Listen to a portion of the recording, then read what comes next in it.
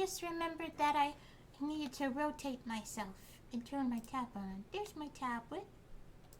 I forgot that I needed to rotate myself until just a second ago. There we go. Hello, Noelle. Hello, Scrollman. Hello, Rasa. It's going pretty good. It was our day off today, and we finished Sonic Prime, and now we're dying for more episodes.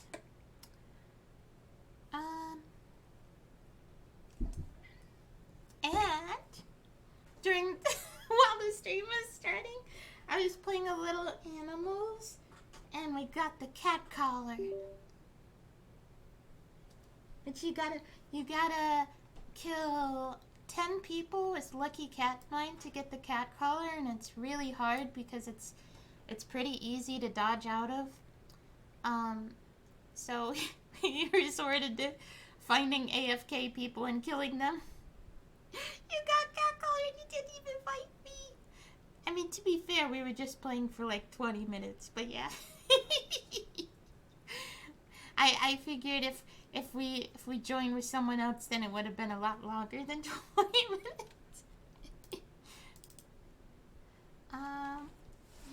I gotta plug in my tablet. What's wrong with me? I think it got unplugged. that face. Yum, yum, yum, yum, wah, wah, wah, wah. That's what they're saying to me. One second.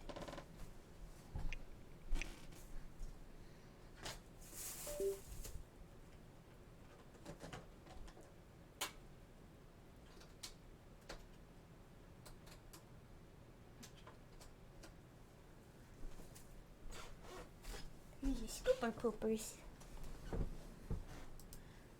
Oh, thank you.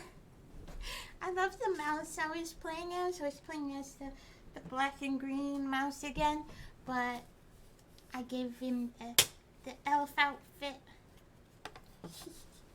They're so cute. I'm gonna listen to more spooky podcasts tonight.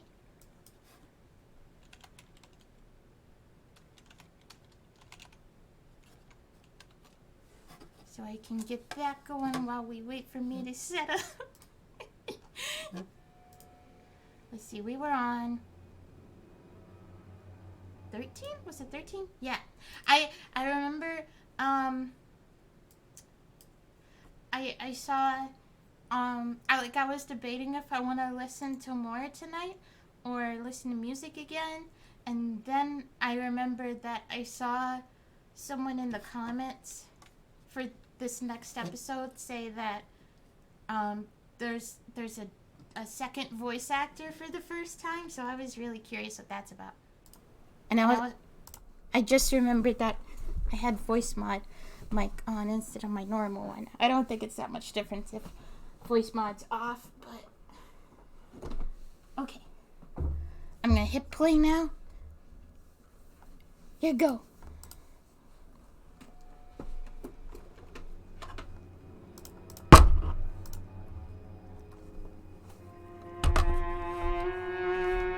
Might be a little loud.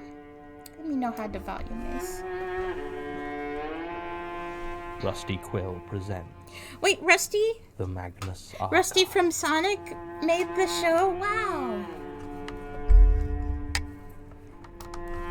Oh, Rusty Quill, not Rusty Rowe. Episode 13. Alone. Alone.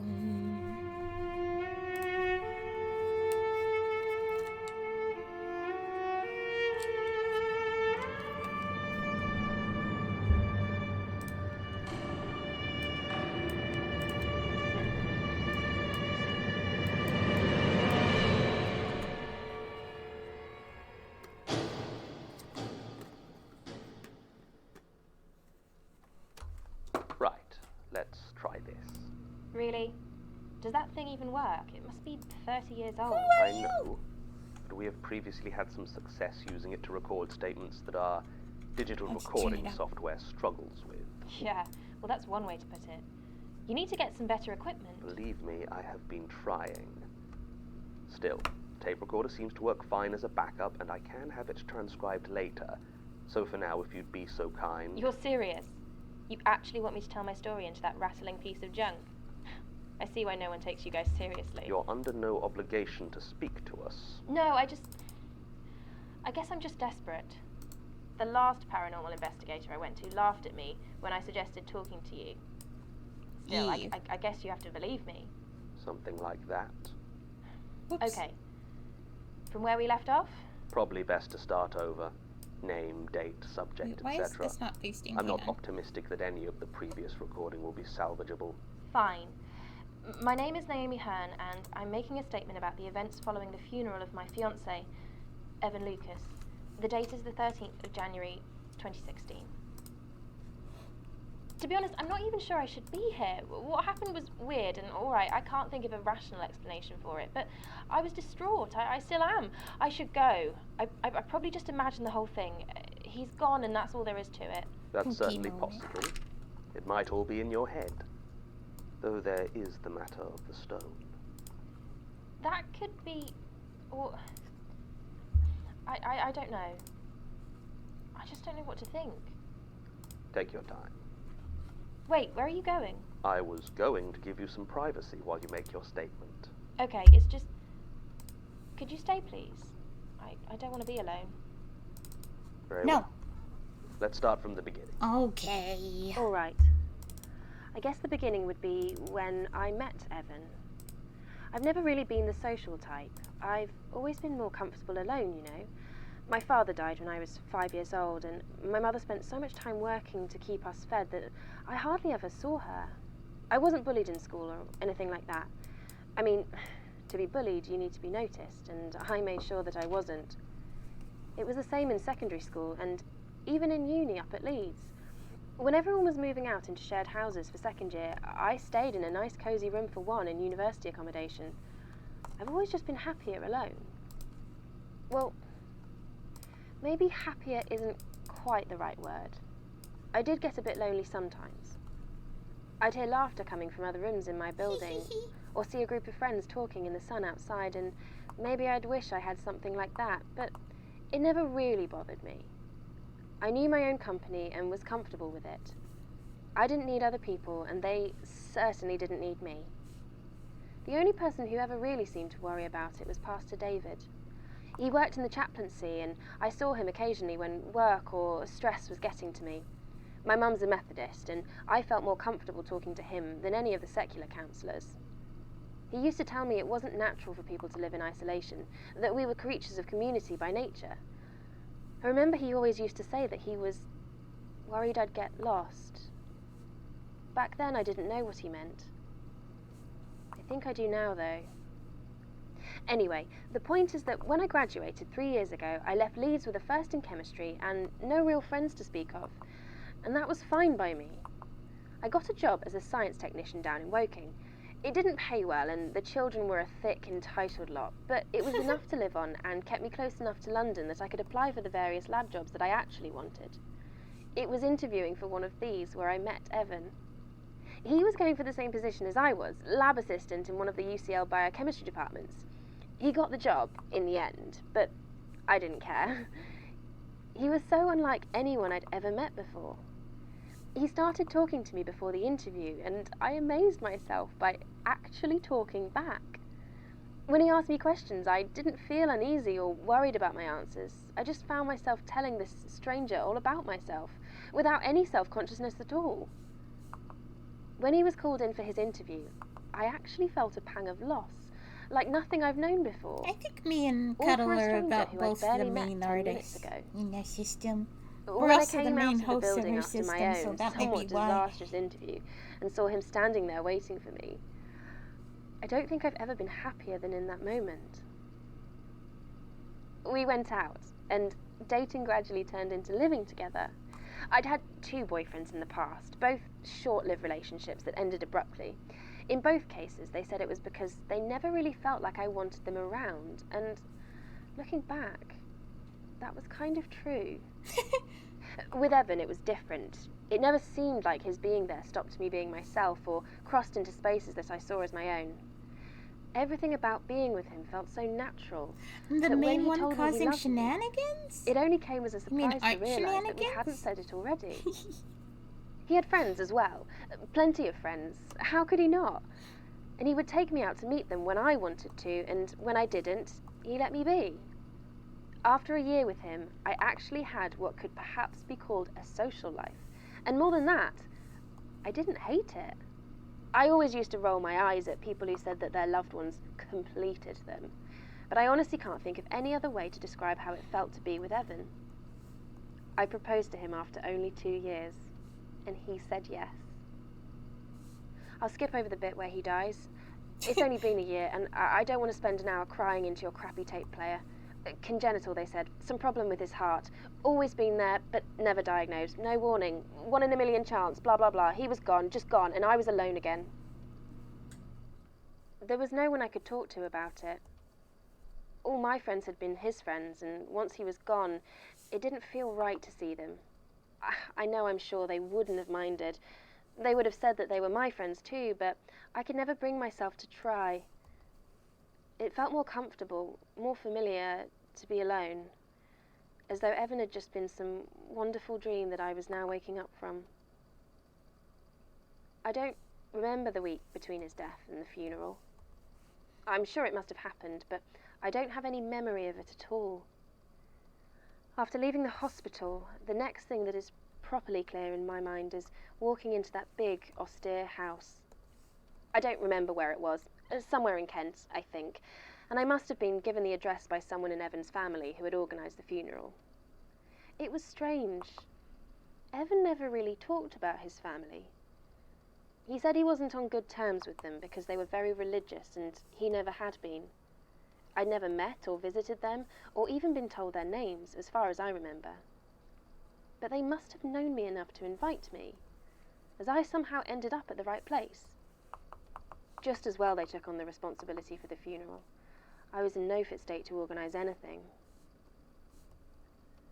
The house was very large and very old. It had a high gate separating it from the main road, which has the name Moorland House carved into the stone of the gatepost. I drove there alone, my old second-hand Vauxhall Astra complaining all the way. You remember that storm that hit at the end of last March? Well, No. I hardly noticed it. Thinking back, I really shouldn't have been driving at all, but at the time it barely registered. The trees were bending ominously when I finally parked at Moorland House, and I immediately lost the only respectful hat that I owned to the wind. Evan had once told me that his family had a lot of money, and looking at this place, I realised why the funeral was being held there. I could see round the side what appeared to be a well-kept mausoleum, the last resting place of Evan's ancestors, and soon, I guessed, of Evan himself. This thought set me crying again, and it was in that state, weeping, windswept and soaked through from the rain, that I saw the door open. The door. I don't know what I expected from Evan's father. I knew he couldn't be anything like the easy, charming man I'd fallen in love with, but the hard-faced stranger that confronted me on the doorstep still came as a shock. It was like looking at Evan, but as if age had drained all the joy and affection from him. I started to introduce myself, but he just shook his head and pointed inside, to a door down the corridor behind him, and spoke the only words he ever said to me. Hi. He said, "My son is in there. He is dead." And then he turned and walked away, leaving me shaken, with no option but to follow him inside. The house was full of people I didn't know. None of the lovely, welcoming faces I'd come to know from Evan's friends could be seen among the dour figures of his family. Each wore the same hard expression as his father, and I might have been imagining it, but I could have sworn that when they looked at me, their eyes were full of something dark. Anger, maybe? That's the social Blame? anxiety you're feeling. God knows I felt guilty enough about his death, though I have no idea why. None of them spoke to me, or to each other, and the house was so quiet and still that at times it seemed like I could hardly breathe under the weight of the silence. Finally, I came to the room where he was laid out. Evan, the man I was going to marry, was lying there in a shining oak casket that seemed too big for him somehow. The coffin was open, and I could see him, dressed in a perfectly tailored black suit. I realized I had never seen him wear a suit before. Like everything else in his death, it seemed utterly alien to the life that he had created for himself. I remember going to my father's funeral when I was very young. Like Pookie? I remember seeing him lying there after the undertakers had done their business. My father had looked serene, peaceful, like he had calmly accepted the reality of his passing. It had comforted me as a child, though it had done little to blunt the acute sense of loss that I felt. There was none of that on Evan's face. In death, he seemed to have that same hardness and reproach that I saw on every one of the silent family that claimed him for their own.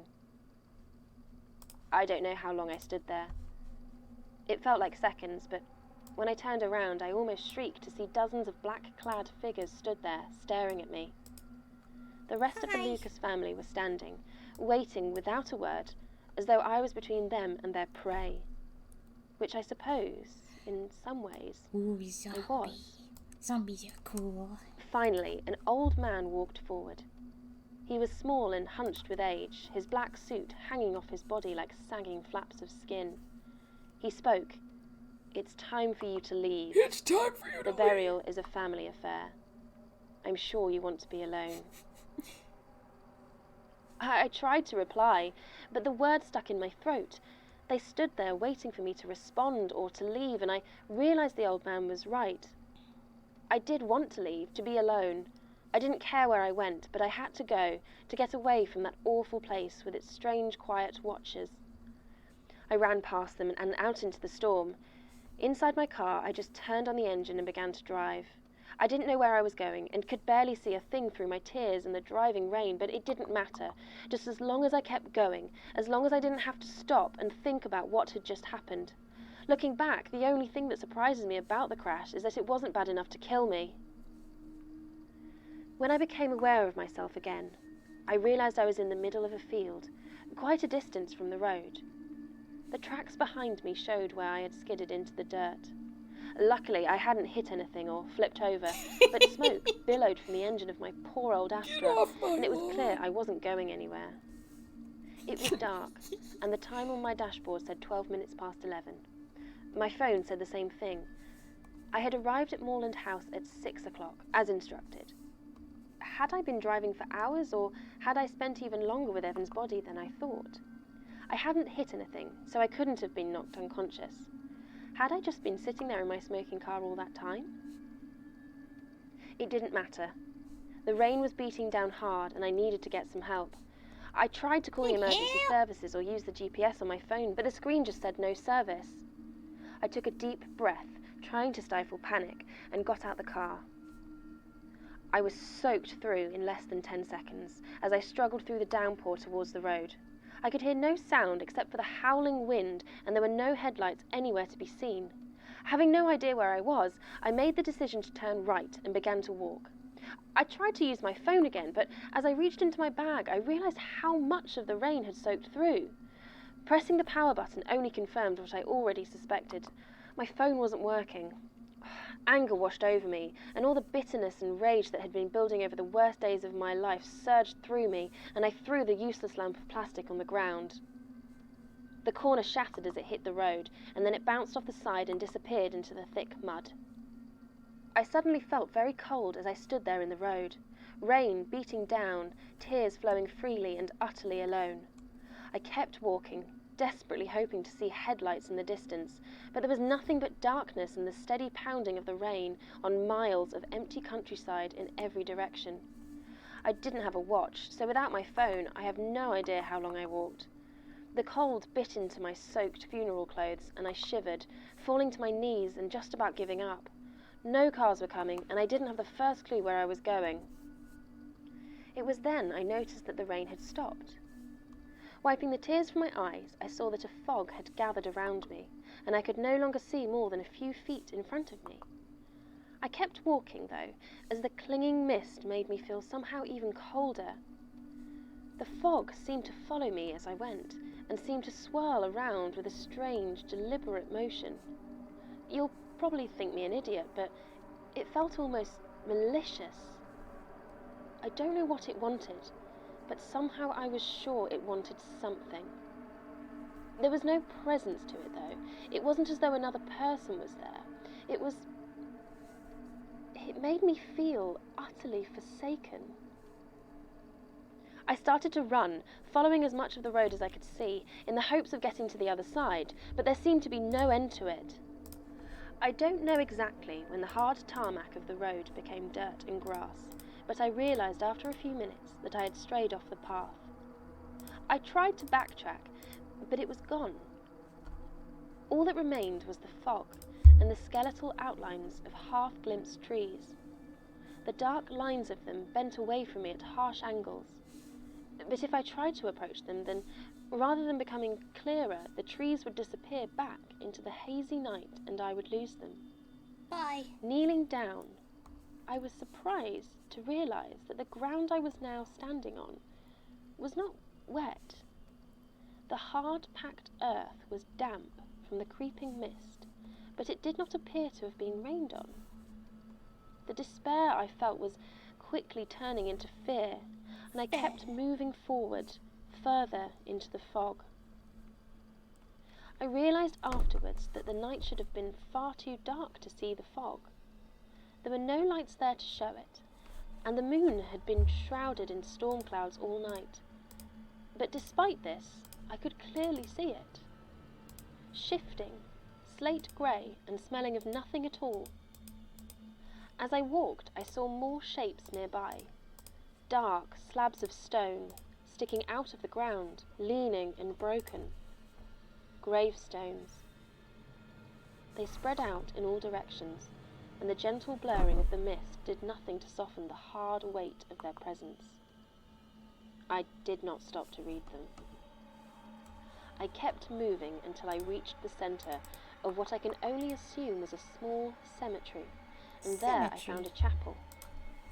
The top of its steeple was lost in the gloom, and the windows were dark. I started to feel relief, as though I might have found some sign of life at last. I began to circle it, moving around to where I assumed the front doors were. As I went, I noticed that there was stained glass in the windows, but without any light from inside, I couldn't make out the design. Finally, I came to the front of the building, and I almost lost hope. Wrapped around the handles of the entrance was a sturdy iron chain. I would find no sanctuary here. I came very close to making a rash decision at that point.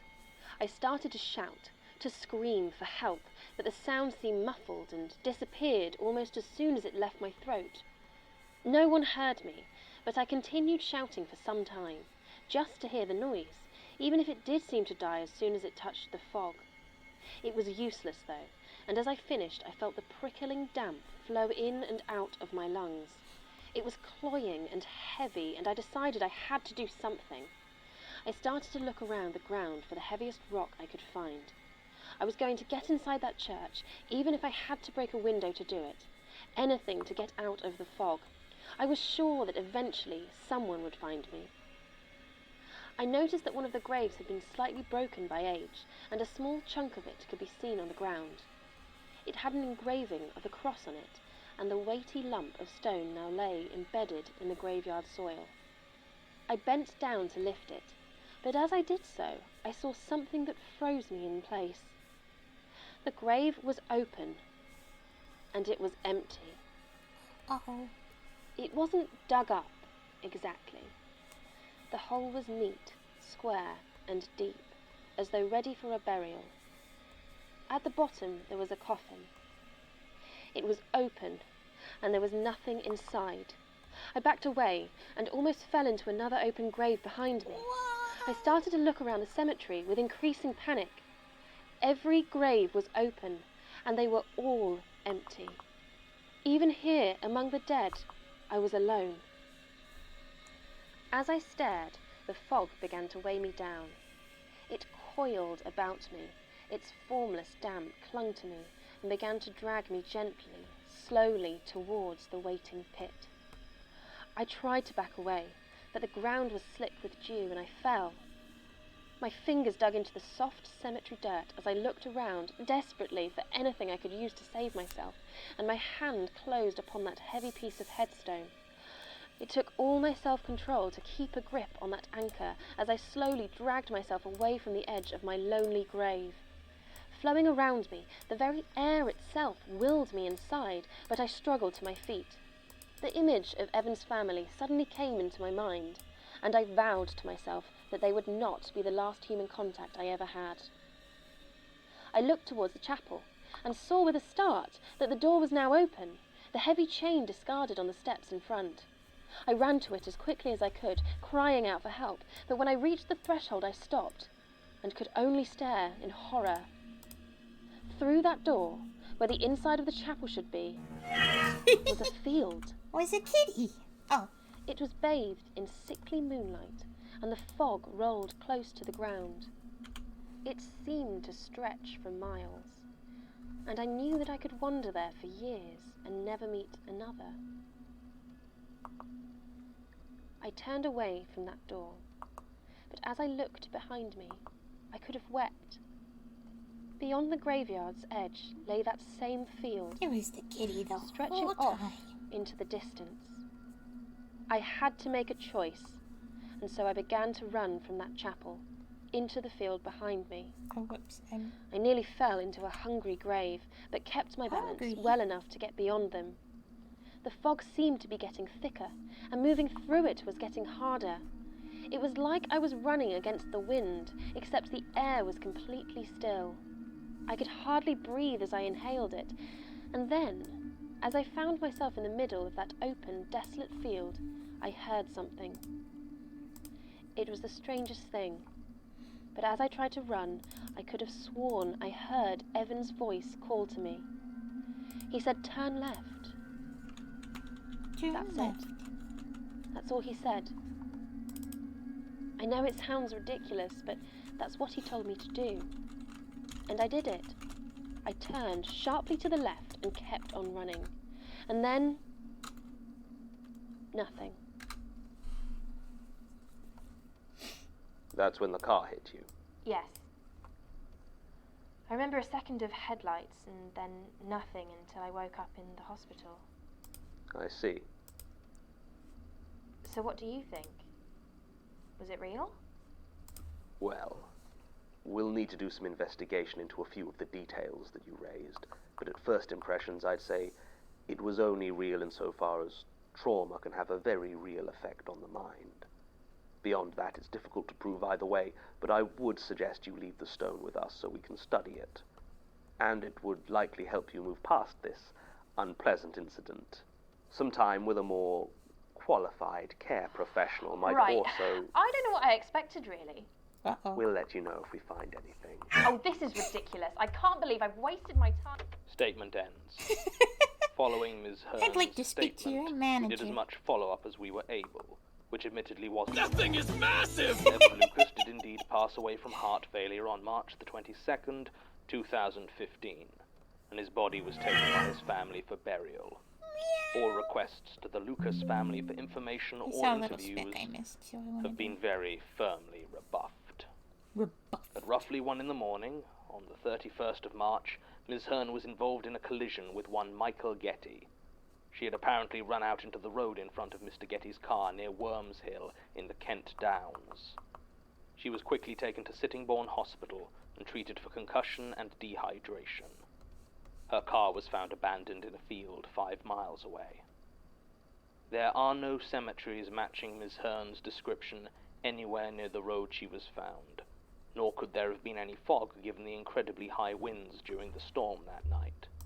I'd be tempted to chalk this one up to a hallucination from stress and trauma, if it wasn't for the fact that when she was hit, Ms. Hearn was found to be holding a piece of masonry.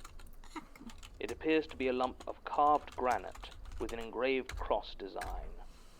The style and size match what would conceivably be found atop a headstone, though we have been unable to trace its origin. Still attached to it is a small fragment of what we can assume would have been the marker itself. The only text that can be made out simply reads, Hi. "Forgotten." Oh. I've arranged for it to be transferred to the Institute's artifact storage.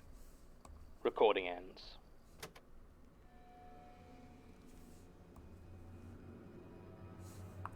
Wait, should I... The Magnus Archives is a I got an podcast idea. distributed by rustyquill.com I and go licensed back. under a Creative Commons Attribution Non-Commercial Share-alike International License.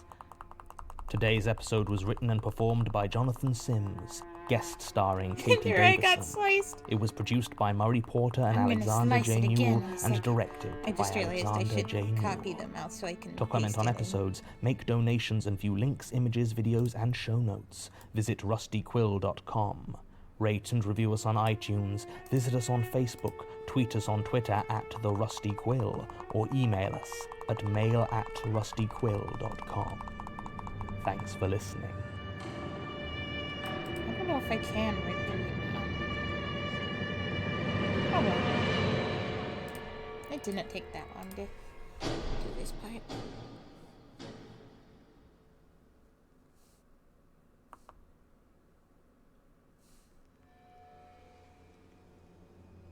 I feel like my attention span is so much better listening when there's a new voice.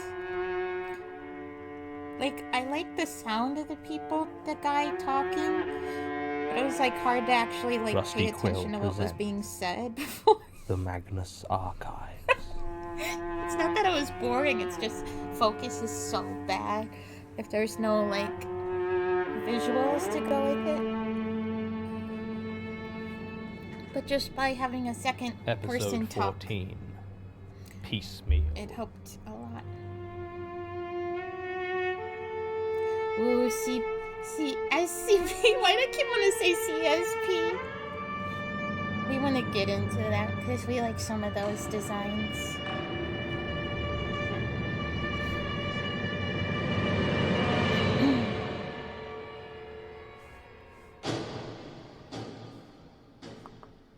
Would this be good for the eyes? Like, Statement of Lee Rentoul on the murder of his associate Paul Noriga. Original statement given May 29th, 2011. Audio recording by Jonathan Sims, head archivist of the Magnus Institute, London. Statement begins. Let's get one thing straight right off. okay. This Can we is get one not thing gay? a goddamn confession, all right? If you go to the police with this, I will deny every word, and I know enough about the law to know that even if I spill my guts to you about all the horrible things I've done, it will count for nothing in court. It's not like you'll even be able to help me. My mate Hester said he came to you a few years back, been seeing ghosts and that, and you guys looked into it and told him it was some sort of noise messing with his head, infrasound or something, and he's fine now. I need So that. spooky eyes. I need you to tell me that it's just coincidence and my mind playing tricks, and I need to not lose any Oh wait, more I bits should of keep me. the eyelashes so that I can. So yeah, Hang on. I killed that asshole Noriga, stabbed him in the throat and left him to bleed out on the dockside. Maybe that shocks you a bit, maybe not, but trust me when I say Wait a he had minute. it coming.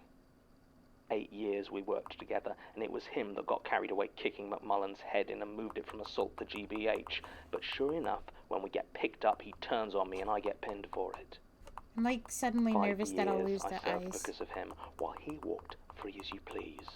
Oh, I got an I'd say idea. that I was I due know a how bit to of save it. payback, and I certainly got it.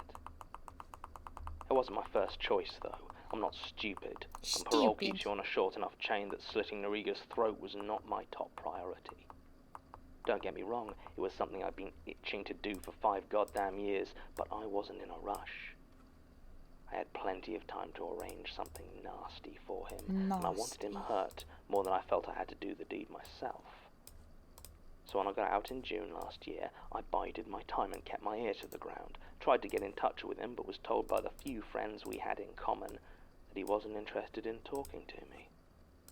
He'd clearly done okay for himself in the years I'd been away and could afford some muscle to make sure I didn't bother him. I ended up with a couple of bruised ribs when I finally got tired of the runaround and tried to have it out with him properly. It was laying there, some grim side street in Lewisham of all places, that I came to the decision that if I was going to hurt this asshole, and I mean properly hurt him, I was going to have to think outside the box a bit. I decided to pay McMullen a visit. Before Noriga had gone to work on him, Toby McMullen was just some street punk. These days he was just a street punk who had trouble turning his neck. I've met plenty of born losers in my time. I mean, it's kind of a given in this business, but I've never met someone so intent on being a screw-up as McMullen. When I saw him, he was high as a kite and barely knew I was there, but you bet his eyes lit up when I mentioned Paul Noriga. It took hours to get anything useful out of that waste of skin, but eventually I pieced together his side of this sorry tale. Noriga had paid him a visit in the hospital, apparently, before the police had picked us up, and promised that if he fingered me for the assault, then he'd have all of the narcotics his little junkie heart could dream of. Only once he was out of hospital and my conviction had gone through, it wasn't 2 days before McMullen was out on his arse again, and Noriga didn't want to know. Any idiot could have seen it would play out that way, but not poor, stupid Toby. Still, he'd been itching to get the knife in for almost as long as I had, and he had had the freedom to plan it. So I asked him if he had anything I could use. I shouldn't have been surprised when he suggested magic. Toby had always been into all of that mystical crap, even before the drugs. If there was some half-baked New Age fad going round, you could bet you'd find it dribbling out of his mouth whenever he was coherent enough to actually talk. I punched him in the gut and turned to leave. He followed me, doubled over and struggling for breath, begging me to help him. He said he was serious, said it wasn't like the other stuff, said he knew someone with real power who could put the hurt to Noriga, but he just didn't have the money. I should have kept walking. They look so evil with their eyes like I should that. have beat him so bad he couldn't turn his neck the other way either. But I didn't. I stopped. And I listened to what that piece of human garbage And what are we had to missing? say. Eyes. I was an idiot. I forgot. So Toby told me to see his friend Angela. He never gave me her second name. I asked him what it was, Wicca, voodoo, some crystal ball, but Toby said no. Wait, why do I have two of eyes? Said he didn't really know how it was supposed to work, but he had a girl a few months back had told him about Angela. Said she'd used her services on a particularly unpleasant ex-boyfriend. Apparently even though this was and they never found a like body. this, it's still okay. So So then I'll I'm just thinking maybe there's no temporarily magic there, just a this? killer with a shtick. But hey, if that was the case, it was fine by me, just as long as Noriga got done. When I finally met Angela, it was all I could do not to cave McMullen's head in. I'd just about convinced myself I was going to be meeting with a hardened killer, eyes maybe one that kept a closed, bunch of spooky Halloween crap around, mouth but open. still someone who'd get the job done. I wasn't even put off when we pulled up to a well-kept suburban house in Bexley. When the door was answered by an old lady in a lilac dressing gown, I almost lost it. McMullen asked if she was Angela, speaking in a quiet voice like he was actually scared of the geriatric fool. The old woman said yes, she was Angela, and asked us to come in. The house felt almost as old as its owner, faded floral print wallpaper, dark oak furniture, and threadbare carpets. The walls were covered with framed portraits, the sort you get in any cheap antique store or charity shop. Although as we went into the living room, I noticed something I didn't expect. Yeah. They weren't paintings. And They were Ghost is jigsaw up, puzzles, 'cause each completed they were and at the framed. watch party. And sure enough, when we sat down on the worn cloth Sunday. sofa, there in front of Angela was another jigsaw, half finished. I've got no problem with the Let me change elderly, the and if they want to background. throw away their last years putting together a damn picture, then I'm sure not going to stop them. But it wasn't exactly going to kill Noriga, was it? I was so angry at this massive waste of my time that when she offered us a cup of coffee, I almost put McMullen face first through the glass table in front of us. I grunted something which Angela apparently took as a yes please, and so a few minutes later there I was drinking instant coffee from a chipped mug that this doddering old ass clearly hadn't thought to wipe the dust off of. When she asked if I wanted Paul Noriga dead, I nearly choked. I love pretending She to asked be it my very headmates after I matter-of-factly, make the like it was a question pngtuber on some model. form she knew the answer to, but had to fill in anyway. I glanced at Toby, who nodded at me, and I thought, what the hell? I might as well play along. So I said yes. Yes, I did want him dead. And more than that, I wanted him to suffer. Suffer. Angela smiled when I said that, a warm smile that suited her round face, and said that wouldn't be a problem. 2 more of those to do now. I started to explain the situation, but she waved it away and told me that Toby had filled her in on all the details, and that there was just one thing she needed from me that he couldn't Yeah, provide. you gotta play I around started with to the tell her fun that I wasn't paying model for someone's after grand you to take out a make it. hard case like Noriga, but she said no. She wasn't after money. She said that she was well compensated for the service she provided, and that all she needed from me was an object. Anything that I had taken from Noriga. Not a gift, she said, staring into my eyes with a look that I recognized from years of working with very unpleasant people. It wouldn't work if it was a gift. At this point I was starting to feel uneasy. Not scared, I'm all gonna right? put I these wasn't two in the scared of same this old image and woman, then but separate being them because around they her really was want to be together in the same image. bad. I don't know how For else a to say it. She was picture. bad. You've got to And then understand, I obviously know separated for dangerous. the models. I understand dangerous. Hell, I am dangerous. This was Let's something else. get dangerous. But I wanted Paul Noriga dead so badly. 5 years ago, just before we'd been picked up by the police, I'd borrowed his lighter. It was a battered old Zippo, used to have a picture of a topless woman on it, but now that was almost worn away. After he turned on me Oops, I in hit questioning, save I didn't instead of feel copy. much like returning it to the treacherous backstabber, so I held on to it. I hadn't thought much of it, but here it was, still in the pocket of my jacket all those years later. I handed it to Angela and she gave me that look again and told me that it would work just fine. And then we left. Angela told us not to worry about it, that Paul Noriga wasn't going to be bothering us for much longer. We just had to wait until she was finished. Finished with what exactly she The didn't say, she sandwich didn't that need quacks to. in the night. We knew whatever it was, we were probably better off not knowing. The waiting came hard, though. After he'd had me roughed up, it seemed like Noriga had decided I wasn't worth worrying about. Scrappy's I'd arms see and him ears walking need to those be a streets little like he owned longer. them, his pair of leg breakers in But tow, other and than that, I knew like how there these was came out. nothing that I could Especially do about it. Scrappy's. He knew it too. So I waited. And I waited. And I waited for the shot, or the And knife, or the poison, or the whatever would end him for good. It never came. Days turned into weeks, and there he still was, as cocksure as ever. I was patient. God, I was patient. But after 3 weeks, I had almost written off that useless old bag as a time-wasting con job. I was going to give her one more week. Just one. But then something came up that I couldn't ignore. Word came down that Noriga was meeting someone at the docks, some fence by the name of Salesa.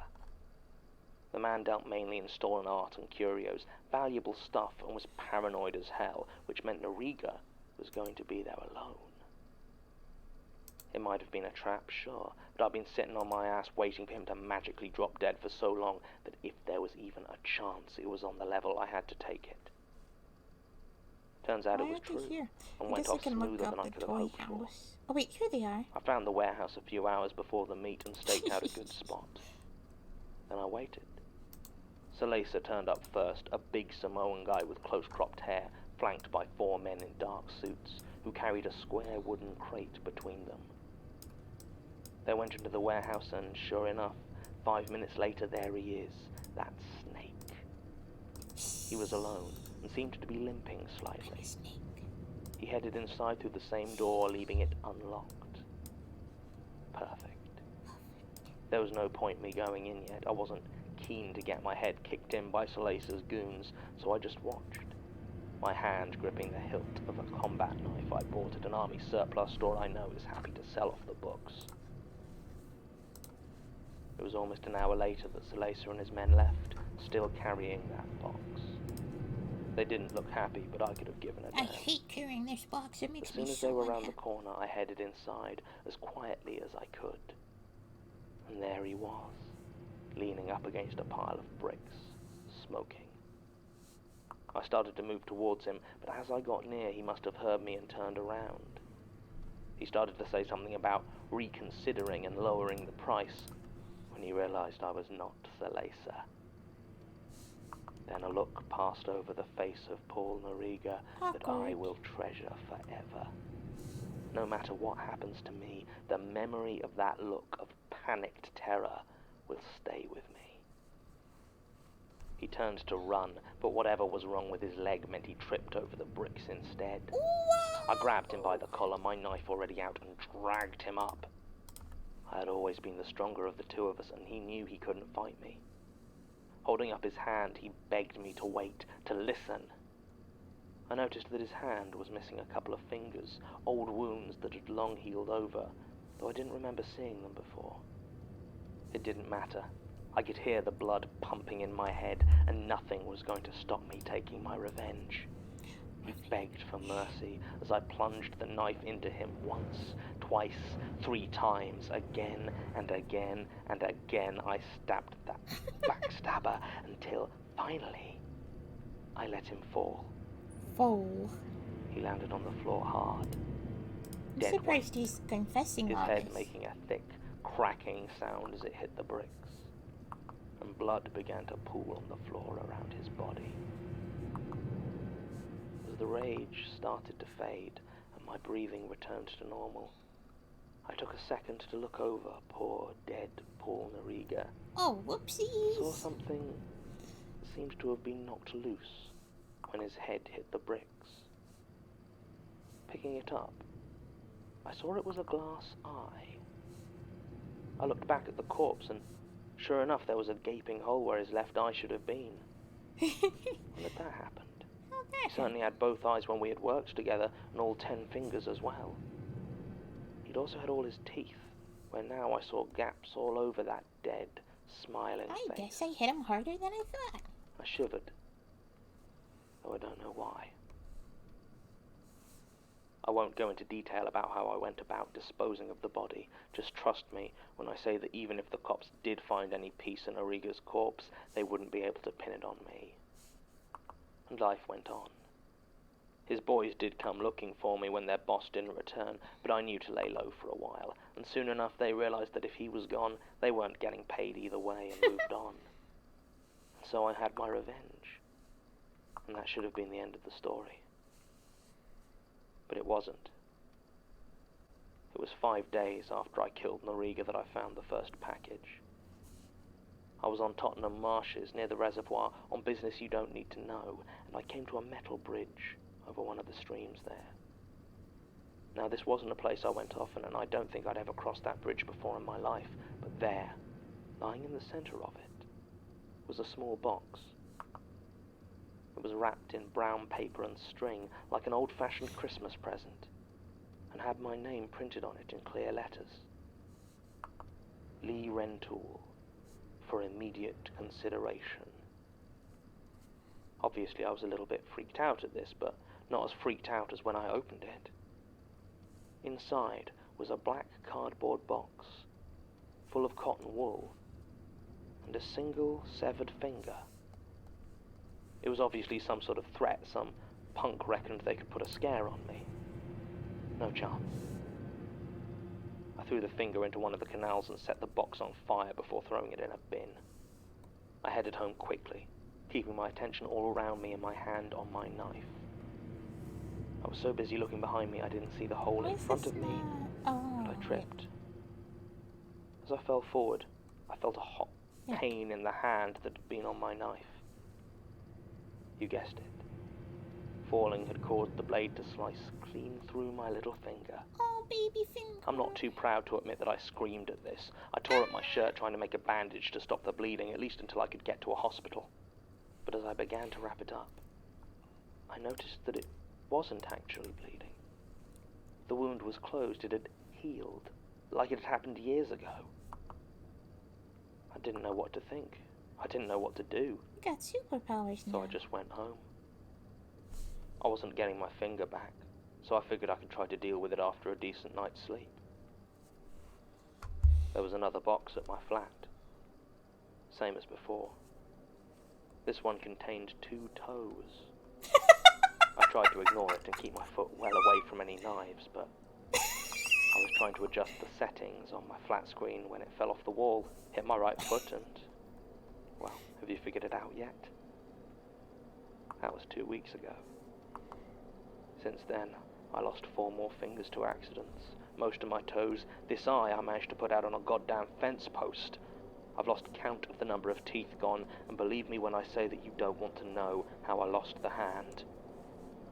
Each time, a box wrapped in brown paper. Lee Rentoul, for immediate consideration. I've tried everything.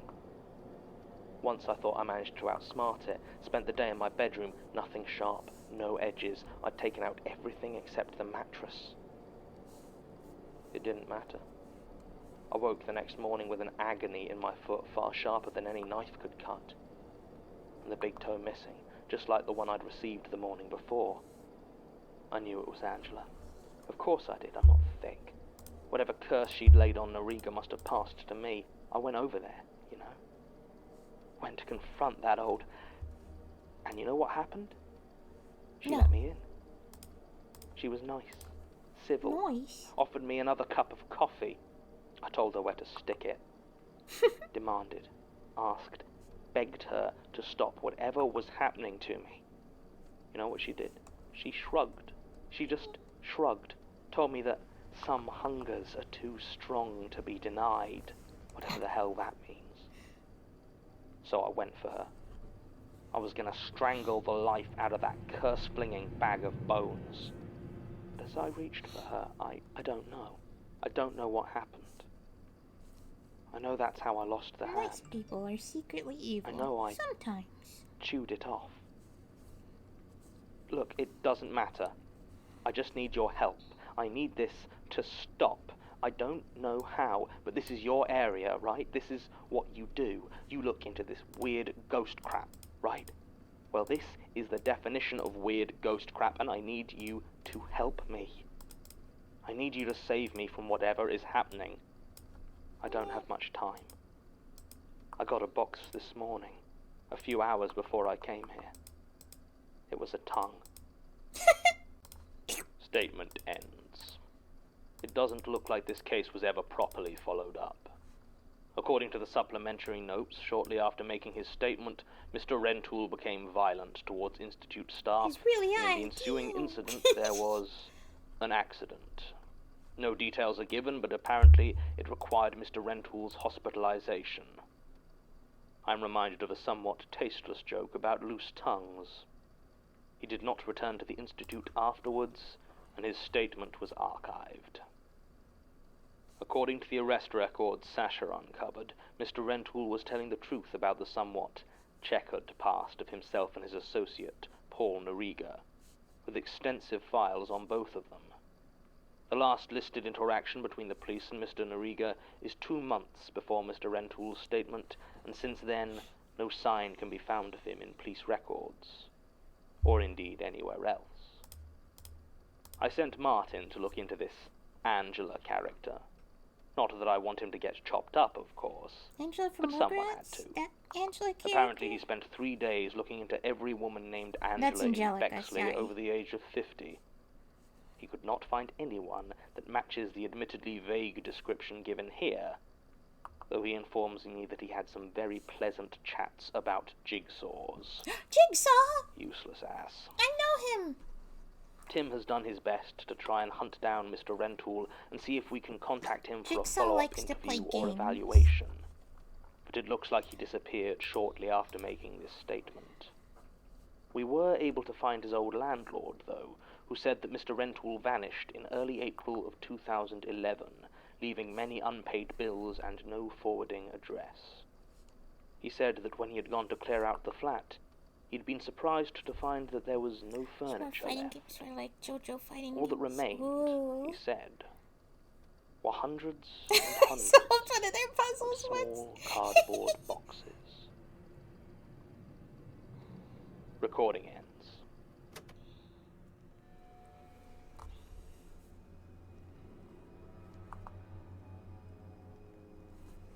The Magnus Archives is a podcast distributed by rustyquill.com and licensed under a Creative Commons Attribution Non-Commercial Share-alike International License.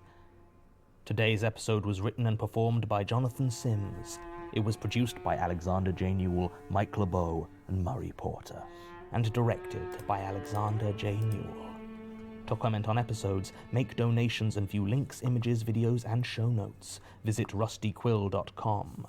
Rate and review us on iTunes, visit us on Facebook, tweet us on Twitter @TheRustyQuill, or email us at mail@rustyquill.com. Eyes Thanks for and listening. mouth and another layer. So that's gonna work good.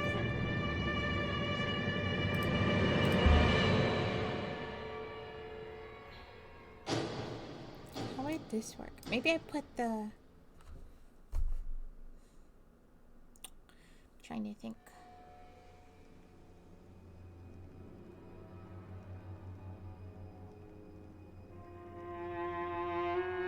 I feel like this, maybe I don't need to do that for... Because I think they're easier to make their eyes closed. Rusty Quill presents The Magnus Archives.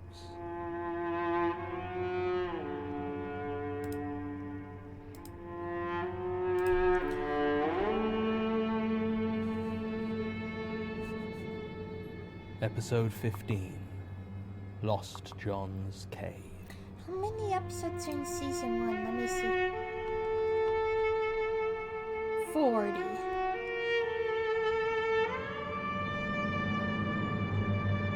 I think there's 2 seasons, I don't remember. Maybe there's more. I just feel like I remember a friend getting excited recently about season 3 being announced or something. Statement of Laura Popham. Regarding her experience Popham exploring music. the 3 counties system of caves with her sister Elena Sanderson. Original statement given November the 9th, 2014. Audio recording by Jonathan Sims, head archivist of the Magnus Institute, London. Statement begins. Caving has always been one of my hobbies. My main hobby, really. All the equipment can get quite costly after a while, and I don't earn enough to have more than one expensive activity like that in my life. Elena, my sister, came along with me on a trip a few years back. She'd lost her job and her house in quick succession and was staying with me. I thought it would cheer her up. It did, and we've been doing it ever since. Stupid idea, really. Oh, season 3 I of wish I'd left her Magnus crying on the Archives. sofa. The podcast I'm listening to. At least then she'd still be alive. We didn't really have the money to actually go potholing all that often, so I spent a lot of time reading and planning and just looking at stuff online. We averaged maybe a cave a year. Elena was never quite as into it as I was, though. Don't get me wrong, she was no claustrophobe, and I wasn't forcing her to follow me into the darkness on threat of a family rift, but she mainly enjoyed the climbing. And I always ended up going a little bit deeper than she wanted. What? I think, to be honest, she would have preferred to get her exercise under the open sky, or Maybe failing I will that, put in the an above mouth ground gym. on another layer. Maybe we should have tried cliffs or a climbing wall, but caving was our thing. It had helped her when she was in a bad place, and she knew how much I loved it. She Hang also on. wasn't too... I just unlocked a recent memory. How when we went to Texas and we drove through Missouri, there were so many signs that just said cave in really big letters and nothing else. too keen on the scrapes and bruises you always get on expeditions. She used to joke that it felt like the earth itself was trying to kick her ass. If only she had known. It was. We did have fun, though, and she always chose to come along. I never forced her to be there. I never did that. We'd done some of the Three Counties cave system before, a short trip of only a couple of hours into the Rift Pot caves. The whole system is huge, though. I mean, there's a reason it's called the Three Counties system, so there was plenty more to explore, and we'd had so much fun the first time that I wanted to try it from a different angle. We were going to go in through the Death's Head hole, then travelling through Lost John's cave as far as Gavel Pot before heading back. The prospect of this excited me, as in order to travel between Lost John's cave and the Gavel Pot system, we were going to have to do some cave diving. I had never done cave diving before, and neither had Elena, although she told me that the prospect spooked her less than some of the squeezes we'd have to do to get there. We made all the arrangements, got our permits in order with the CNCC, and had my husband, Alistair, note down all the details in case anything went wrong. You never go caving unless someone knows where you're headed and what your plan is. I had also done as much research into our route as possible, as I had no intention of straying from the well-explored, thoroughly charted caves. I was never much of a pioneer, if I'm being honest, and I was happy to stay to the main route. No, what I used to love about caving was the feeling of being deep inside the earth, the cold, solid walls folding in around me. It always used to feel like they were keeping me safe, though it doesn't feel like that anymore. It was Saturday, June 14th we went. I had taken the Friday before off work to prepare and was planning to spend Sunday nursing well-earned bruises. Elena and I drove up to Lancashire, towards Death's Head Hole. I live in Manchester, so it wasn't too long a trip. We parked up at Lech Fell, the closest you could legally park. I was surprised to see that we were the only ones there when we arrived. It was a sunny day in late spring, and the weather was meant to be clear for days, with no chance of rain making the caves too dangerous. It was a perfect day for caving, but it seemed we were the only ones taking advantage of it. Death's Head Hole is not nearly as impressive or intimidating as its name suggests. Signs that just if you didn't know what you were looking for, you might end up missing it entirely. When we went, much of it was covered in wild plants and bracken. Wait, I just remembered there was also, I think it was like one of those black, like, signs with like the yellow, like, lit up arrow that points left or right kind of sign. It would, I think someone just hacked into it or wasn't using it, or like they were gonna have to take it down, but they didn't have time. I don't know the story behind it, but we drove past one of those signs, and instead of having like an arrow, it just had the whole alphabet. It was just A, B, C, D, E, F, G, H, I, J, K, L, M, N, P, Q. You know, the alphabet. It was barely larger than we were, and I remember at the time the phrase, "a perfect fit," came into my head unbidden. Still, the resin anchors were in good condition, and we hooked up and descended our ropes without incident, despite a few unexpected twists in the pothole. It was a bright day. It was almost noon when we went down, so the light filtered a lot further in than I would have expected. It was some time before we had to turn on our headlamps, but eventually we did so. By the time we hit the bottom, there was none of that sunshine left to be seen, and the silent darkness of the cave swallowed us. Beneath our feet, the gentle waters of the underground stream ran their course, as they had for thousands of years, undisturbed by the rough tread of humanity, and we followed them. It was a much gentler descent than that which we had come in with, but it was very slippery. Oh wait, I glad just to have realized invested in a waterproof map case. you were asking if the sign said cave. I said cave, CAVE. So it's like advertising some caves that were in Missouri, but it just said the word cave. That's why I dotted that, because the episode's about cave. It made it slightly harder to read at times. Elena stood back to let me have my ritual. There was something I always did when I first entered a cave, and that was to take a moment to turn off all the lights and place both my hands upon the cold, earthen walls. I remember once when I was a child, we went on a school trip to White Scar Cave up in Yorkshire.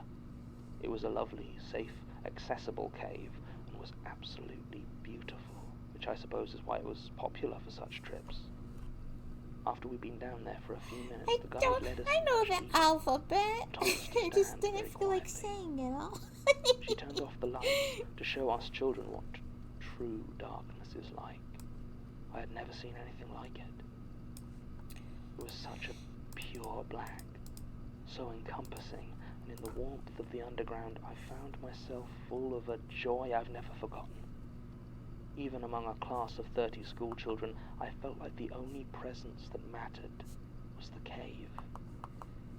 Ever since then, I would always take a moment on any potholing trip to do the same, and feel again that utter darkness, with no sound but the gentle flowing river and my own breathing. I don't think it's an uncommon practice, actually, but I rarely went caving with anyone other than Elena, and while she indulged me, I don't think she ever really got anything out of it. We turned our lights back on and began to head deeper into the cave. I had a map, which we began to follow as closely as we could. I'm quite experienced in these things, but even I find it hard sometimes to match the irregular lines and angles of the underground passages to the often abstract shapes written into the map. There were several junctions that were significantly smaller than the map would seem to show, and the point of entry into Lost John's cave was what we would call a squeeze. It wasn't on the map, but it seemed to be the only way through. Now, most passages you find yourself travelling through when caving are much smaller than would normally be comfortable for people to move through.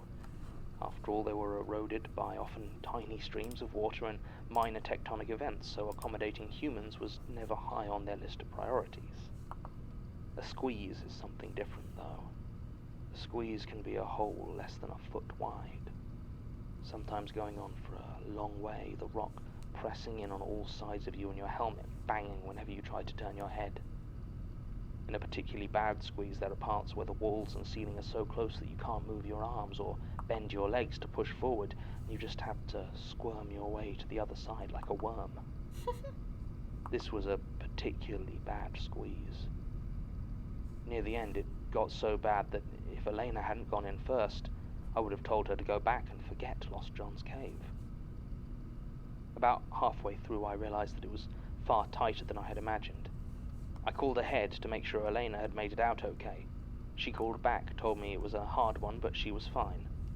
I wanted to answer her, but by that point the rock was so close around me it was stopping me from doing anything but holding my breath and willing myself forward. A hand grasped me firmly on the shoulder and pulled me through. Just like that, I was out. Elena gave me a smirk as if to comment on the fact that she had made it through unassisted, and I, the true cave aficionado, had needed a hand.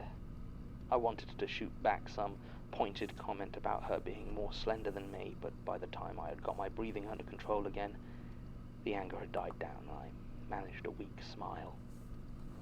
We made our way through the cave until we came to the cathedral. It's a large, arching cave, quite breathtaking, though it requires a couple of sheer drops to access, one of about 40 feet. We had experience and equipment enough to make quite light work of it, though, and soon we were beneath the cathedral, in what is imaginatively called the crypt. We stopped here for a rest and a bite to eat, and Elena told me an interesting thing about Lost John's cave. While I had been concerned with finding maps and as much information as I could on getting through, she told me she had been looking into the history of the place. Oh, She said I everyone like the puts one that apostrophe looks like a in the wrong potato. place when talking about Lost John's cave. I don't remember As the story the one. goes, And it was then two, there's like a both named computer-y John, one. who were the first to delve That deep one's cool. into the Those cave. are the two main ones I remember. They went too far, though, and their candles had gone out. They lost their way together in the sprawling labyrinth of tunnels and never emerged. Elena said she thought it was quite sweet in a strange sort of way, and joked that if she ever got trapped underground, she'd want it to be with me. I smiled and nodded, though secretly the thought appalled me. It wasn't at the thought of being entombed down there. At the time it didn't seem like such an awful fate, but the thought of having to spend my last days with Elena was a bit too much. I'm sorry, that's a horrible thing to say about the dead. I loved my sister, and I loved spending time with her, but to be lost beneath the earth is such an intensely private thing. Maybe she realized that at the end. After our brief stop, we made our way down through the dome. It was beautiful, and this was the part that I had been dreading, as all the experienced cavers I had talked to had said that this was the hardest descent. It went easily. Very easily, actually, and at the time I remember getting a weird feeling, like I was being swallowed. Finally, we made it through the shale cavern and into the master cave. As we stood there, I felt anticipation and trepidation in equal measure. Before us lay the passage filled with the still water of the sump. We were about to have our first cave dive. I had always been told by experienced cave divers that you never judge the distance correctly.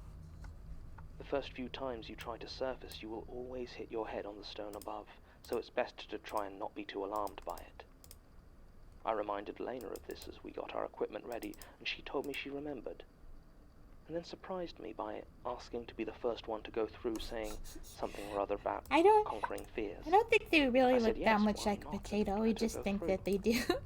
I stood there alone, It's like an alien-looking waiting. guy, but it I began to reminds feel me of something I had less of a never potato. before felt this far underground. I began to feel uneasy. It was as silent as it had ever been, but there was something else there beneath the silence, almost like a whisper. I shook the feeling off when it came time to follow Elena and dived into the pool. It wasn't far to the junction which would lead us onto the gavel pot.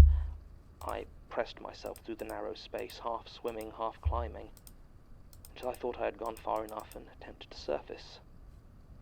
Clunk. My helmet hit lightly against the roof of the tunnel. Fine, that was as expected. I kept swimming another few meters and tried again. Clunk. That gave me a nasty shock, as I should have been well past the end of the first tunnel. I kept going until I reached the end of the subterranean waterway and went towards the surface. Clunk.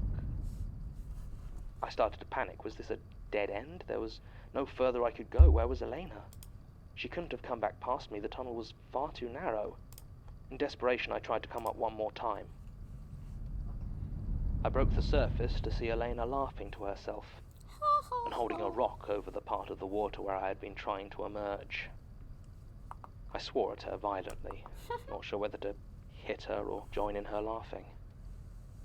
She apologized, but said she had seen the rock and couldn't resist, as I was always going on about the helmet banging on the roof. I sat there, suddenly drained. The adrenaline of my panic seemed to have sapped much of my energy, and I think my sister could see that, as she didn't press me to go on. We both knew that the passage through from this junction to the gavel pot itself was a much longer dive, and neither of us was really up to it. We just sat there for a while in silence. It had taken longer to get this far than we had planned, so I suggested going back the way we came rather than continuing to go deeper into the cave. Elena agreed, but as I turned away, she asked me how lost I was, in a low, grating voice. I snapped back that we weren't lost at all, that I'd followed the map exactly. And she just gave me this look like she didn't understand what I was talking about. I shrugged and told her that I would go first on the way back, and she agreed. I was eager to get back and be above ground in a way that I had never been before. I got my equipment ready and dived back into the water, heading back towards Death's Head Hole. That's when everything started to go really, really wrong. Uh-oh. To begin with, the water didn't end. I tried to surface as I had on my first time through, and again there was that clunk as my helmet hit the roof of the tunnel. I moved on and tried again, but still no luck. I began to fight down the rising alarm, told myself that the tunnel had a definite end and I just had to reach it. But it just kept going. Wait, what? No Oh, light. that's on a different layer. No surface. Nothing but this cramped waterway pressing on every side, waiting to claim me. I don't know how long I was desperately swimming forward, but I almost screamed with relief when I reached my hand and felt it break the surface of the water. It wasn't the cave I expected. What stretched before me was a tunnel even smaller than the waterlogged one I had left. I scrambled forward into it, not because I wanted to go on into that unknown passage, but because I was worried about Elena being able to get out of the water behind me. I must have taken a wrong turn, except that didn't make sense. I hadn't turned at all, and more than that, there weren't any turns or junctions in this part of the cave. I had checked all the maps of this area over and over, and they all put it as a straight line. I waited, wanting to talk to my sister when she surfaced and discuss where to go from here. She didn't emerge. I don't know how long I lay there. It was too cramped to check the time, but it felt like hours. I wanted to go back and check, but I couldn't even turn around to see. I just waited for a splash that never came. I decided to go on, press forward until I at least found somewhere wide enough that I could turn. As I crawled on, I scraped against the jagged rocks until I felt them pressing into my bare skin where my clothes had ripped. I can deal with it when I'm out, I kept thinking, but the passage just got smaller and smaller, until at last I couldn't move any further. I finally accepted that I was going to have to try and squeeze back the way I had come without even turning round. I started to shuffle backwards, and my feet touched against solid rock. The tunnel was gone. It was then that I screamed. My light I'm went flat. out. I said earlier that I enjoyed the pure dark of the cave. I was wrong. I had never truly known a darkness like this. Unable to move, barely with breathing space enough to cry for help. Even as I lay there, it felt as though the walls pressed me further, and I knew that the stone I had always believed to be my friend and protector was going to entomb me here. In the distance, I saw the faintest point of light. It looked like a candle flame, far down the tunnel, and so weak that it lit nothing but itself. It grew closer, but any hope it might have given me quickly died as it grew. It was coming towards me so slowly, and deep down I knew that it was of this place.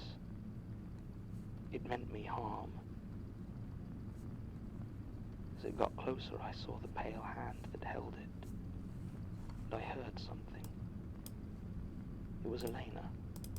It sounded far off and muffled, but I was sure she was calling for help. I shut my eyes for all the good it did in that place, and tried desperately to will it all away. When I opened my eyes again, the light was still there, but it had changed somehow. It seemed brighter, and as I looked, I realized it was no longer coming from a candle. I could hardly believe it, but it looked like daylight. With every last ounce of strength I possessed, I pushed myself forward. Had I been climbing this whole time? My clothes were ragged and torn, my skin scraped and bloody, but after nearly an hour, I broke onto the surface through a small opening, not in any of the maps. I breathed in fresh, cool air, and I screamed as long and loud as I could. That was how Alistair and the cave rescue team found me. Apparently I'd been underground for almost 24 hours, and he had called in the cave rescue service. I was well cared for as I waited for news of Elena. My wounds were treated, and I was given food and water. It took another day before the rescue team told me what I think I already knew. There was no sign of her anywhere. I never saw her again, and she was added to the list of fatalities, so I suppose that's an end of it. I haven't been underground since, and I don't intend to. Statement ends. This is a strange one. I have rarely come across a statement written with such conviction, yet where so many of the details are provably false. The CNCC have no record of Ms. Popham getting a permit for this expedition, and the number of other permits they issued for June 14th would indicate that they certainly weren't the only ones in the cave that day. Beyond that, Death's Head Hole and Lost John's Cave are, as Ms. Popham pointed out, well documented in layout, and according to Sasha's reckoning, the route she described is borderline nonsensical. What is true is that on 15th of June, the Yorkshire Dales Cave Rescue Organisation was contacted by Mr. Alistair Popham, who told them his wife and sister-in-law had gone caving the day before and had not returned.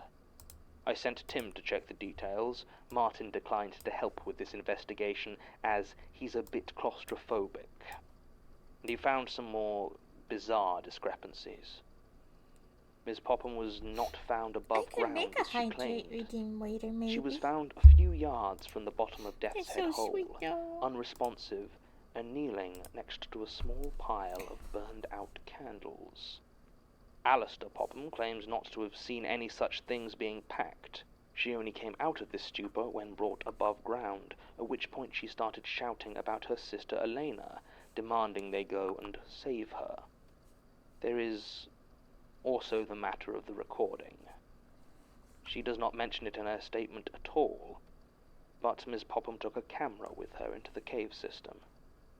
It was never claimed back from the CRO after her rescue, and Tim managed to gain enough access to copy the footage. Best not to ask how, I think. Most of it is mundane footage of Ms. Popham and her sister cave climbing, which seemed to match her statement. But the last recording is somewhat alarming. The timestamp puts it at just past 2 o'clock in the morning of June 15th. It is completely black, though whether this is because it was in a pitch-dark cave or simply because the lens cap was still on is unclear. I think we're pretty The good audio is what concerns at water, me. but often not good at And, stretch. here I will play a sample. Sample.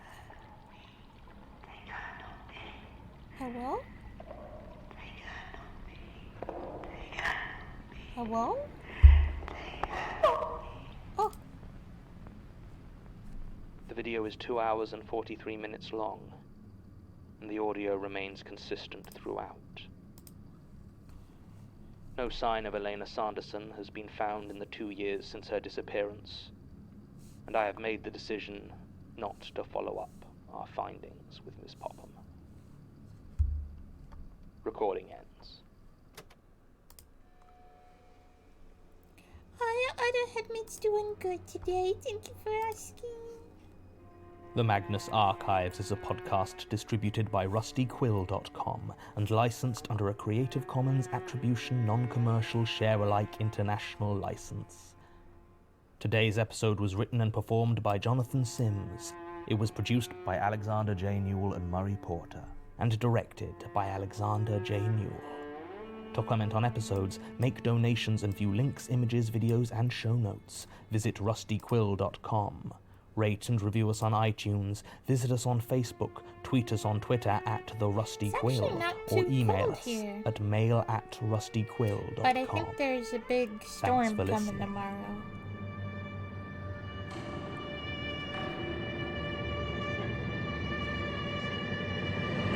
It's funny how it seems a lot warmer here than most other places. When we're in Michigan, it's usually colder here.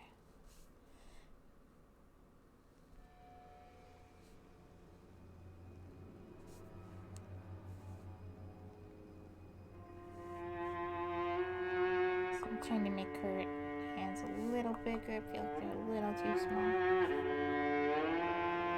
Rusty Quill presents The Magnus Archives.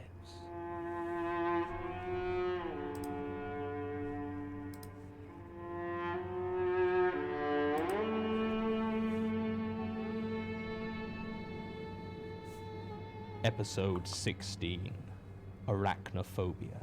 Yay, spiders! I love spiders.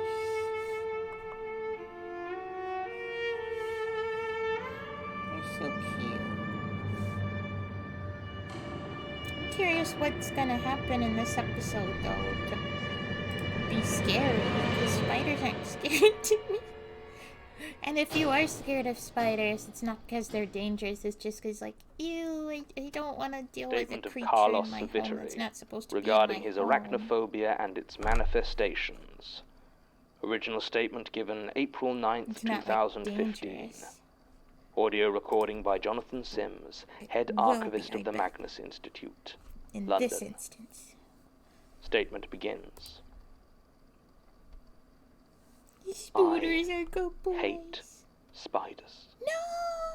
I know, everyone hates spiders. Anytime there's any list of the top however many fears, they're always up there, and whole horror franchises have been built on the basic premise that people hate spiders.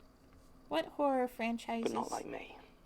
I Not can't like think this. of any. There is a movie It's not called the sight Arachnophobia. of That's a all I can spider think that gets of. me, not the legs or the eyes or even the webs they leave behind, with only the drained corpse of their insect victims still inside. It's the presence of a spider. The knowledge of its being somewhere near, waiting to crawl on you, and all the warning you get, that gentle tickle of its legs as it climbs upon you. I'm not explaining myself very well. Let me try and phrase it in a different way. I can watch any number of films about the things, documentary or horror, it doesn't matter. I can read books on them. I can stare at close-up pictures of their weird spider faces all day long, and there's hardly a shudder from me. But I had to move from my last house after discovering how many spiders made a home in my garden. I walked out there one day with the intention of smoking a cigarette, sat on the rusty garden furniture that had come with the place, and looked up. There it was, stretched between two large branches, silhouetted against the sky. It sat. Objectively speaking, the thing was tiny, couldn't have been more than half an inch leg to leg. But up there, suspended high above me, its body black against the slate-grey sky, filled me with a sickening dread. I leapt up and started to head back inside, but as I did, my eyes flicked wildly around the rest of the garden, and everywhere they came to rest I saw more lurking spiders, more webs. There were dozens that I could see, which meant there must be hundreds more I could not. There was no way I could live there after that. How could I sleep, knowing how many crawling horrors moved and twitched and spun their filth just a wall away? I'm not a fool. I know that all gardens contain spiders. Every single one is filled with them, nestled in any crevice or hiding spot they can find. But now I knew. I had seen them in their spindly multitudes, and I could not unknow how many were there. I could not stop thinking of when winter would come and they would seek to find a way into the warmth of my home. So I had to move. Renting in London moves very quickly, which is a pain if you're looking to find exactly the right place to live. But if you just need to get out and into a place as far away from a garden as possible, and you aren't choosy, it can be sorted out very fast indeed. I found a place in Boothby Road in Archway. While nearby Elthorne Road was full of houses and gardens, no doubt infested with spiders, my building was surrounded by concrete driveways and parking spaces, and the only vegetation were a few window boxes the other residents kept. The place was old, but had been kept clean enough that I didn't need to worry about hidden webs, and the rooms, though small, were open enough that I could keep an eye on all corners.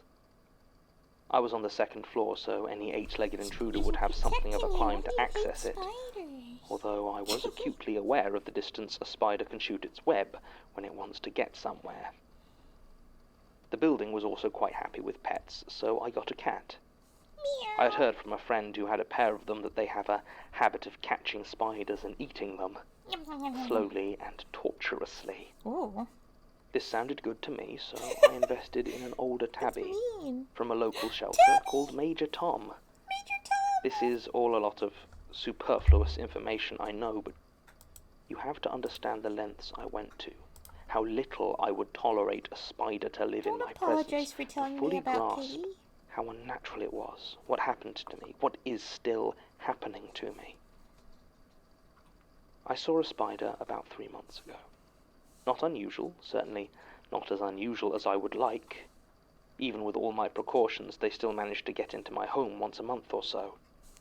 My normal course of action is to immediately flee the room and leave Major Tom inside to deal with it, returning after a few hours. What a coward. In all previous cases, this had worked fine, I believe Major Tom definitely ate the majority of them, and those spiders that had simply fled back into the shadows, well, I can trick myself into believing they also suffered such a fate. It may be that my grey feline companion never actually ate any of them, but he was a fine enough placebo that such a thought didn't concern me as much as it might. I remember that month there had been a few of them. Our building had acquired something of an infestation of some sort of insect I didn't recognize. Small, silvery worms, almost like maggots, but slightly longer. And I assumed that they provided a good meal for the 8-legged little monsters. This spider was different.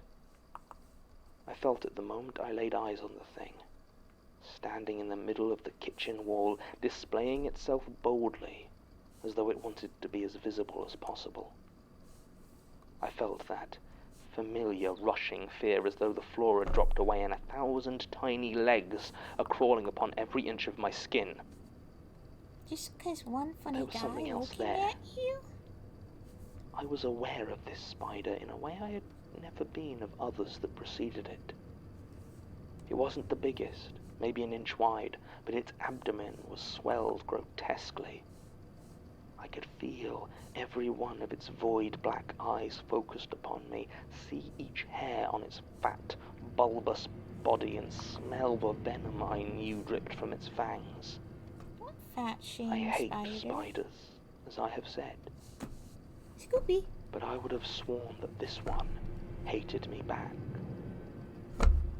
None of this was enough to make me think twice about gingerly pushing We need Major to play Tom more towards the Slime thing with Rancher. my We foot and played a little fleeing the bit room. and got stuck. We I should made try my way again. into the living room and closed the door behind me, leaving Cat and Spider to deal with each other. I sat there, watching the TV, some panel show rerun, trying not to think about the thing on my kitchen wall. An hour passed, then 2, and finally I felt like I had enough stability of mind to open the door and confirm that the damned arachnid was gone. Meow. The moment I opened the door, I felt something furry brush against my leg. Choking down a sudden moment of panic, I looked, and sure enough, there was Major Tom, I knew it. hurrying out of the room at a run. He didn't seem hurt or upset, so I assumed his job was done. Then I turned back to my Scooby? kitchen and You froze. providing the voice of Major Tom tonight? The spider sat in that same spot. It wasn't eaten, it hadn't fled. From what I could tell, it hadn't even moved. The only way I was sure the thing was real and alive was that I swear to you I could see its mandibles twitching with anticipation. I stood there, unable to summon the will to close the kitchen door or enter into it fully, and cursed Major Tom for a useless bag of fur. Aww. It was another hour before I was finally able to move. The whole time I stood motionless in the doorway, watching the fat I will give spider the that kitty a paraded pet. itself on my wall. I'm petting the kitty Still, right it now. remained in place, and I couldn't help but feel that it was daring me to do something, to take action, to kill it. I began to move. Slowly, ever so slowly, I approached it, reaching a hand over the table and taking the half-drunk mug of coffee, now long cold, in my hand. I gripped the handle so tight I was sure it would snap off in my fingers. Finally, I stood before the spider, preparing myself to calmly crush it against the wall. Then it moved without warning, and I hurled the mug against the wall with all my might. It hit the spider dead on and exploded in a shower of coffee and china.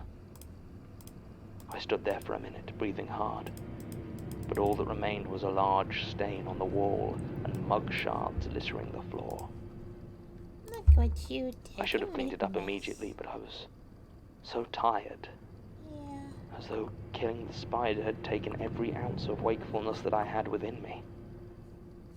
I simply turned around and went to bed.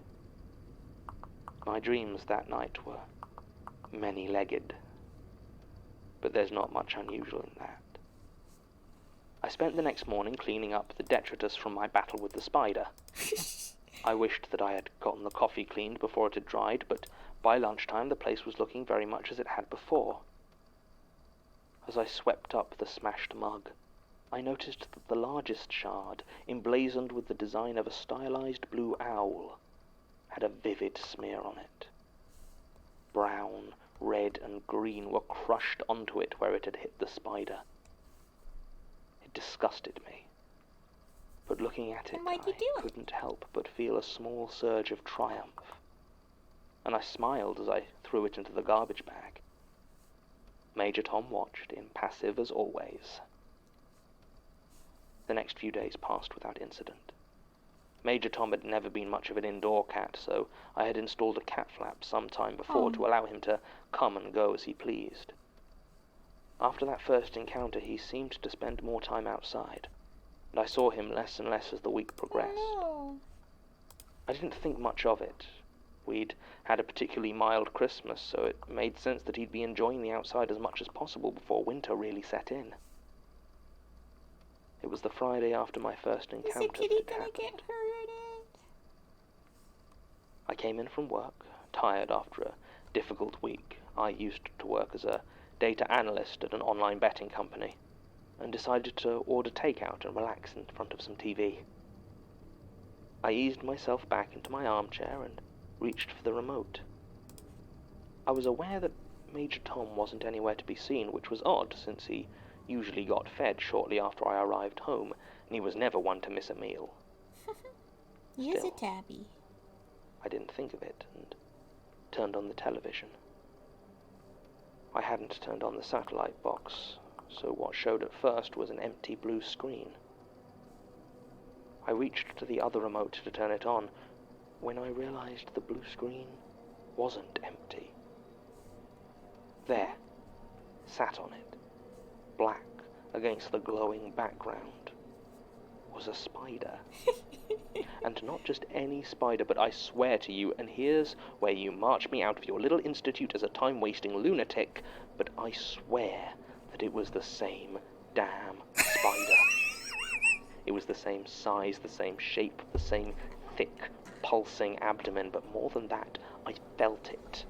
I felt it in that fear that hit me like I had been punched in the stomach, and I felt it in the way that that thing just sat there, unmoving, waiting for me to kill it again. I was stuck to my chair, just watching this spider as it stood there on the screen of my television. I called for Major Tom, but there was no response. God knows how long I sat staring at the spider on my television. I don't wear a watch, and I couldn't move my arm to check my phone. If I hadn't been sat down, I would have run already, but standing up was more movement than I could bring myself to make while it watched me. Finally, I got to my feet. It was less effort than I expected when I finally mustered the will to do it, although that's not really how it felt at the time. At that point, it felt almost involuntary, as though something were lifting me, hoisting me to my feet by unseen strings. I began to walk, but rather than fleeing the spider, I found I moved towards it, till I stopped there, so close I could have touched it, though my mind recoils at the thought. Before I realized exactly what I was doing, I lifted my leg and kicked the television, instantly crushing the bulbous spider beneath the heel of my shoe, and, now I think about it, narrowly avoiding a nasty electrocution. I had had no inkling I was capable of such a thing, but once again the spider was dead, and I had a slimy stain on my shoe.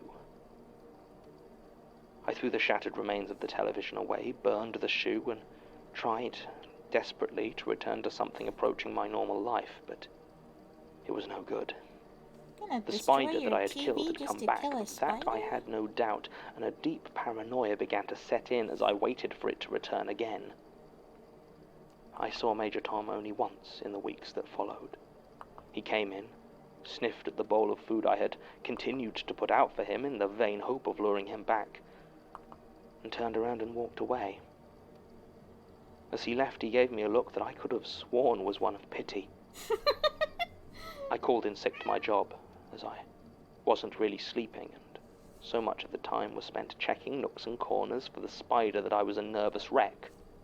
More than once I did find spiders, but they weren't the one that was after me, so I killed them without a second thought. My life descended into the mess that it Well, it still remains today. I was right, though.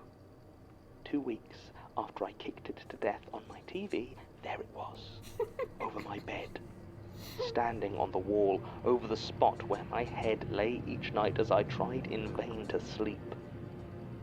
It was that damned spider, and I recognized it. My bedroom is better lit than the kitchen, and it wasn't silhouetted against a screen, so for the first time, I got a really good look at my tormentor. And I realized that I had seen it before the kitchen. I was not born with a fear of spiders. In fact, for the first 6 years of my life, I can only assume I existed in peaceful harmony with them. But that changed in the autumn of 1991. I didn't live in London then, but with my parents in Southampton, and we would visit my grandparents every Sunday out in the nearby New Forest. They lived on the edge of a suburb, and from the bottom of my grandmother's garden, you could see fields stretching away for a half a mile to the Kitty tree has line. become spooter. Oh, I maybe. used to spend a lot of time down That would be there. an interesting twist. And if you were lucky, sometimes there would be horses. That day, there were no horses. Just an overcast sky and wind that threatened to blow off my blue woolen hat. Oops, what? I should do I was this. wandering through the scattered trees by the fence I wasn't allowed to cross, and I noticed a fallen log. Or, wait. I had seen it before, of course, as there was little in that place that changed much between my weekly visits. But there was something different about it. In one of the hollows sat something that I did not recognize. It was pale brown and looked soft and lumpy, like a small sack. Knowing no better, I approached it and saw, perched on its top, a small spider. It watched me, warily, its fat abdomen twitching, but it did not move.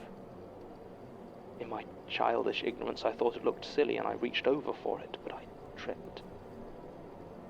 My hand hit the spider, killing it instantly and plunging into the egg sac below, causing it to tear open and explode. I was suddenly covered in thousands of small, white crawling things, those tiny, dripping, half-formed and unfinished spiders.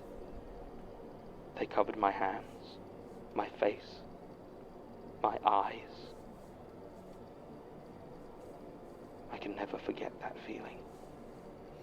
And since then, the presence of spiders has Alright, requesting filled go me ahead. with the Your deepest chat. dread. Okay, you can always send what, And like, that was if the you mean spider the that MS sat Paint before Doodle me thing, on you my can always bedroom do wall. that anytime. Though I remember little of what the long-dead thing had looked like, I knew it was the same. Can you be haunted by the ghost of a spider that destroyed your childhood? It sounds absurd, it sounds laughable. But there it was. I didn't know why it was here.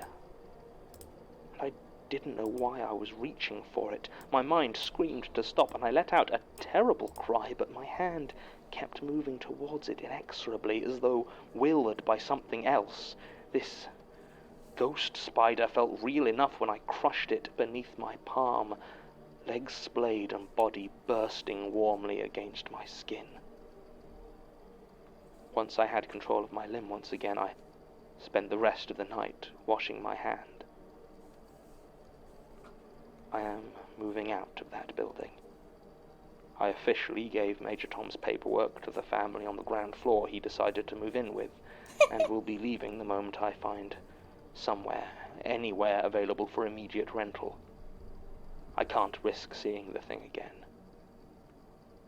I'm also seeing doctors trying to get a referral for psychiatric treatment or possibly some antipsychotic medication. But I felt I should probably give you a statement as well. I don't expect you to believe me, but if ghost spiders falls under anyone's remit, I suppose it's yours. Statement ends. I think the most important lines in this statement come at the very end. Antipsychotic medication and disbelief are, I think, exactly what Mr. Vittery needed to get through his problem with, ghost spiders. There simply aren't enough details given in this statement to actually investigate, short of Martin confirming that Mr. Vittery did indeed live at the addresses he provided. I would have asked him to follow up with Mr. Vittery himself, but he appears to have passed away shortly after giving his statement. He was found in his Boothby Road residence after neighbors complained of the smell, and had apparently been dead for over a week. Coroner's report lists asphyxiation as the cause of death, probably due to choking, though it doesn't say what he choked on. Simply lists foreign organic material blocking his throat. Probably spiders. If I were of a more alarmist nature, I might think the appearance of Mr. Vittery's corpse lent some credibility to his tale. But as I told Martin earlier, he was there for over a week. So there is very likely a perfectly natural explanation for the fact that his body was completely encased in web. End recording. Perfectly natural. The Magnus Archives is a podcast distributed by rustyquill.com and licensed under a Creative Commons Attribution Non-Commercial Share-alike International License. Today's episode was written and performed by Jonathan Sims. It was produced by Alexander J. Newell, Mike LeBeau, and Murray Porter, and directed by Alexander J. Newell. To comment on episodes, make donations, and view links, images, videos, and show notes, visit rustyquill.com.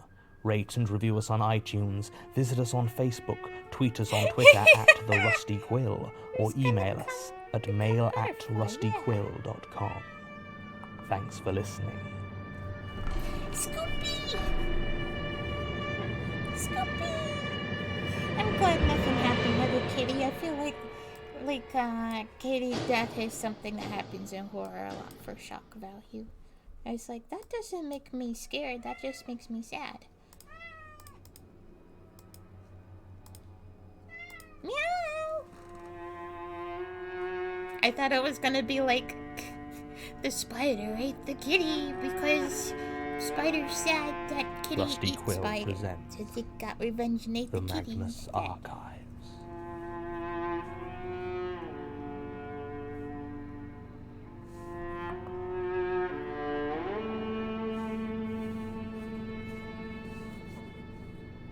Episode 17, The Bone Turner's Tale. This'll probably be the last one because I'm pretty close to being done, and then I just gotta do the frames of the open and closed mouth.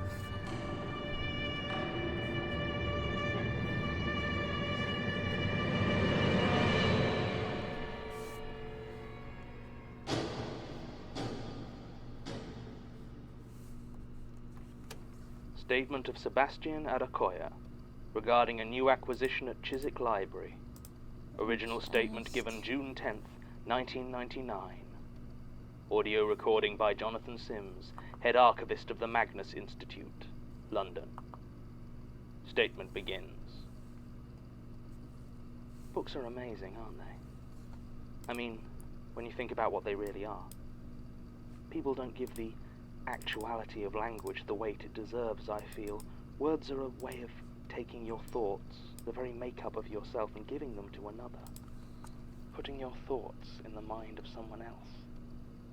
They are not a perfect method, of course, as there's plenty of scope for mutation and corruption between your mind and that of the listener, but that doesn't change the essence of what language is. Spoken aloud, though, the thought dies quickly if not picked up. Simple vibrations that vanish almost as soon as they are created. Though if they find a host, then they can lodge there, proliferate, and maybe spread further. Still, it is not a reliable method in terms of a thought's endurance, as humans are fragile creatures and rarely last a century. A book, though, is another story. There are written texts that have outlived the civilizations that created them. Imagine thoughts hundreds, thousands of years old preserved and ready to be taken again. Corrupted or translated perhaps by a culture that does not understand them, but still, ideas that have outlived by lifetimes the mind that first conceived them. Will the thoughts that first ran through Shakespeare's head ever stop being thought by someone somewhere? And a book so dense with a mind's fossilized creations, is it any wonder they have been ascribed such power throughout the ages? Or that an old library with heavy tomes covering every wall seems to have such a weight to it, beyond the physical presence of the texts it holds? I used to work at Chiswick Library. I didn't have such ideas back then, though. I just knew I loved books, always had. Scoopy. And so when the opportunity arose to work in my local library, I jumped at the chance. I had been a voracious reader ever since I was old enough to hold a book for myself, and even before that, my mother tells me I would pester her constantly to read to me. I suppose you might say my mind has always been receptive to the thoughts that lurk in the written page. Still, Chiswick Library is a long way from the cramped and austere libraries you're probably imagining. It's light and airy, with bookshelves and carpets that speak more of cash-strapped local councils than of the rich majesty of knowledge. It has an extensive children's section, and the vast majority of its stock are dog-eared paperbacks of true crime, literary fiction, and reference books. It has a modest collection of books on tape, and the atmosphere, though quiet, is far from oppressive. In a word, I would sum the place up as unthreatening. It was 3 years ago when this happened. I had already been working there for about a year when the book first turned up. Now, we used to buy all of our books new, and I never did any of the acquisitions for the library, so I couldn't say when or where it might have been bought from. But it looked old and pretty beaten up when I first noticed it. It was handed back with 4 other books at the front desk, and as I was scanning them through, I noticed that one of the barcodes didn't seem to match up. The barcode and ISBN both registered as being that of Train Spotting by Irvin Welsh, but the book itself was an almost featureless black paperback, with a title on the front in faded white serif font, The Bone Turner's Tale. I was a bit confused and called the librarian, Ruth Weaver, over to ask about it. She didn't recall seeing it ever before, but stuck in the front was the ex libris bookplate of Chiswick Library, as well as a lending label with a handful of stamps going back several years. Ruth shrugged and told me not to worry too much about it. We'd get it recorded and put on the system properly. But something about the situation bothered me, so I decided to check the record of the man who had returned it. His name, at least according to his library card, was Michael Crewe, and sure enough, 3 weeks ago he had borrowed 4 books from us, specifically the 4 others he had returned. I suggested to Ruth that perhaps he was a self-published author who was trying to trick his way onto our shelves, and she laughed, saying it was probably it. Although why anyone would go to the trouble of faking it just to get on the shelves of Chiswick Library was beyond her. The book looked worn, though, like it had seen decades of being read, with a line creased down the spine and one half of the cover faded from the sun. Nor, from what I could see, did it list any author at all. It was at that moment that Jared Hopworth came in, and I had to put the book to one side. Jared and I had once been fast friends, growing up on the same road, attending the same schools. We had spent much of our early life as inseparable, but he had always been, well, not to put too fine a point on it, thick as mud, and when I went away to university, he stayed behind. I think he saw it as something of a betrayal, and when I finally returned, I knew immediately something had changed between us. He spent the time I was away becoming a bit of a crook, and upon my return began what would eventually become a campaign of petty terror. He was always very careful to stop before he did anything that might get the police involved, and I guess there was enough leftover affection from a childhood spent together that I never really thought about reporting him. It was... hello, Elias? Do you have a moment? Not really, I'm sort of in the middle of something. I understand. It's just that Miss Hearn has lodged a complaint. A complaint? I could just as easily complain about her wasting my time. That's not how it works, Jonathan. I wouldn't have even needed to do the recording if Rosie had kept her equipment in better condition. Regardless, I would prefer that you not antagonize anyone connected to the Lucas family. They are patrons of the Institute after all. Fine, I'll be more lovely. Now, can I get back to work? Very well. By the way, have you seen Martin? Oh, he's off sick this week. Stomach problems, I think. blessed relief, if you ask me. It's so funny. Statement resumes. It was worst when Jared visited the library, because that inevitably meant that he was That's so bored enough funny. to seek me out for harassment. Sure enough, he started chatting with me, meaningless jibes that served to wait it out until Ruth, who didn't know about Jared's problems with me, returned to her office and closed the door. As soon as she had done so, he turned and in a single movement tipped over the metal returns cart, spilling the recently received books all over the floor. He smiled at me and apologized. I did my best not to show any irritation or indeed any reaction at all as I slowly walked around and bent down to start collecting them. As I rose to my feet, I felt an impact on the back of my head and staggered. Behind me, Jared stood holding the book I had put aside, The Bone Turner's Tale, and had apparently picked it up to hit me with. But rather than offering me a fake apology or further violence, instead his eyes were locked on the book. We stood there in silence for a few seconds until he said something about needing something new to read, turned around and walked off. Oh, there's a few spots. I missed will in admit, a them. bit unsettled. As far as I could recall, I had never seen Jared read, well, anything, really. The look in his eyes when he had left had something in it not entirely unlike fear. Still, it was a welcome relief to have him gone, and I quickly tidied up the rest of the books before Ruth noticed anything amiss. There was nothing else I recall that happened that day at the library, but on the way home afterwards I passed by Jared's house. I had moved back in with my parents while I got everything sorted out after university, and he had never moved out of his childhood home, so we still lived on the same street. It was late September at this point, so by the time I had walked back from the library it was dark, and I noticed a small shape moving in the pool of orange light below the street lamp. As I got closer, I realized with a slight start that it was a rat, and not a dirty, wild rat, but a large, white one, quite well kept and clearly once a pet. Aww. There was something very wrong with it. Oh no. It was dragging itself slowly, Oh. pulling from the front legs. Got I saw that the worms? back half of it was flat, Oh. as though deflated somehow. I thought it must have been run over, but there was no blood or sign of crushing, nor did it seem to be in any actual pain.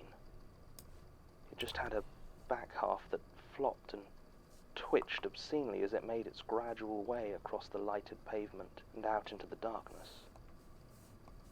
I just stood there and Adopt watched, him and take transfixed care by of him, it, please. till it disappeared from view. Thinking about it now, I remember its head was turned at a strange angle, far further round than it should have been, although I might be getting confused. Many of these experiences run together when I look back on them. There was no light on in Jared's house, but I hurried home quickly after that. I didn't see Jared again for some time. At first I was just happy for the space, and as the days turned into weeks I started to feel something I wouldn't have expected to.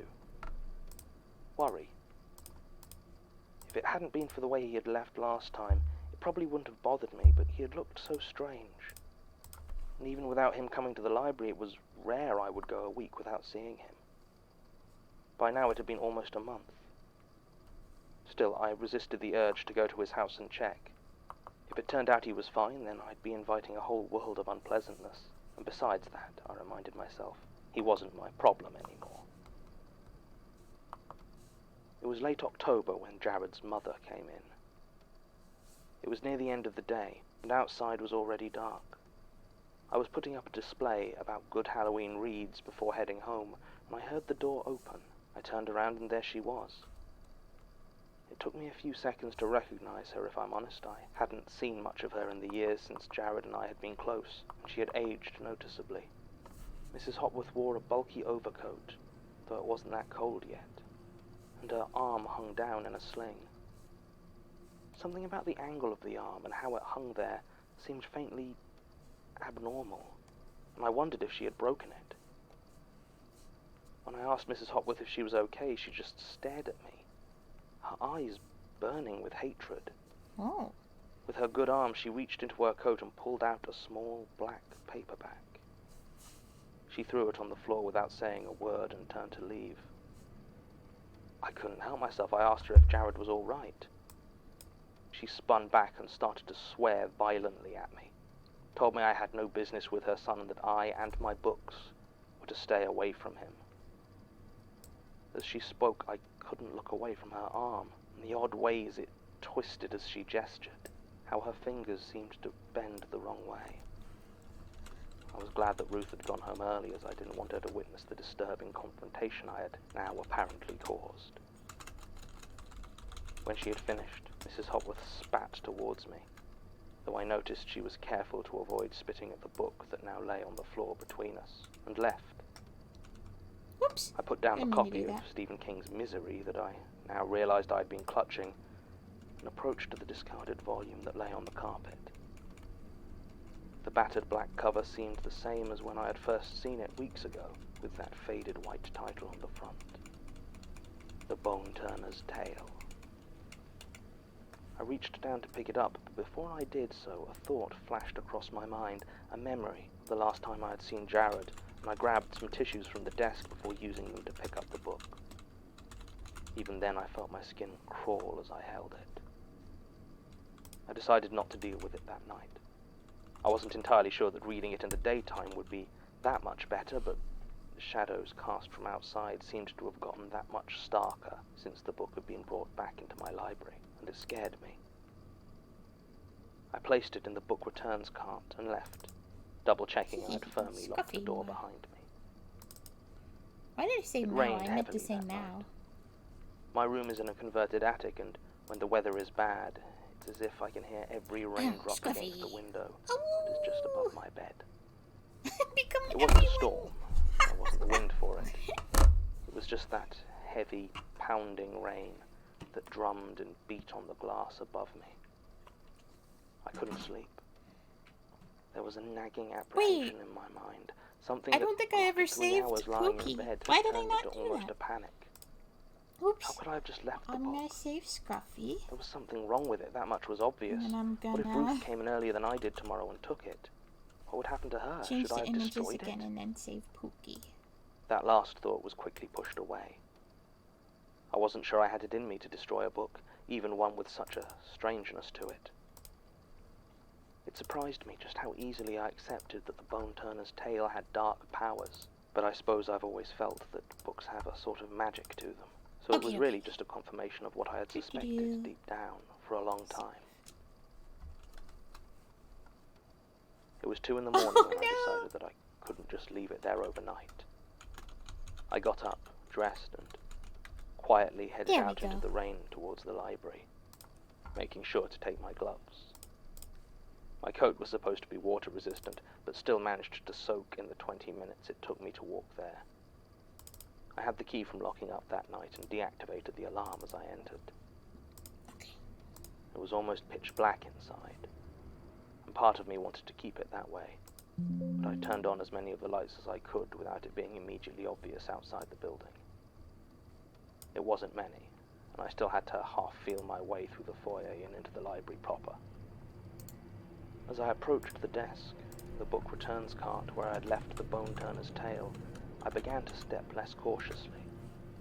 It was darker in that corner of the library, and I put a hand out to steady myself against the handle of the small metal cart. I'd taken my gloves off at that point, and my hand came away wet. I quickly fumbled for What? the torch I had snatched before heading out and turned it on.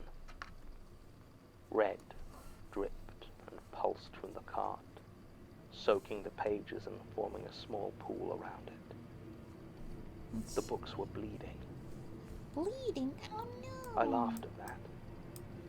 It seemed so appropriate somehow, so utterly correct that those neighboring books should suffer, should be contaminated by it. Just as it seemed right and proper that when my torch found the Bone Turner's Tale, it was dry, unmarked by the gory scene around it. I put my gloves back on and carefully took out that sinister volume and placed it on the desk. Perhaps I should have fought harder against the temptation to look inside, but my curiosity was too strong. Meow. Thick gloves made turning individual pages almost impossible, and I still had enough good sense to keep them on. so I just opened it on a few Maybe random I pages should. and started reading. Perhaps I was being paranoid. After all, I touched the book with my bare Scooper. hands when it was first given into the library, and How had am no I problems. supposed to do this? I mean, But the image of should I Jared's just- mother wouldn't leave my head. How her arm had twisted when it moved. I decided to keep the gloves on. It was written in prose, and certainly seemed to be a story of some kind. The part I read dealt with an unnamed man, at various points referred to as the bone turner, confused. the bonesmith, or just the turner, watching an assembled group of people as they made their way into a small village. It's unclear from what I read whether he is traveling with them or simply following them, but I remember being unsettled by the details he observed in them. The way the parson would move his hand over his mouth whenever he stared too long at the nuns, or how the cook looked at the meat he prepared with the same eyes that looked at the pardoner. It was only at that point that I realized the book was describing the pilgrims from the Canterbury Tales. Now, this certainly wasn't some lost section of a Chaucer classic. It was written in modern English, with none of the archaic spelling or pronunciation of the original. Besides that, the writing itself was of questionable quality. There was something compelling about it, though. The debate about how finished the Canterbury Tales were, well, it's a very real debate. In the prologue, over 100 tales are promised, but the most complete surviving version doesn't even reach 24. The book just sort of ends, with Chaucer adding a short epilogue imploring God for forgiveness, a plea that is generally read as sarcastic or rhetorical. I flicked ahead a few pages, and found the bonesmith had apparently crept up to the miller while he slept. It described him silently reaching inside him, and it's a bit hazy. All I remember clearly is the line, and from his rib a flute to play that merry tune of Marrow took. And as for the rest, I don't recall in detail, but I know that I almost threw up, and that the miller did not survive. This was on page 16, and it was a thick book. I turned to the frontispiece, desperately curious as to how this book had ended up in our library. In the harsh light of the torch, I could see the creases and peeling edges of the Chiswick Library label, which usually meant it had been removed and restuck, or taken from another book entirely. I could even see the edges of another label underneath. Using a pair of scissors, I carefully peeled off the top one, but was disappointed. It was the label for another library, probably the last place it had been left, although I think it must have been in Scandinavia, because it was something like the Library of Jürgensburg, or Jürgenlight, or Jürgerlicht, or something like that. It didn't help me. I was all set to return to reading the thing when I heard the sound of breaking glass behind me. I turned around to see Jared Hopworth standing in front of the shattered window. Or at least, I assume it was Jared, as it demanded the book from me in Jared's voice, but wore loose-fitting trousers and a thick coat with a hood that almost completely covered his face. Or its face. He was longer than Jared had been, and stood at a strange angle as though his legs were too stiff to use. When he gestured for the book, I saw that his fingers looked sharp, as though the skin at the ends were being pushed into a tight point by something inside. I told him that the library was closed, Yeah, we like that better. because at that moment I could think of nothing else to say. Dark pink. He ignored me and demanded again that I give him the book. That was when I did something a little rash, which is to say I punched him. I had never really thrown a punch in anger before, or even desperation, so it came as quite a shock to me when I managed to drive a single solid fist into his solar plexus. Trench coat trying to sneak into our rated movie. But as I did this, and this is the part that still gives me nightmares, I felt his flesh give way and almost retract, drawing me in close.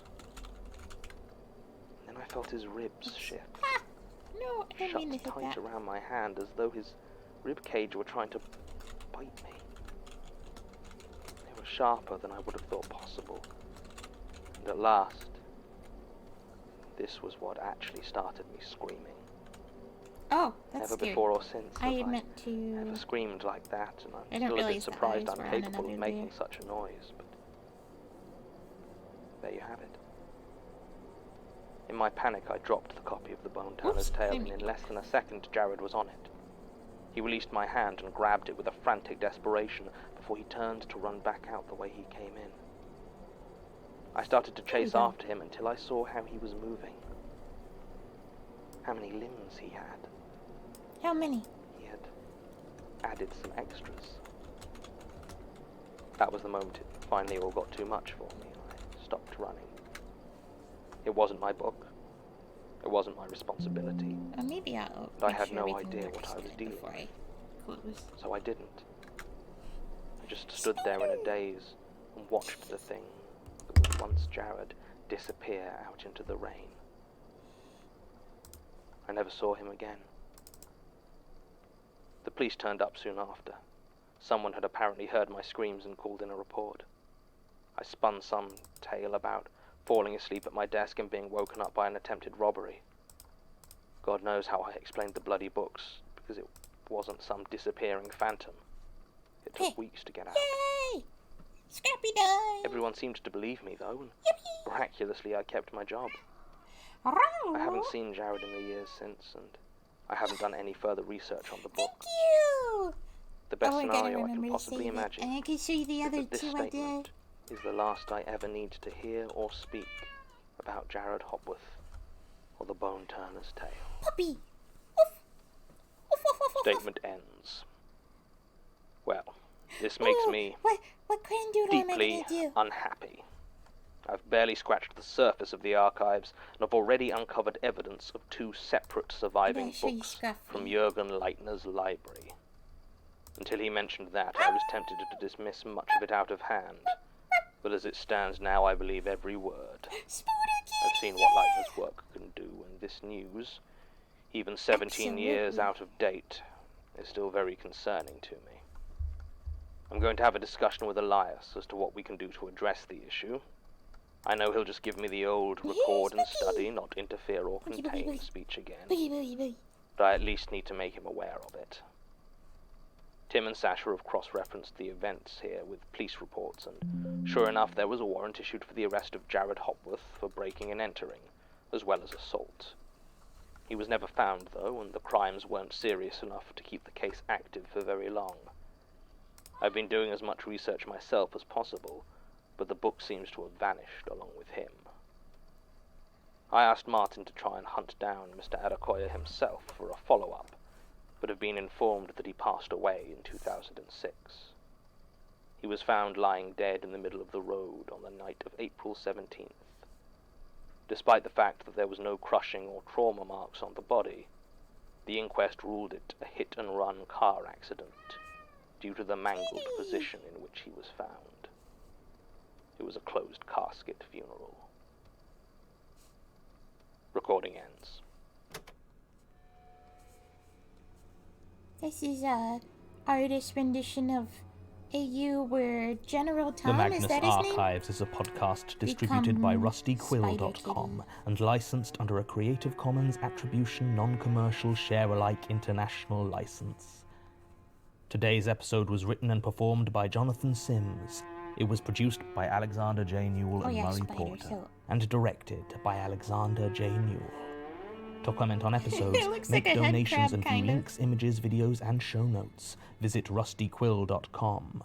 Rate and review us on iTunes, visit us on Facebook, tweet us on Twitter @TheRustyQuill, or email us at Spider's got 8 mail@rustyquill.com. legs, not 6. I gotta Thanks for listening. make the body longer to fit all the legs.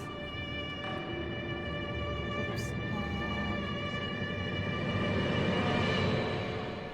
Maybe I should have used the eraser instead of just making that white, but I don't know. Frog! Oh! I don't see you redeemed. I can definitely draw you a frog. And I think that will be the last episode I'll listen to tonight. Just because I don't think we have enough time for another one. Because I don't think it will take that long to...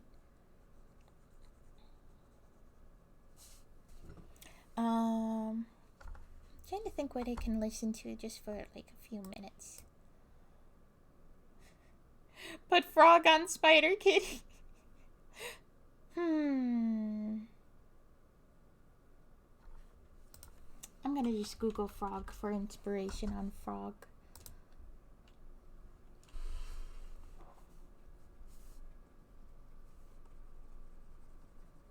I'm gonna start over with the face. I'm gonna give Kitty Froggy face.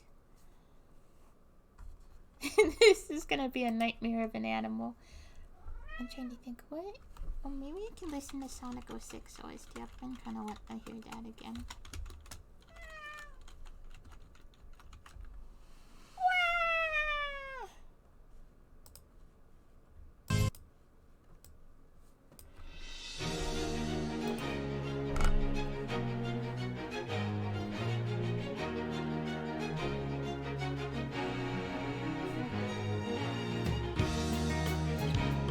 Do you have a Twitter, Noelle, so I could tweet this at you? Come on, I let the fuse, he's a rocket and he's ready to go. Cause now the countdown has started and he's ready to blow. He's got the dope sounds bumping and his stereo. That's fast, putting on the show. Don't wanna get you so there's no time to rest. And if you put the time in, he'll put you to the test. He's like a running man in his world. You can always look at our Twitter if you wanna save it later or something. Same username. Let's go for it. Don't turn off the computer. I'm in the middle of a masterpiece.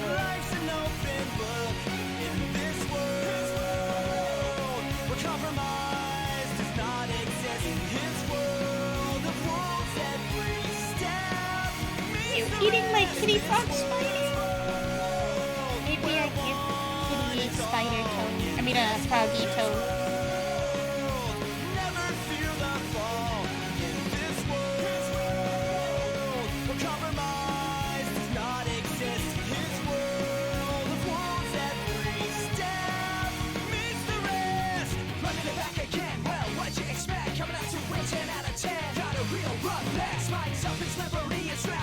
Shoes, cause she's the best there ever was. Haven't you heard the news? Intergalactic continental champ, running things, hyperactive instrumental with pulling strings. He is the one who understands when the tides will swing. So he's breaking down doors, never far away. Come on and psych yourself up. Only be one kitty, and that would be Scooter. The only kitty. Because the pressures of this world, they can take their toll, and it's tough to get away when they take a hold. The only way to break free is to break the mold. You can't stop now, rock and roll. Don't stop now, come on, rock and roll. In this world, gotta make your own way. Strong. In this world, life is just a game you play. Life's an open book. In this world, we're here to compromise.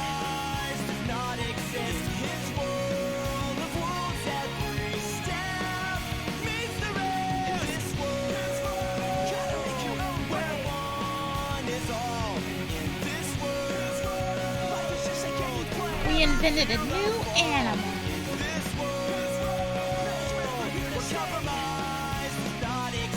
Should we give it a couple mandibles? Oh wait, we should give it 8 eyes. Like the other eyes can be tiny.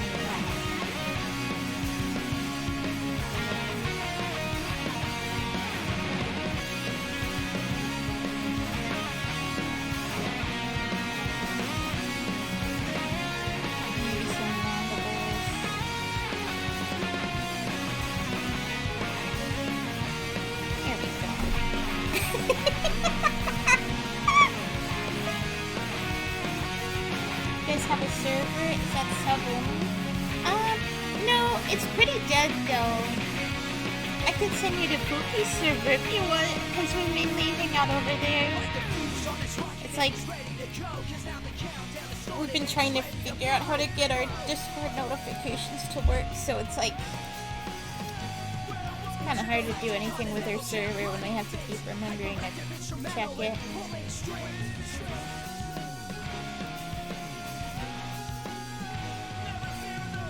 Does it run twice as fast with twice as many limbs? Yes. You're coming for you.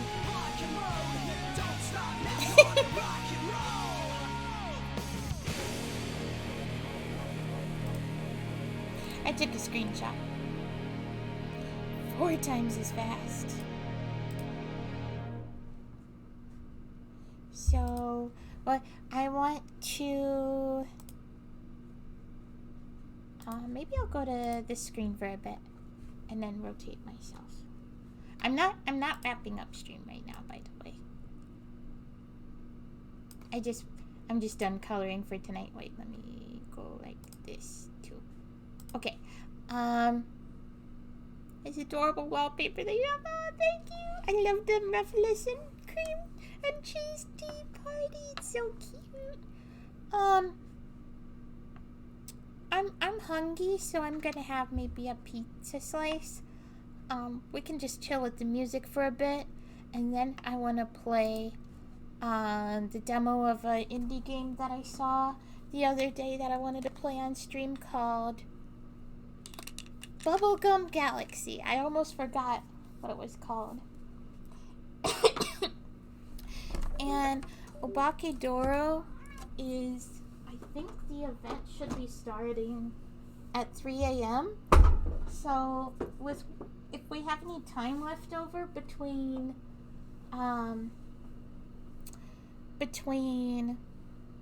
Bubblegum Galaxy and Obakeidoro, I might play a little animal game. But yeah, I'm gonna play the music again and eat a pizza for a minute. Okay.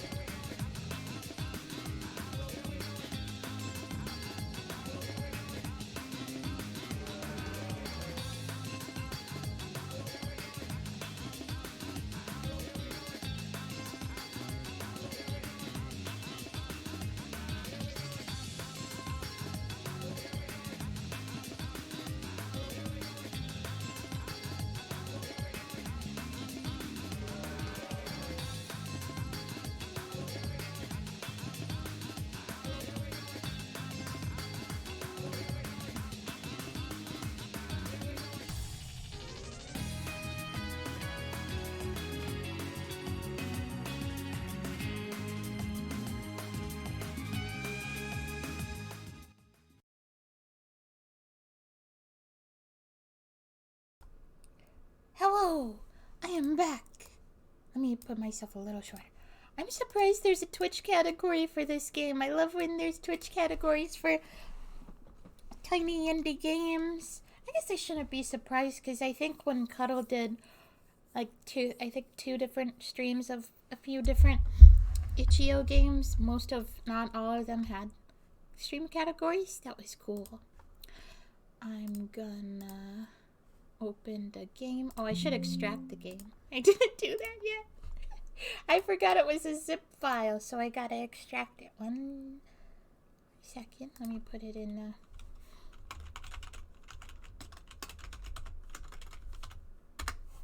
Thank you, Noel.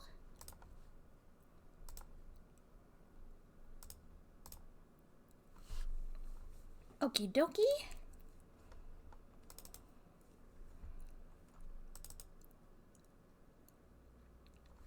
Let's see. Smarto Club.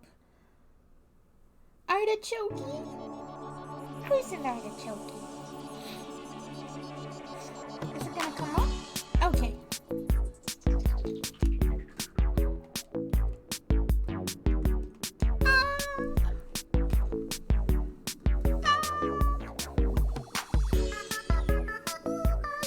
Let me see how the volume is. I might need to turn it down. How's that? It's so cute!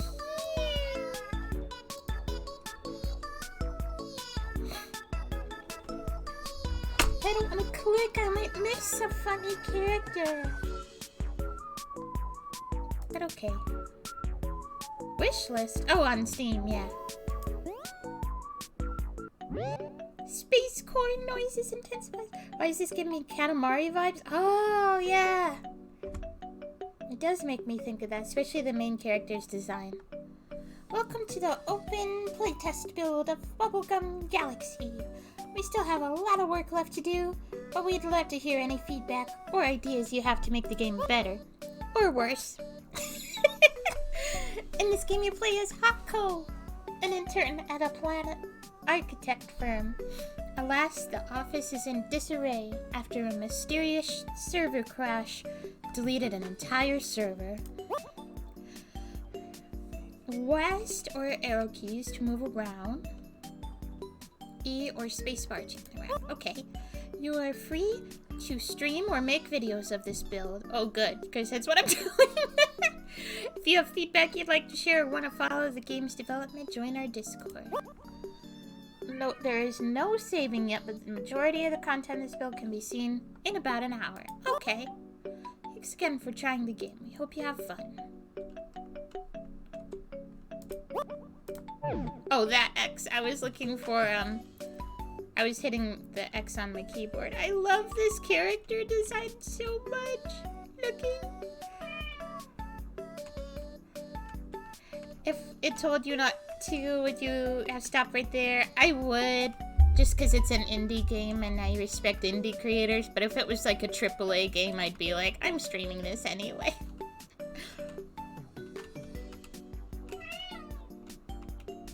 Cat house. Cat house. Cat house. Hey yo, who are you? I'm Hako, the new intern. Hakola, I see. Anyways, do you know where my trash went? Huh? Oh, here in my computer. I sent some files to the trash and I can't find them anymore. Is this a test? Oh, of course it is. I just want to know if you can manage the basics. You have to head to your desktop and double-click on this trash can icon. I see, you passed the test I just put you through. I'm glad I did. You should be. I'll see you around. Okay. I love being a cat house. I love this character so much. Wow! Look at how I move when I go back and forth. I invented a new dance.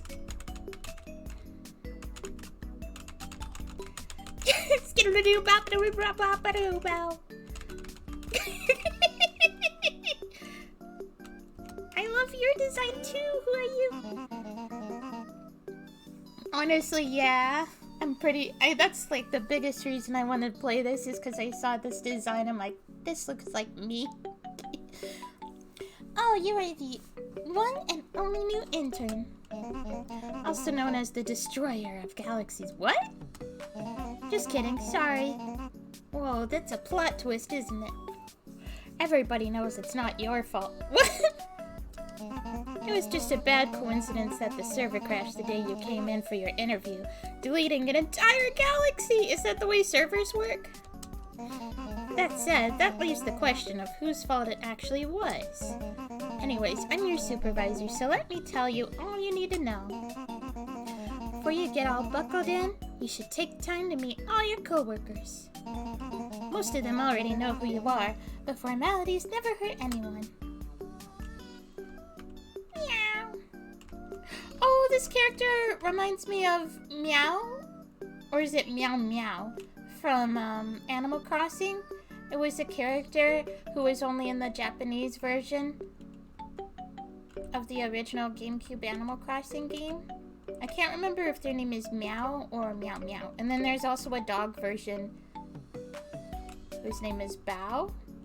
Or was it Bow Wow? I can't remember. I think it might just be Meow and Bow. I love your design so much! It also, of course, reminds me of Alt from Poppin' Music. Deleting Galaxy sounds like a Digimon thing.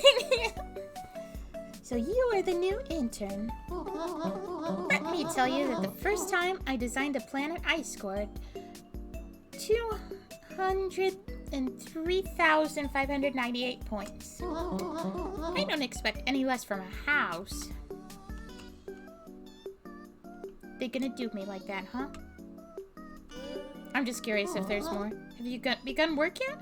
Oh, so is it like Wandersong where you can talk to them over and over again and still get more dialogue? I'm still acclimatizing.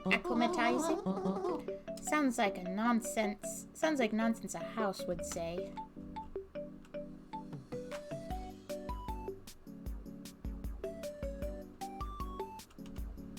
They really gonna do me like that, huh?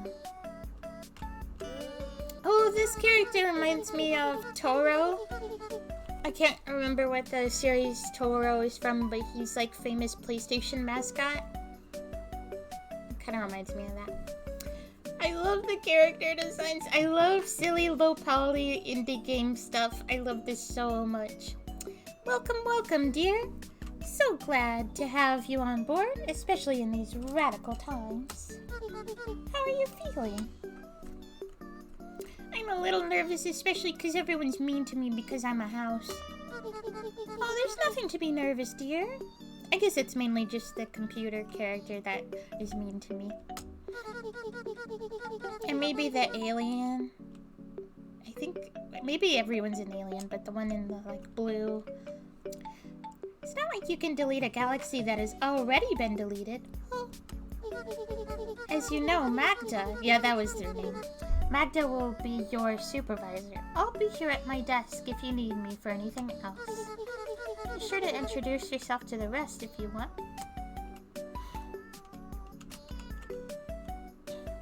Meow.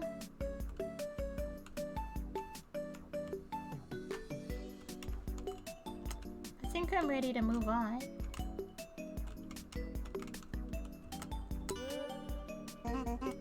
Take a seat at the computer and I'll show you the ropes. This computer? Yeah. You know what to do. Sit at the computer and I'll show you the rest. Okay, it probably should be on this side of the computer. There we go. ASD, SASD? Are you supposed to hit that? This is just a placeholder planet we use for experiments. And now, I'll use it to teach it to you. Okay, nothing happened when I hit that.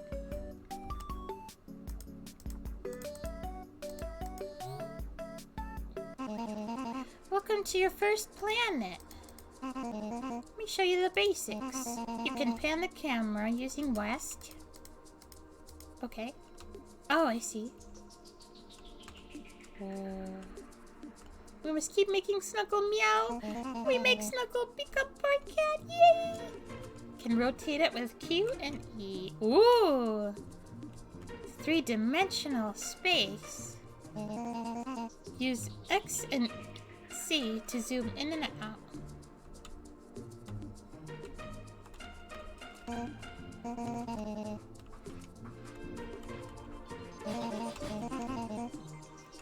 These tiles, I need to use mouse. Click on tile to select it.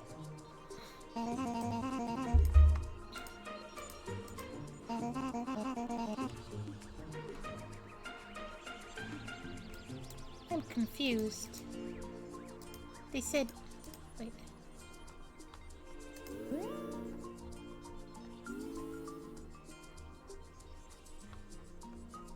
I'm trying to rotate it, but... I'm using the mouse wheel.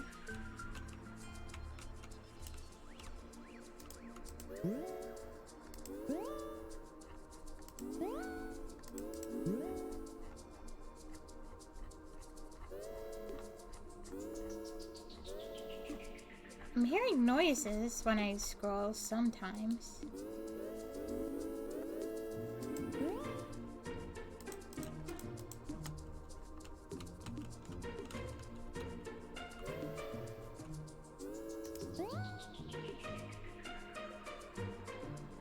Am I doing the mouse wheel thing wrong, or is my mouse wheel broken?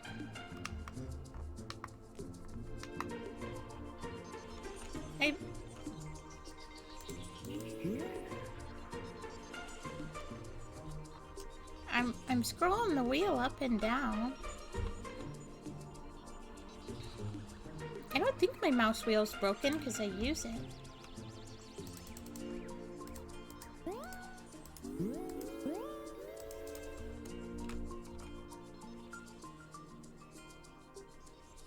What if I leave?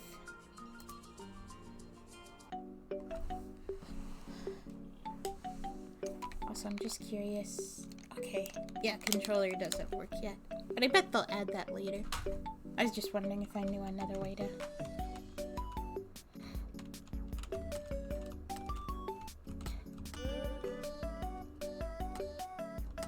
Okay. Wait! The symbol's not here, though.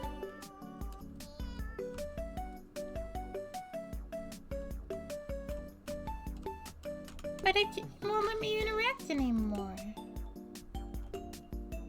I'm helping them fix bugs so good today. I'm doing so help.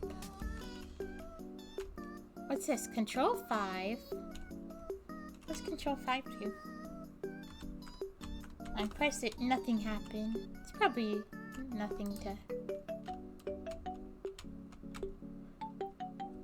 I might have to start the game over.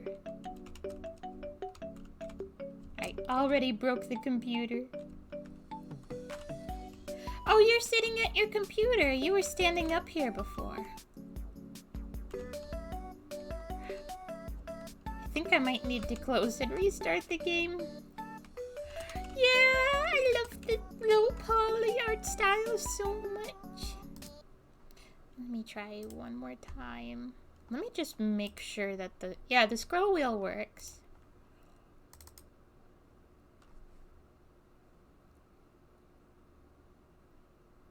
How well did I sleep? I sleep pretty good, I think. I deleted another galaxy! I sure did.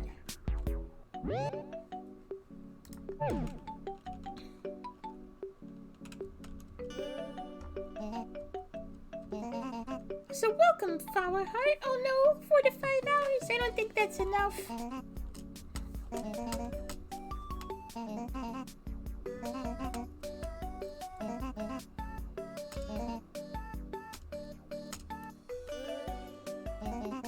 Don't be shy. Okay, I have to talk to everyone.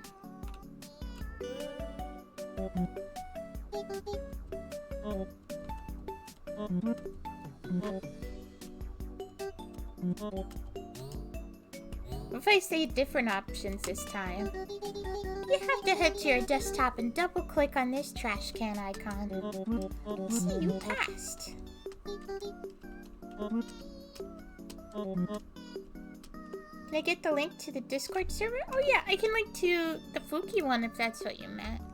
I keep going up and down if I want to link people to my server because it's so dead for right now.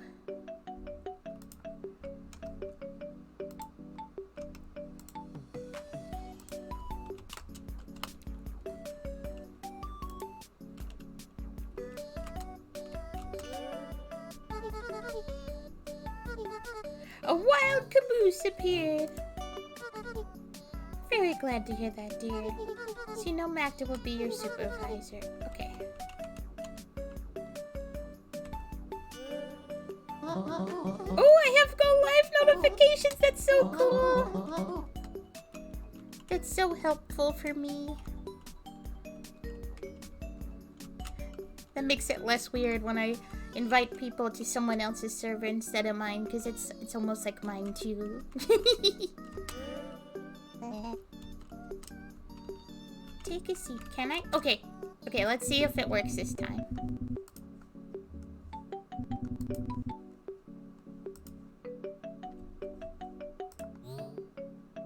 No!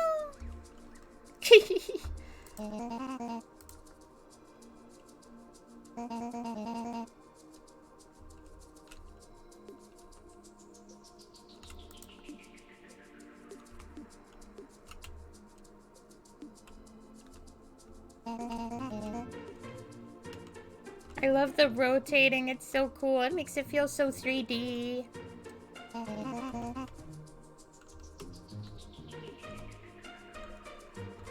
You can have a link to mine, but it's pretty dead.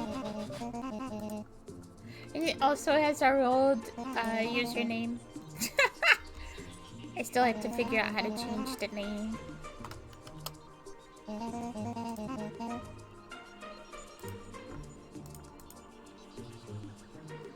Whoops. 1 a.m. for some reason recited Truman Show concept without even knowing it. What's Truman Show? Oh, this whole time I was supposed to see this, but I think I was like scrolled too far away. Oh, that would be a good thing to tell people that made this game, I think. Or I can just link up to the stream. So they can see a first-hand experience of how I fucked up. Rotate the tile. Okay, so they probably mean on here. Yeah. Their goal is to get points. And how do you do that? I don't know. Placing tiles? Almost. You have to match tiles. You can match by color or edge. If there is no match, you won't get points. Let's see if you understood. Try getting to 150 points. Okay. Well, I can't match any color anymore with that. Said color or edge? What does that mean? Edge. Can I match by what's... One tile down. Many to go. Can I match by what shapes are on it?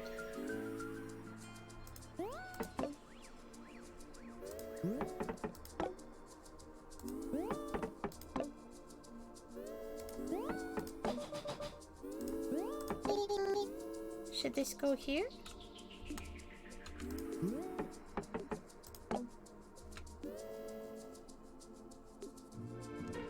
Wait, I'd probably get more points if I put that here, because then it'd be touching 2.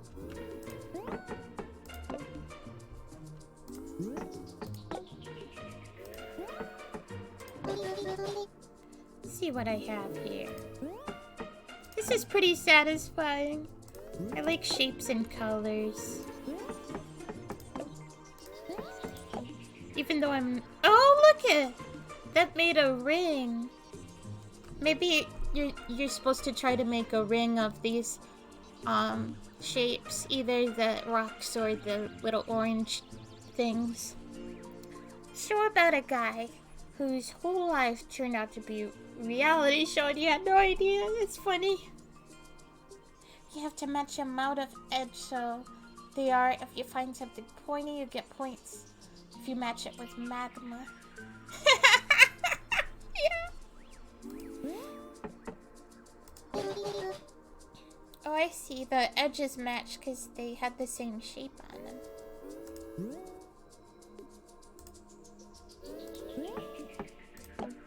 Yay! I'm gonna make so many points at my new job. This spot just feels just right.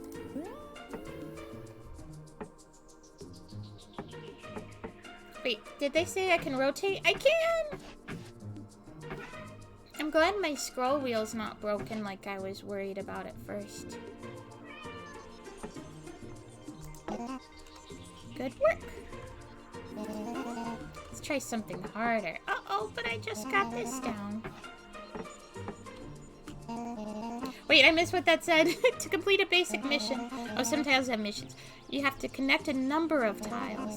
Could be a number of color tiles, or also a number of connected edges. You can fail the mission if you block the tile. Missions give you extra score and tiles. But well, that's enough talk. Think you can complete one mission for me? Sure thing. My instinct was to move my mouse up and down because of Smile for me, to make my character nod. For me, this concept is not really funny. For me, it goes into horror territory. Seeing that all your life is fake. Oh, yeah.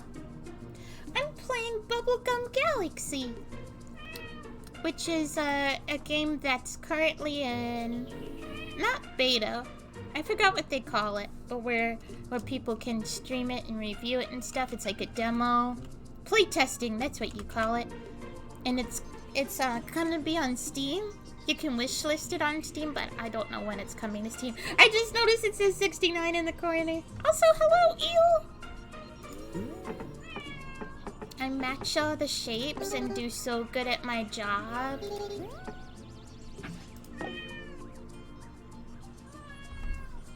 Yeah! I don't even know what the 69 is, because this is my score. 185, I think. Oh, I see. It says plus 14.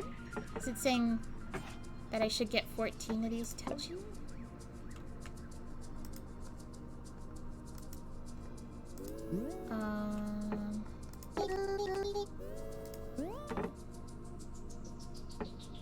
Since I put it down, though, I don't know if there's anything I can do about this anymore.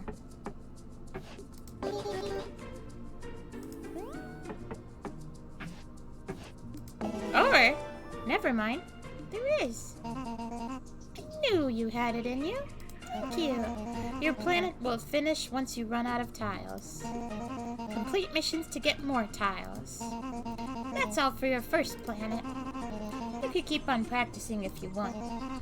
When you're ready, use escape to finish.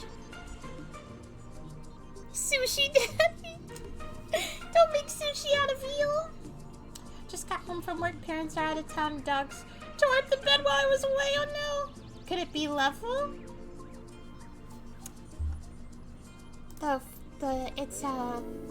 The other one was how many thingies were touching, because I did that one, and this one is about color, I think. Yeah. That's a lot, though, to get 13 more, but I only have 3.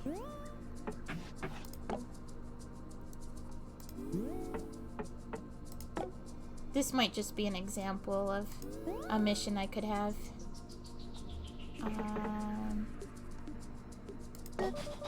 Oh wait, I got more! I've seen better hands.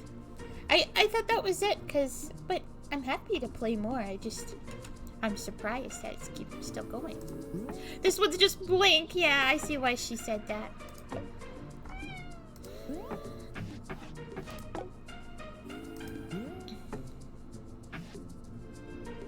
Wait, why did I put this one over here? I think I just got distracted by the shapes. I should match colors.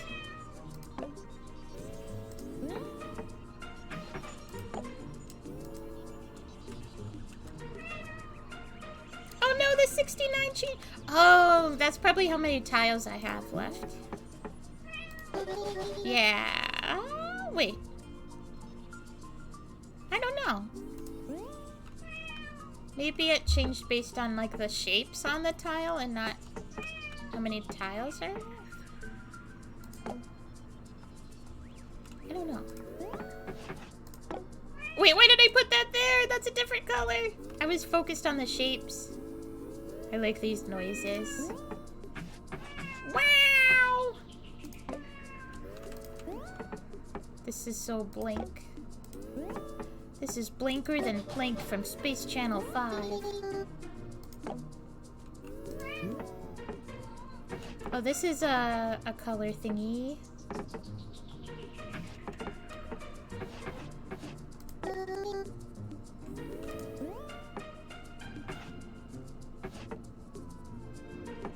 These are some pretty bad hands we're getting.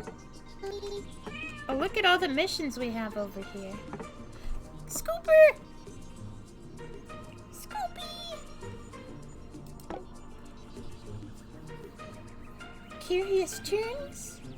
This is blinker than Doodle Bobs from SpongeBob.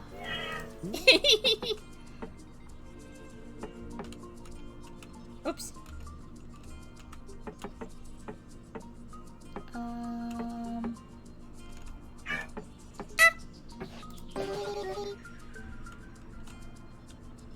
I should probably work on missions.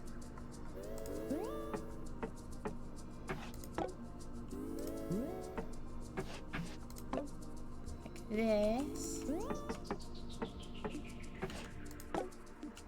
Wait, why did this not change? I feel like it should have.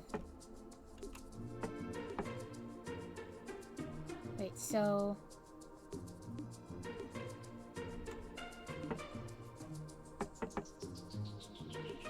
I'll just put that there. And then...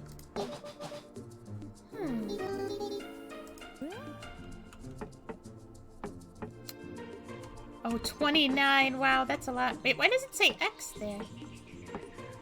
I put it there. Did I find a new glitch? Oh, it says X here now. What's that mean?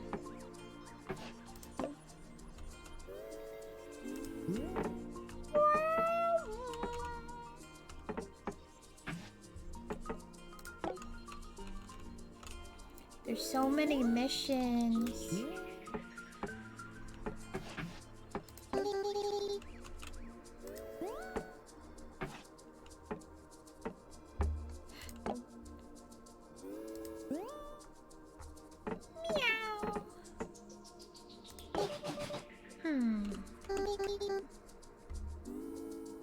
Our kitty cat's always complaining about how many hands they have, which is weird because kitty cats don't have hands.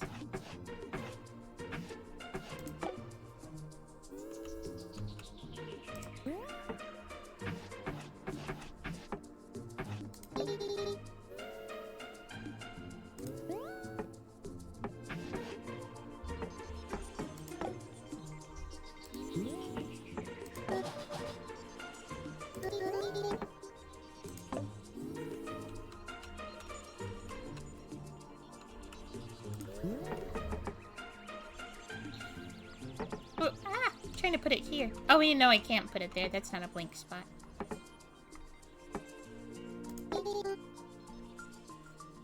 Who's co-friending right now?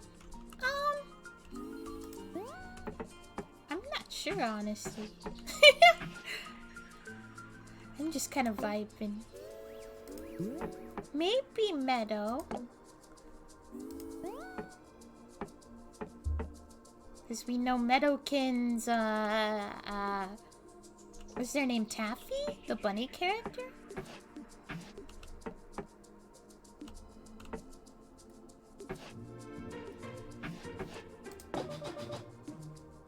Oh, am I just screwed from doing this mission?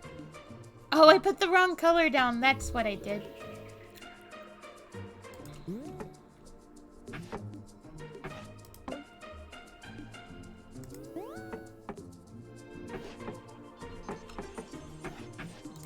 There we go.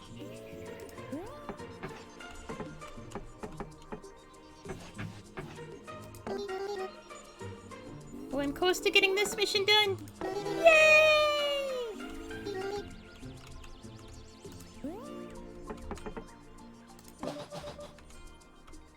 We only have one more for that mission now. This is such a unique concept to me.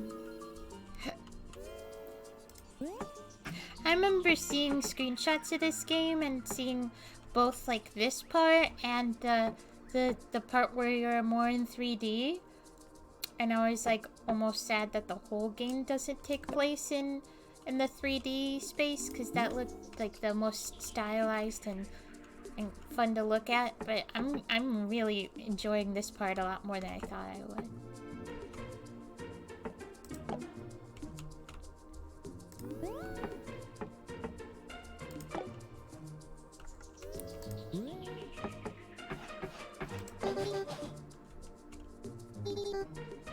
Beep beep beep boop.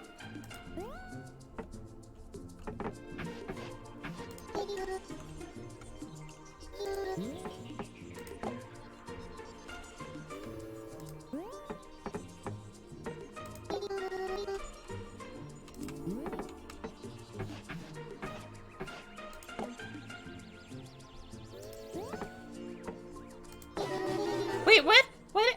Oh, this thing, I failed that mission?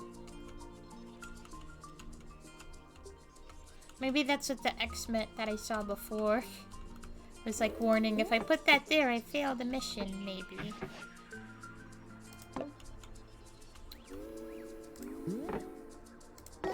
Oh! I think I failed another one. No mountain range today.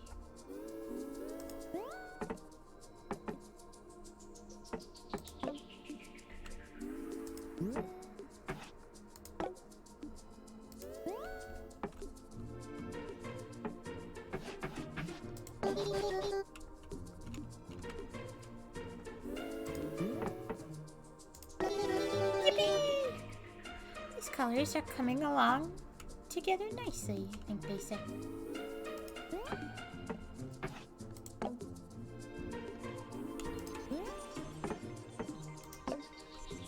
Oh, we put that... But sometimes the colors being slightly different throws me off a little bit. But that might be on purpose to make you actually, like, concentrate a little bit. Because, like, this middle green color, I often mistake it for the other two. And I mistake maybe the dark one for the middle one and the light one for the middle one. Yeah, there's 3 different colors.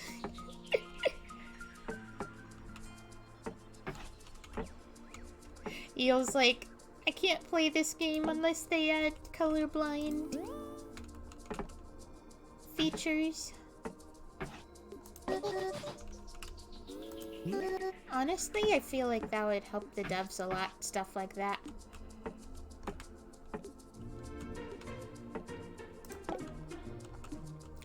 I feel like I'm helping just someone out just by playing a nice game. It's nice.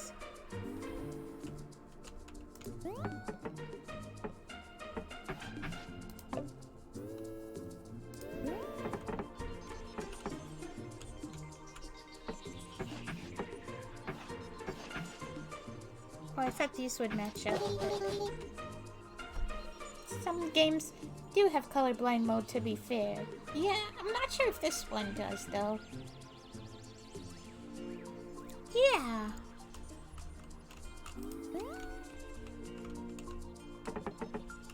Trying to... Ooh, this would go good here.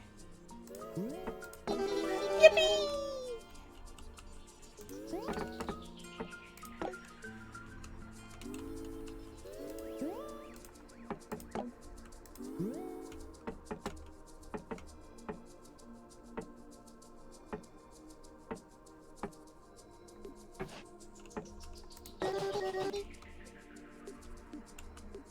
I think we're getting close to the end.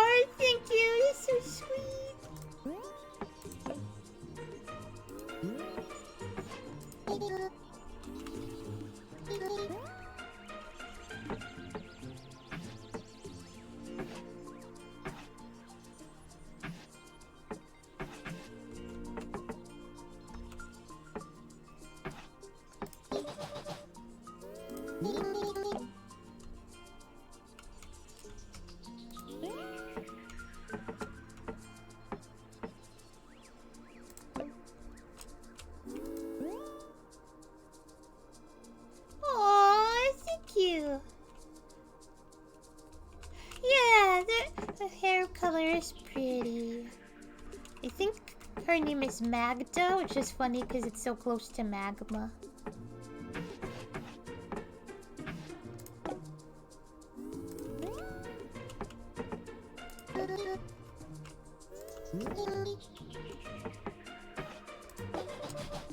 I just remembered I can zoom out if I want to. That makes it a little easier.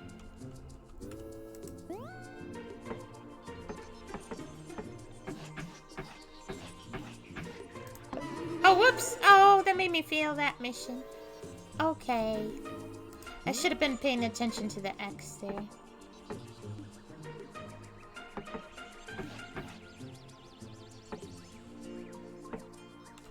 Wait. Why does putting this here make me fail that? Shouldn't it be helping that mission?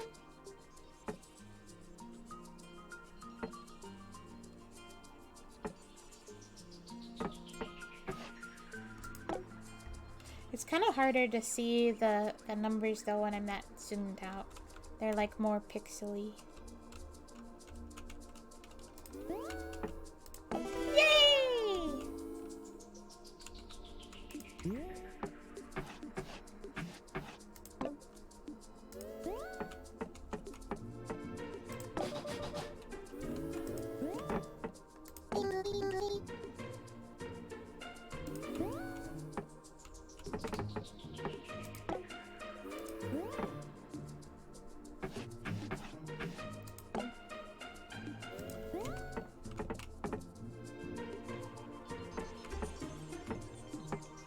Oh, whoops!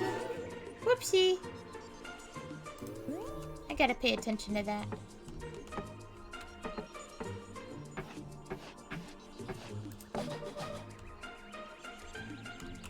This mission's really close to being done. Oh, whoops! Whoops! Ah!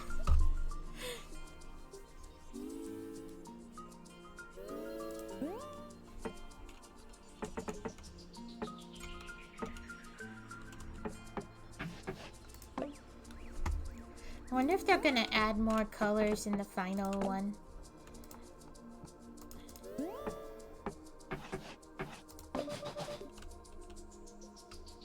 What do we have? This one seems doable. Oh, I don't have any of that color, but...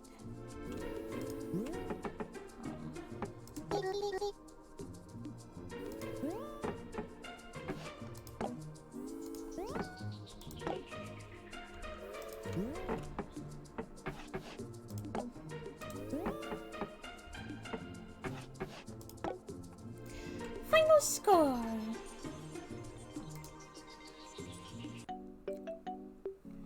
Did I do a good job at my work today? Where'd you go? Is this you? How come you won't talk to me? Didn't I do such a good job at my work?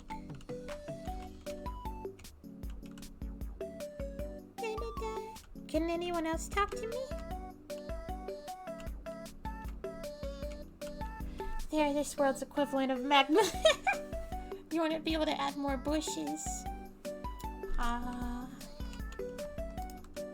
can't talk to you. I think everybody... Oh, I can talk to you. Oh, hello there, dear. You're just starting. You're already doing great. I'm sure in no time you'll win the Employee of the Parsec Award. What's that? Oh, it's the title we give to the new hires that have demonstrated great potential. But I'm an intern. Right, but who knows what time will bring. Anyways, do you have any news on the Galaxy deletion thingy? We're still waiting for Aurora to analyze and find the root of the problem. Aurora? She's the head of IT. She'll be in charge of the investigation, so don't worry, we'll find out what happened. But darling, I gotta look into some files from the finance department, but I'll go fetch Aurora when I can. I almost thought that said fiance department. I don't know why. Talk to you later. Okay. Can you talk to me now, though? I'm a little busy, Twinkle House. Twinkle House? Okay, that's cute. Can I do this again? This is just a placeholder planet we use for experiments. And now I'll use it to teach you. Oh, I think that other screen we saw before, but this is new. Great job on learning the basics. Let's see if you've got a good hang of things. Ooh. You've unlocked exact value missions. Unlike previous missions, to complete these kinds of missions, you have to connect exactly the amount they require. If you connect more tiles than requested, you will fail the mission. Be careful out there. Complete 5 missions. I wondered if they'd give me goals. I'm glad they do, because it was feeling like, this is fun, but if it's just get as many points as you can, like, that doesn't appeal to me much. But if it's like something I can set out and be like something that I need to do to advance, and that's more interesting to me. So I'm glad I got a goal like that.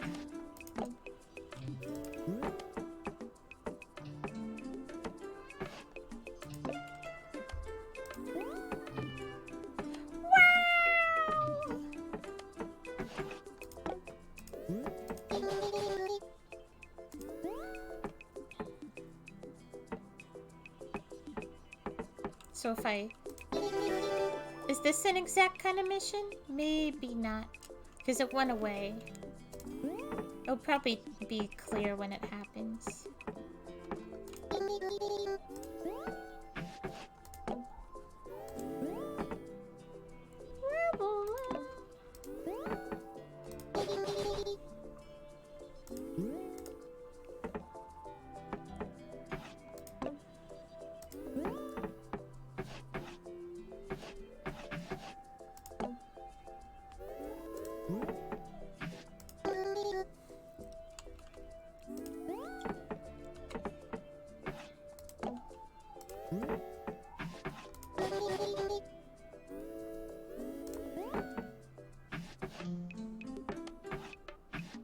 Wait, how do I...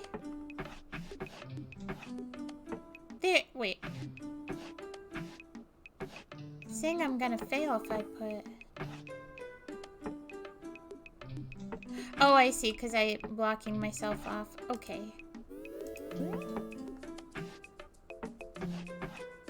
There we go. Then that. So much mountains. Oh, is that what the purple things are? I thought they were rocks, but that makes sense. Because this is a planet.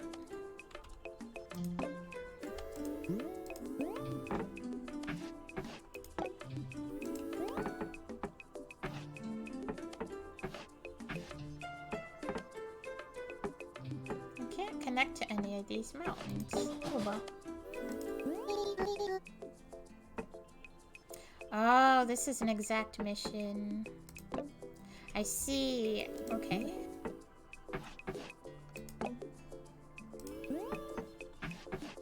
Yippee! Hi, Lily! Yeah!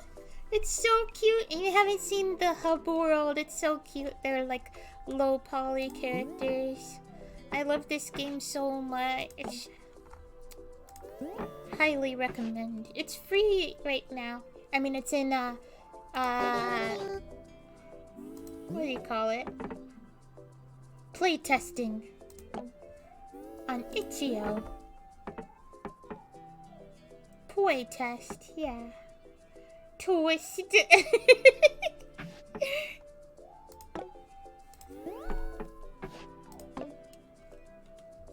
Itchy.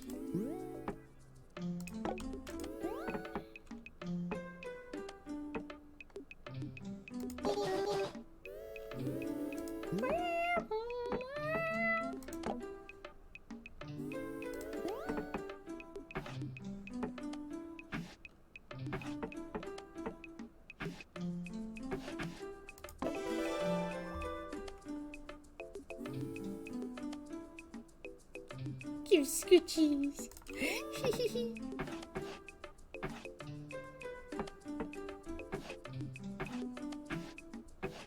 Wait, why is it red if I do that? Oh, because then I won't be able to... Yeah, okay, I got it.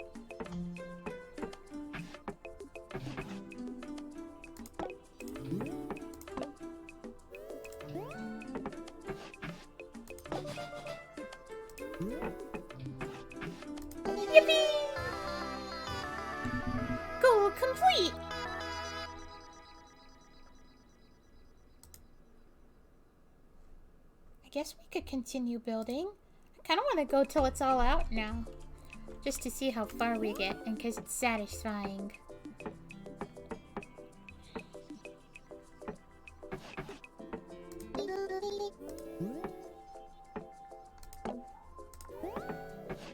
Oh, whoops, why'd I do that? I saw the X and I still did it. Oops.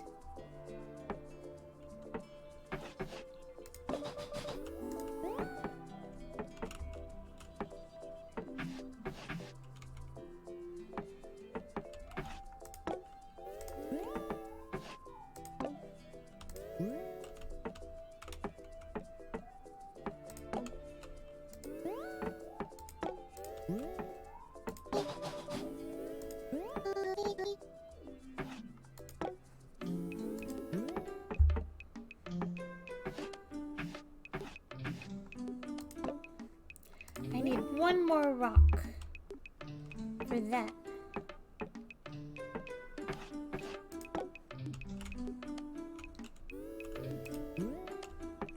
So I hope I find one with one.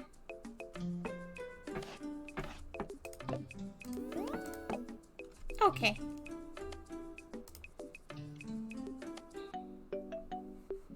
Meow. La la la la. Is everyone...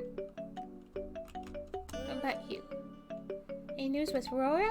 Oh, darling, I've been so engulfed fixing the finance department papers, I haven't been able to go fetch Rora yet. I have a very mechanically similar game, but it's a very different art style. Ooh! I'm curious what game that would be.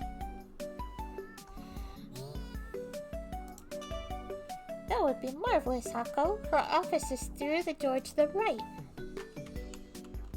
I'm assuming everyone's working.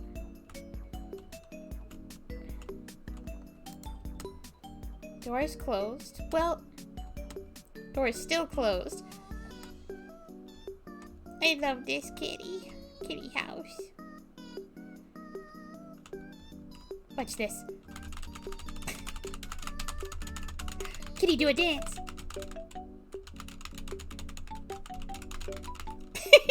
Stop doing that. I went to Rora's office, but the door is closed. Oh well. I'll go check later, darling.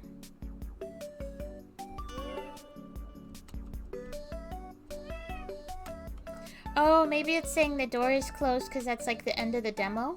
I just want to check the computer and see if there's anything new. There is something new! You know your stuff. Times for a new challenge. Do they mean to say it's time for a new challenge? Tiles with different heights. Ooh.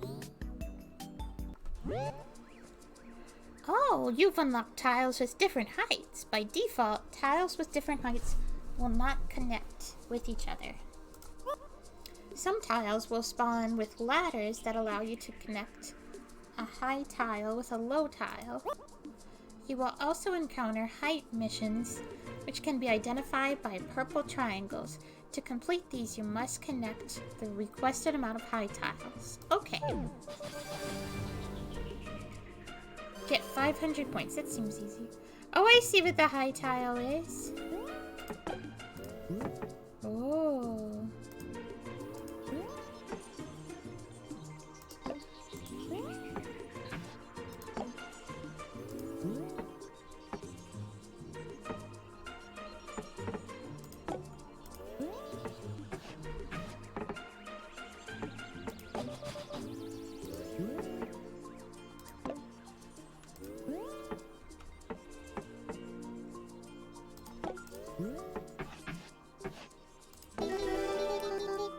We should go for a walk one of these days.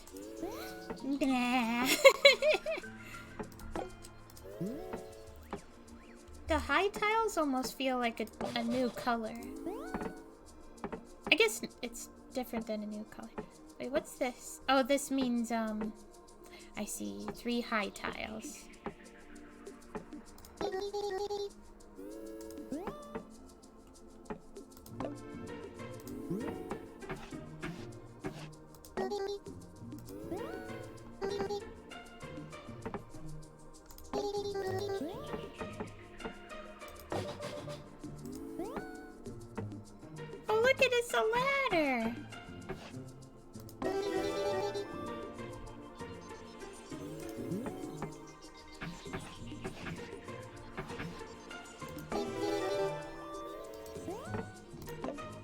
Oh, I put the ladder here, so I can't use it. Oh well.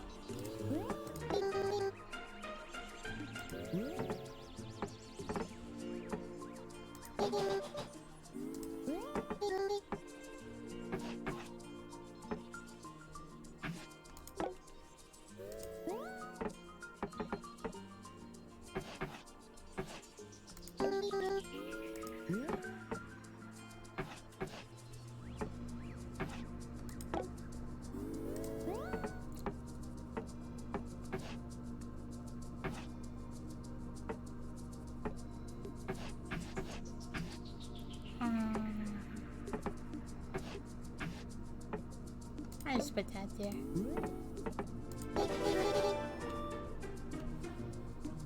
Had to go look for it. It's called Dorfomantic. Huh. I want to look it up.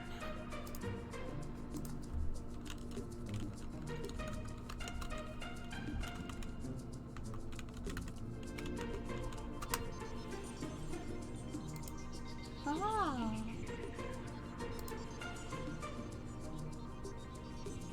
Interesting.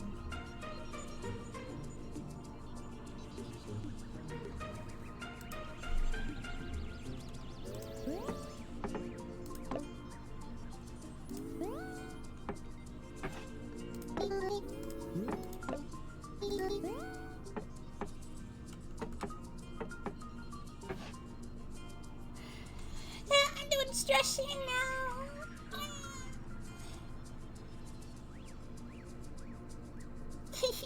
Thank you.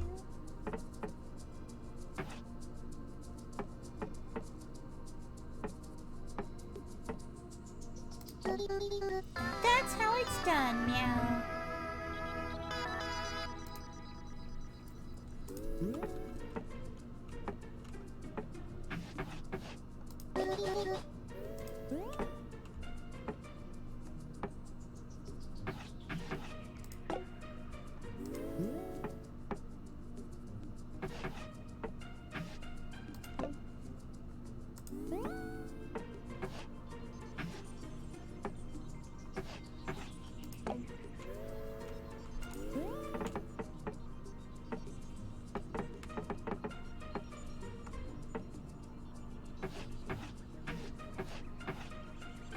Oh, right. Okay, I got it.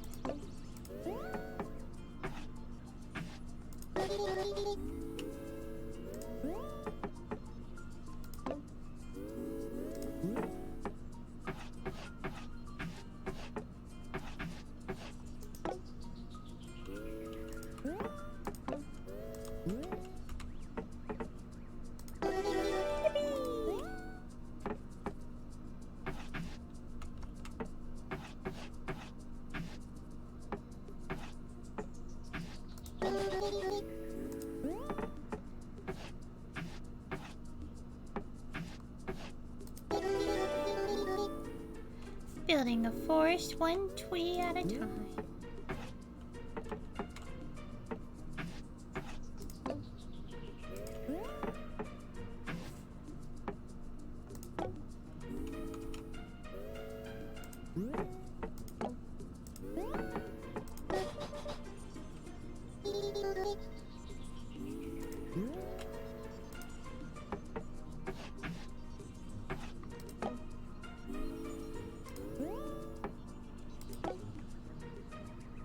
Sleepy wolf. Ah, good night, Apo. Thank you for coming.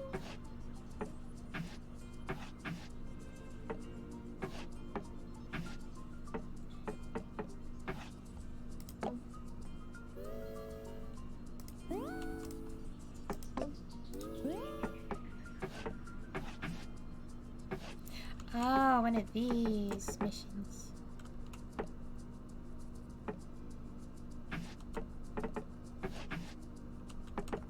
Let's see.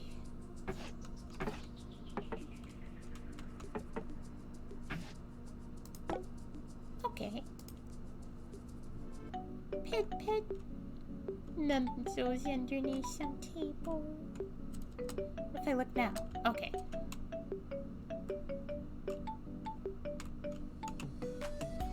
Oh, you're at your computer. I can talk to you now. Okay, Amy, we are not friends. Wow. I thought they were mean before. Okay, hello. Without italics. Hello. I know what you are doing, but I'll take it. Has someone called Brora? I did. She is busy dealing with some other problems at the moment, but she'll be here soon. I see. Do you think she'll be able to figure out what happened to the galaxy? Wow! Definitely. Whew. I still think you are the main suspect, so don't relax. It's just like a cocky thief who goes back to the scene of the crime. Now excuse me, I have to go back to work. Is there more Planet East? There is! Great job, that was tough. Here's a fun planet as your last task for today.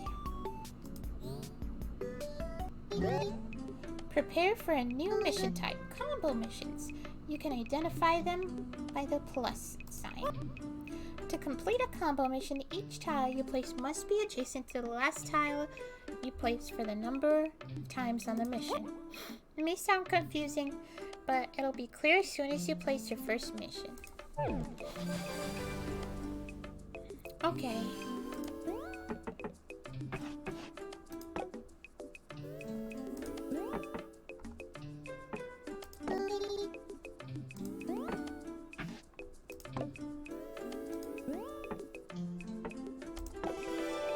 Do-do-do-do.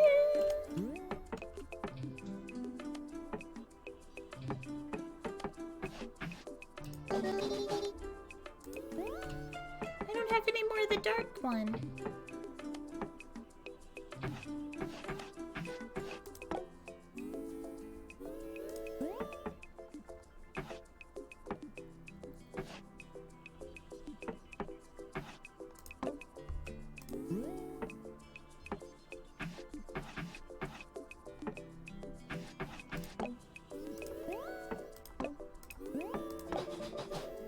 Where's the dark one? No, I need more, please.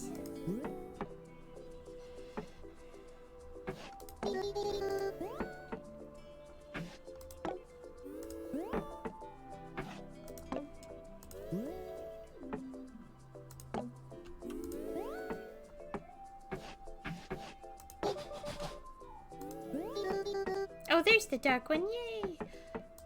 I was worried I messed something up somehow.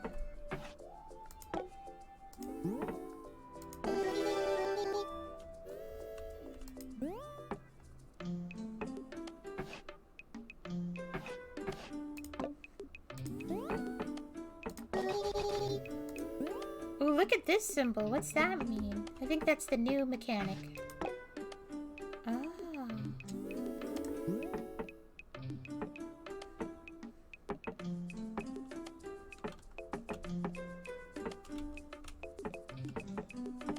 I won't be able to connect it to any of the ones I have. I have to start over here. Oh, what? What? Why did I fail this one? Oh. Okay.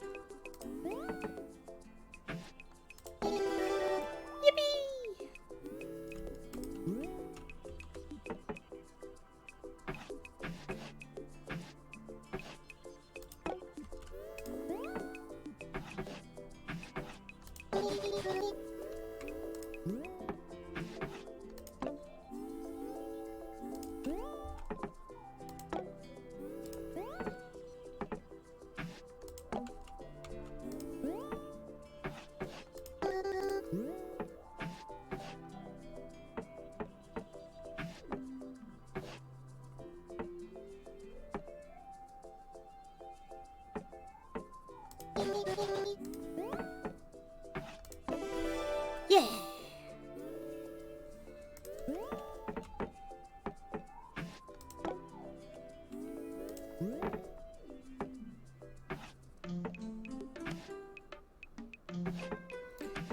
it's hard to see what I'm doing with the big bubbles being in the way.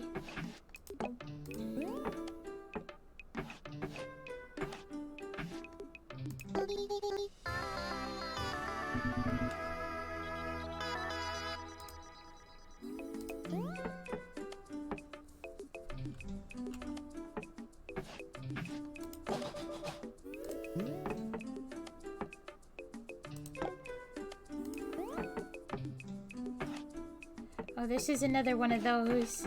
So hopefully I don't mess up this time. Is it saying like you have to put your things here?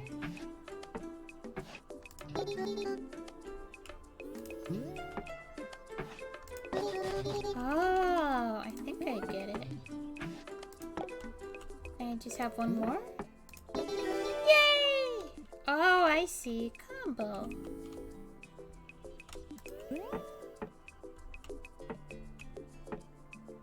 Oh, here's another combo. I thought this was the darkest one. Whoops.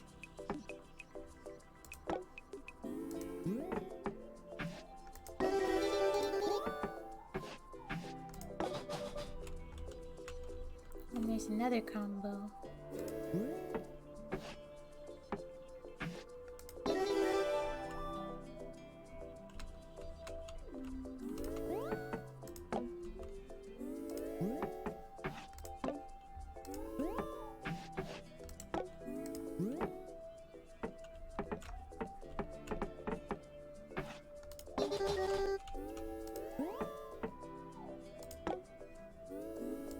Oh, 2 combos going at once. Oh, wow.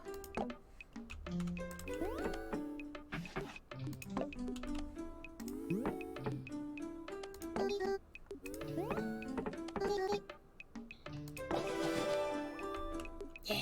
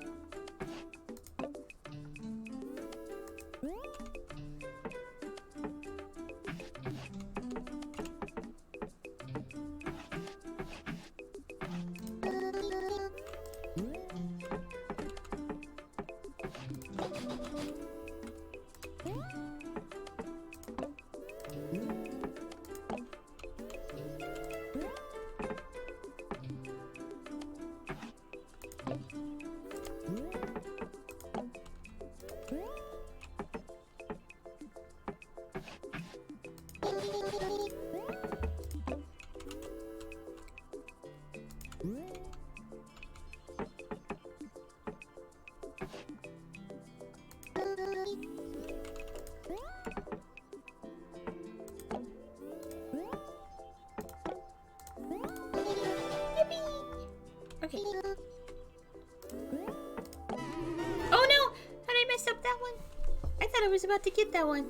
I should have not clicked. Have a good night, Snuggle. I hope this game goes well. Oh, thank you. I think I'm almost done with it. At least with of the playtesting version. Have a good night.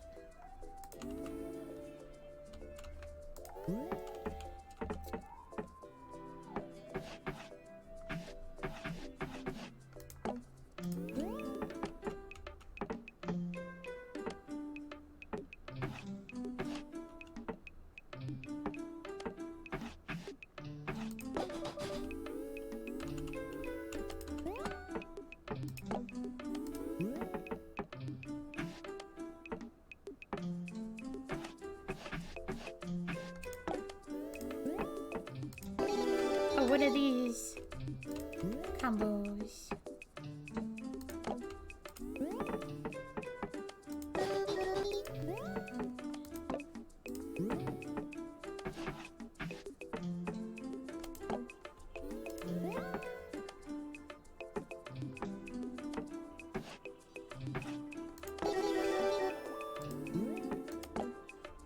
I keep getting combos. Oh, whoops, whoops. Well, I gotta pay attention.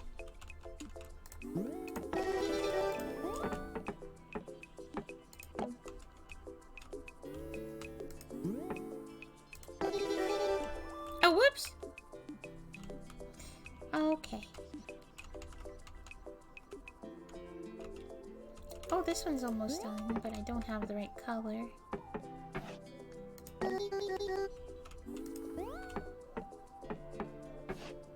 Another combo. Go like this.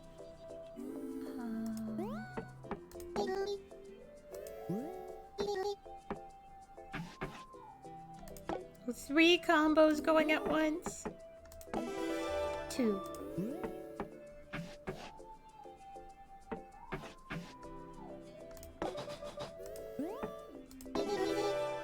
Oh, I should have put this over here. Oh.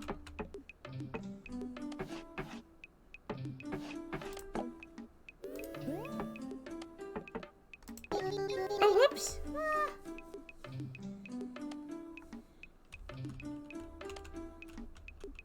Whoops, I didn't mean to rotate.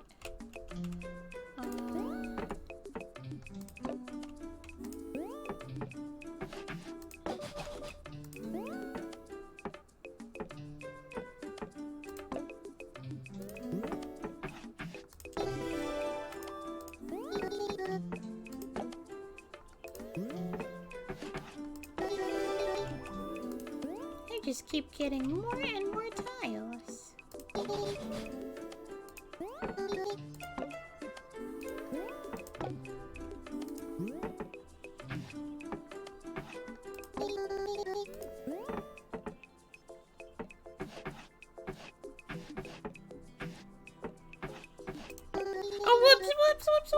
whoops. Didn't mean to do that. I keep clicking without looking. Been meaning to do that one.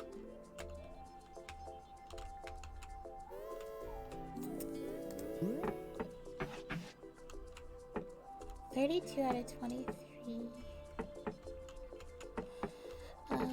Where's a place this could go that gets me close to the goal but not over?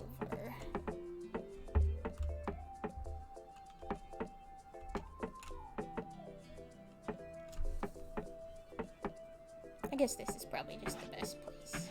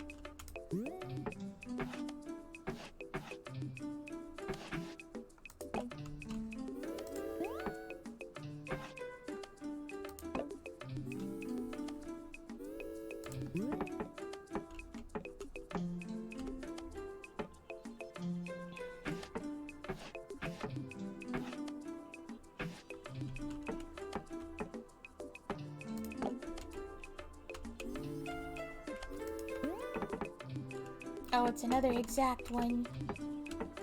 Let's see. Oh, this is a good place to have it.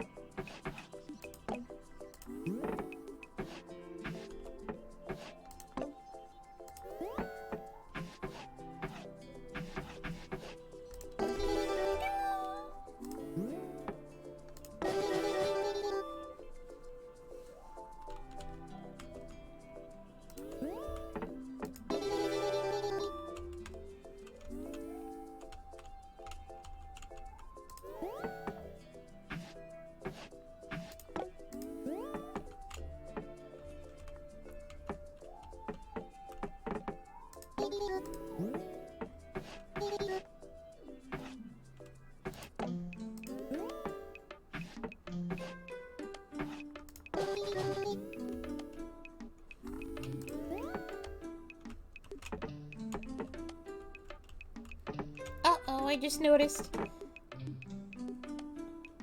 9/11.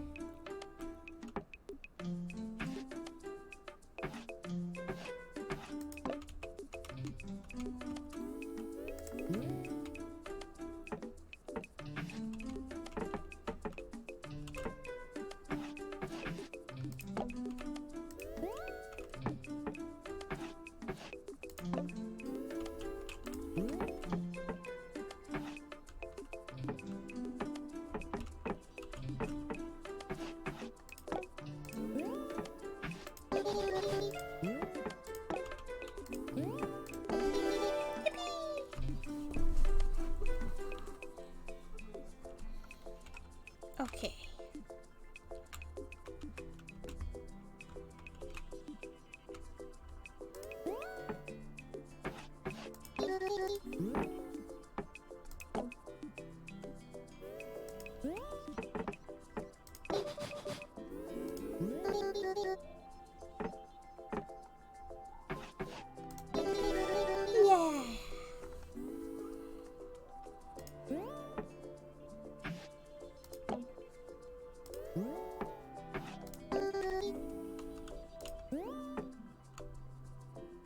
Oh, this is a combo.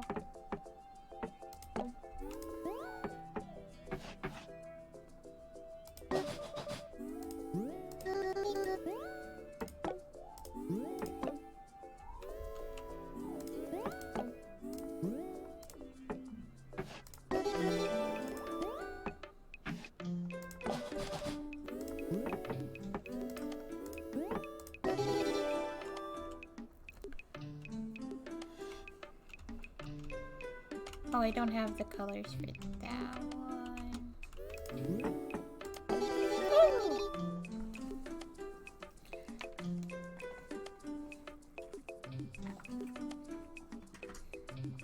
Oh wow, I'm at 30. Am I ever gonna run out?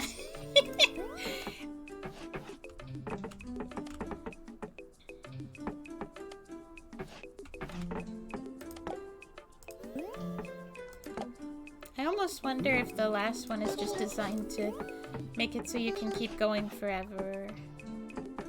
Oh,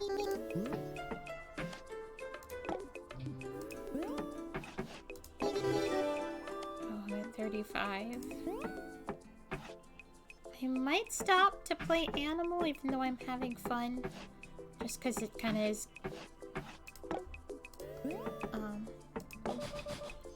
just kind of going on forever.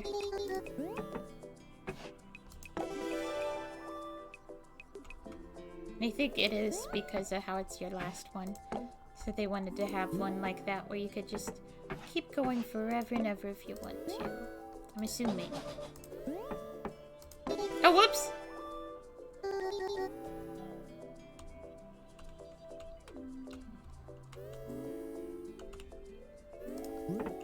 Oh yeah, I had this one up here. Yeah, I feel like my combo, or my, like, the tablets that I have left just keep going forever, but... And yet... It's like, I want to stop, and yet I'm not sure if I do.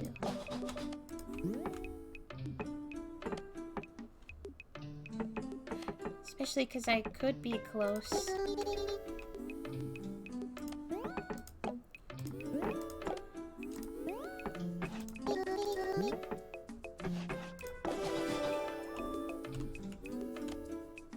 I think a lot of these missions are like higher. What do I want to say? It's getting to the point where I don't have as many missions that I can easily finish. So maybe it will be over soon. And isn't just gonna go on forever.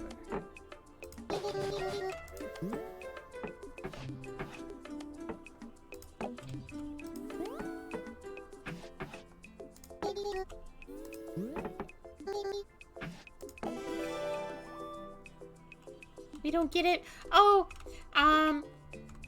it is kind of confusing looking, but I will tell you that the tutorial's really good. They what do I want to say? They add stuff on bit by bit and don't overwhelm you at all, which is nice. But yeah, if you're looking at it at this point, it does look overwhelming. So, like, there's all these missions that you got, and it's, like, this one's saying you need... I don't know if you can see my mouse on the screen. Yeah! Like, this is saying you need 34 tiles of this color to touch each other. Like, that.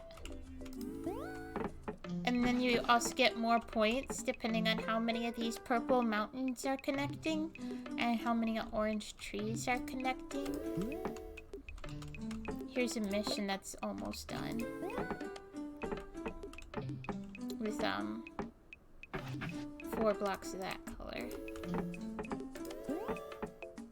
Oh, and then there's these combos where it's like you have to keep putting them on these highlighted tiles until they're run out. Whoa, 60! That's a big mission.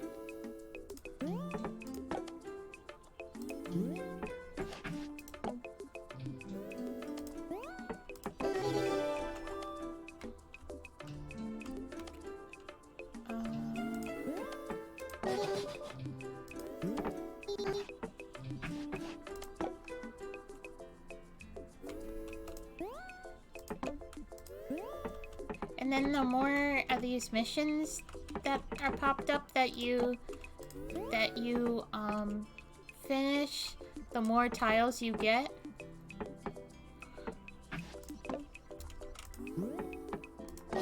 And I was like technically done with what I had to do to finish this puzzle like a long time ago. I just wanted to keep going to see how long the tiles last. And it seems like it's just going forever.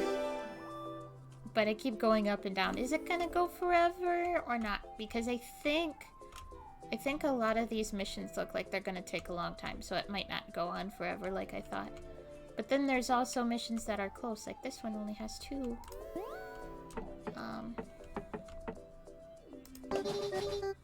Got 49 and 60. See, the longer you go, the missions are getting like more, like a lot more of what you need to beat them.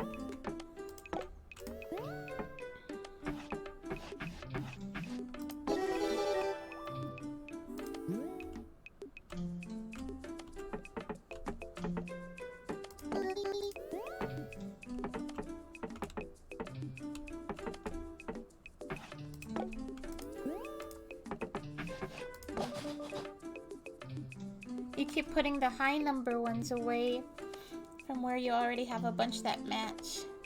Wait. Oh! Oops. Yeah, that's not helping, is it? I think I don't even realize it has a mission. Like, it shows you which ones are gonna have the mission, but I'm like focused on the color matching and stuff, and I don't realize there's a mission until after I set it down. So let me actually try to do better with this one. I don't know if we can really... Oh, here's how I knock out that one.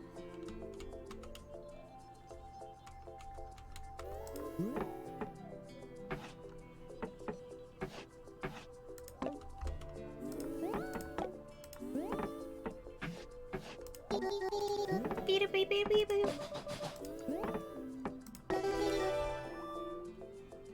You could be making things a bit easier on yourself. That's true.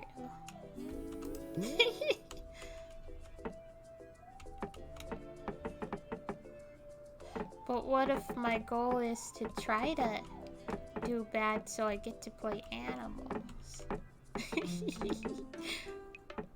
I'm just kidding. I'm not trying to do bad.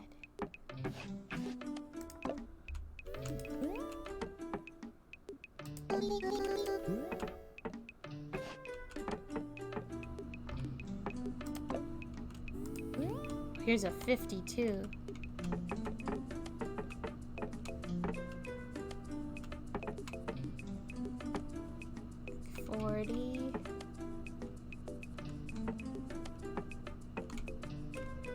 Ooh.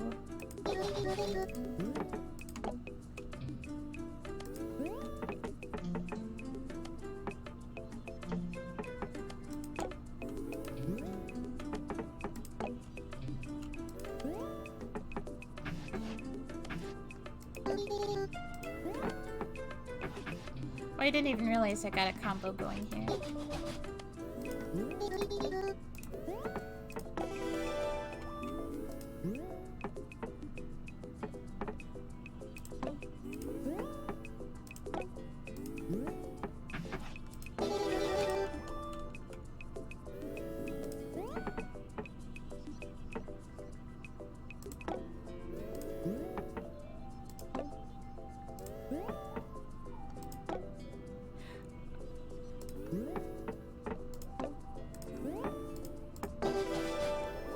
It goes on so long. Wait, no, I'm down to 20.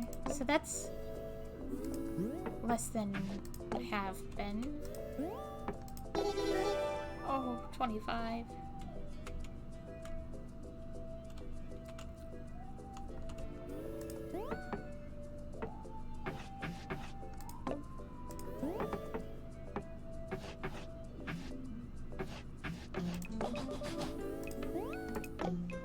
Oh, 3 combos. 4 combos going here.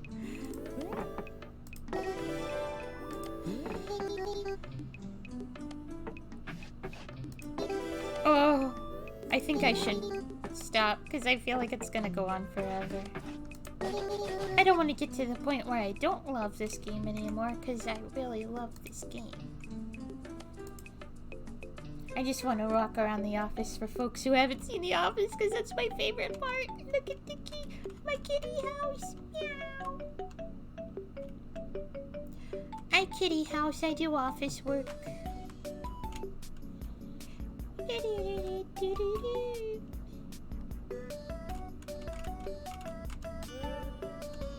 How have you been doing, dear? Great so far. Thanks for asking. Do you need anything else? Yes, I do. No, I'm okay. Good. If anything else pops up, I'm here. Oh, I love you. My favorite coworker. What if I say the other option? I need a hug. Yeah, this is my office. Where I make planets. Where are the snacks? There's a vending machine there if you get hungry, and a coffee one at the end of the hall. Wait, where is the vending machine? I see a water oh, can I interact with it? I guess I can't. Maybe later. He's so cute. I love this game so much. Such special game. I'm not sure if there's a way to exit out of the game, or if I have to force it to close. Maybe. That was so much fun. I'm gonna see if we can animal. But first I'm gonna be right back. I gotta go to the bathroom and maybe get another pizza slice.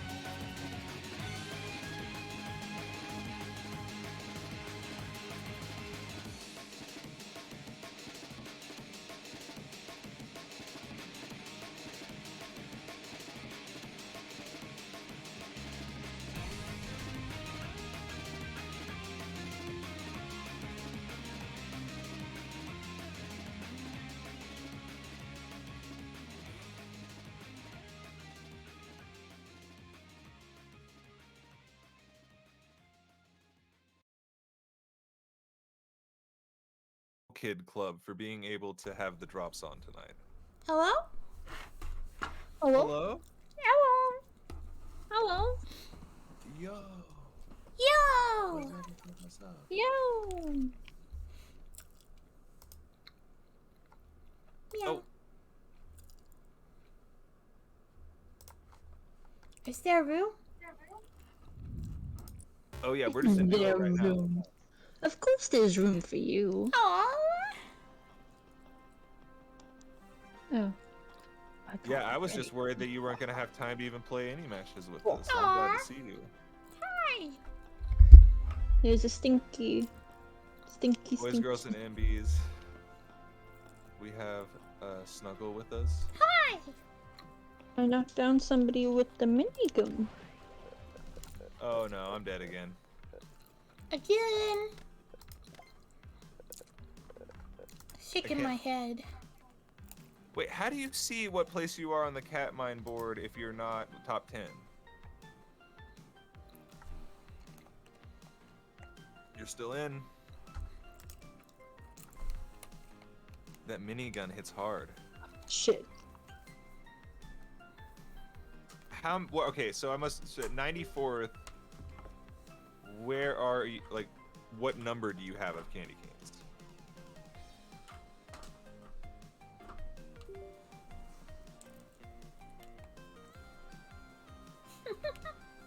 It is BE1U.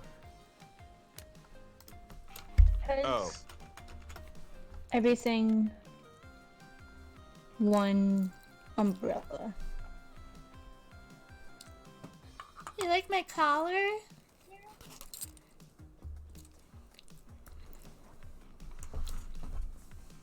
You like my collar?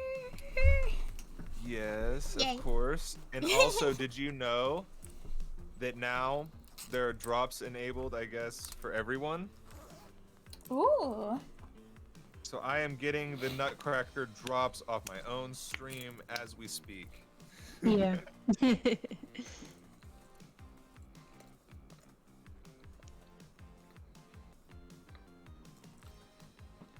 Also, does that mean so?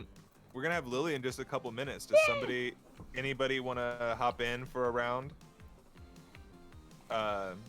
In the meantime, because we do have one open spot.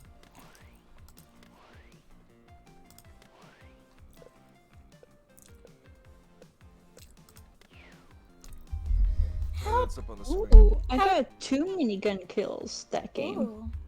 How did you get to be a band conductor? By watching the Twitch drop Oh. streams. Yeah.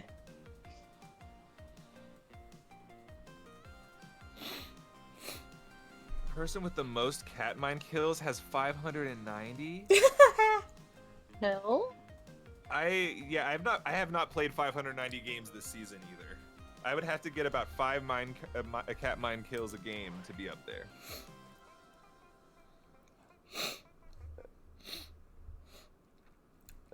So, as a good example of our friend Eel has got the Nutcracker drop, all 3 pieces of it, all in one image right there. But Yep. if you watch 3 hours of Super Animal Royale on, I guess anybody streaming it on Twitch right now, you get those 3 articles of clothing, the Nutcracker set, if you will. Wow. Yeah. So I've backed up a little bit on my anti-Nutcracker stance. Oh, just because you give them now? Yeah, exactly. Somehow that it just automatically did it for me. It pulled up on my chat, on my stream chat. It said, "Do you want to claim your drop?" I said, "Yeah." Yeah. And then Nice. it popped up in the game.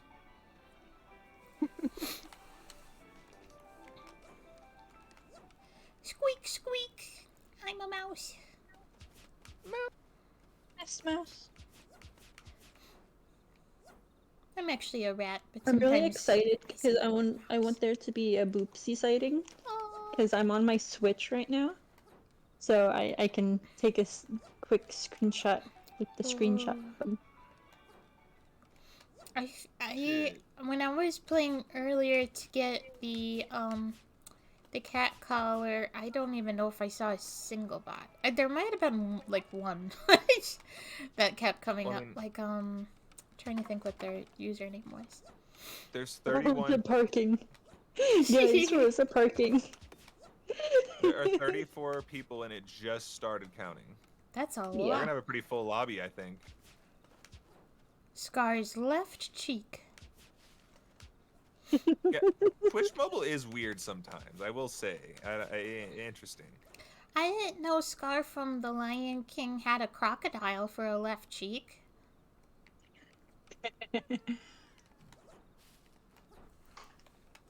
Yo, Sonic is here.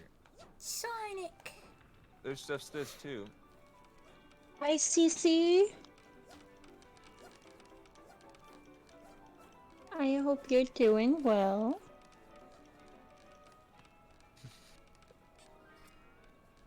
Hey, look, it's Steph Snitch. Chef Snitch? Yo, I guess we'll have to be butt king in the butt for the next few hours. What's up, but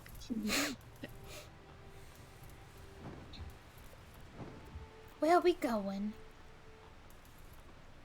home. Home? Where's home? The beaver. Oh, should we jump? I just jumped.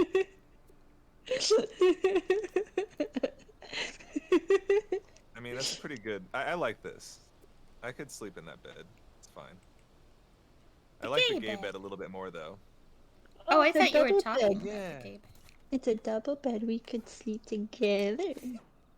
Aww. Colorful Cast says hi to everyone. Hi, everyone. Hi, everyone.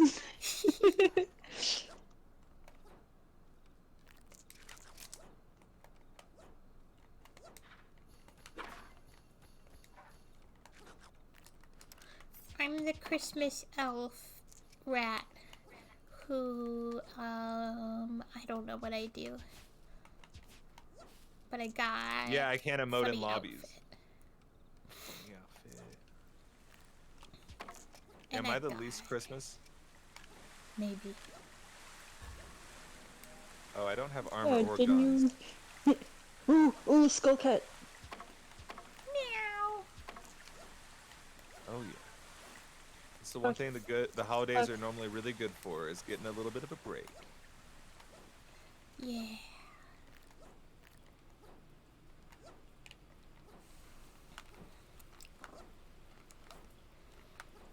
Oh. Oh. Do they make you work on Christmas Eve? We're open Christmas Eve, but Saturday is a day we ask off, so we have it off by nice. default. Ouchie. Some places will close early for Christmas Eve, but some Yeah. places don't. They do close early too. I think they close at 9. And they usually close at 12. Oh, yours closes early then. Yeah. I don't know about ours. I just know that we got that day off, so. Oh no.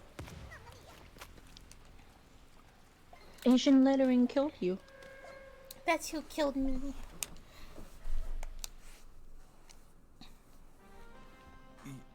Yeah, to be honest, I'm surprised that Xbox let my name be gay too, but I'm here for it. They let me do it. I'm gonna own it.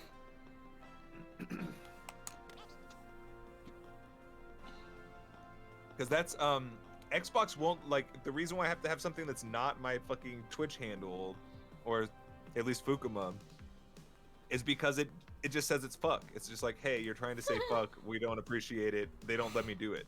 It's not an approved username.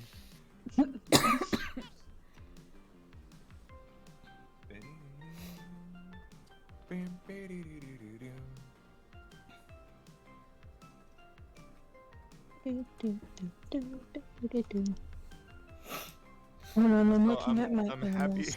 they at least didn't take Gay Frog away from me. That's the one Yeah. fucking thing. They can take my actual literal birth name away from me, but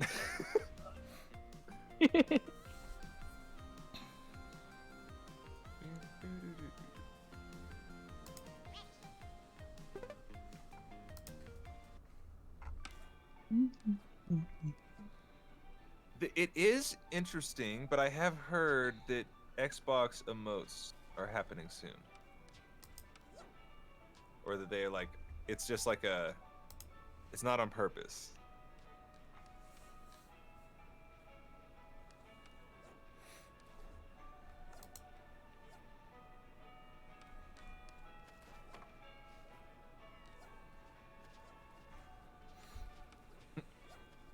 Unless it's like literally just like people who have Xboxes are so toxic they should not be allowed to emote.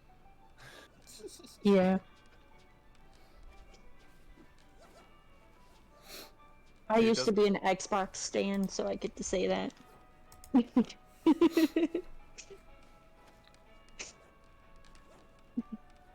It's 1000% that.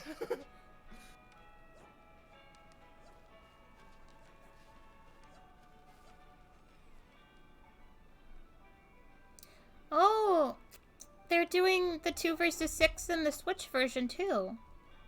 Right now? I think so, because it says 4 p.m. and on December 23rd Japanese time, and it's already past 4 p.m. It's almost 5 p.m.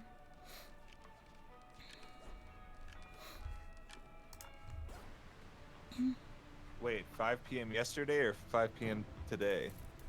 Tomorrow. Or, well, I guess today, because it's after midnight.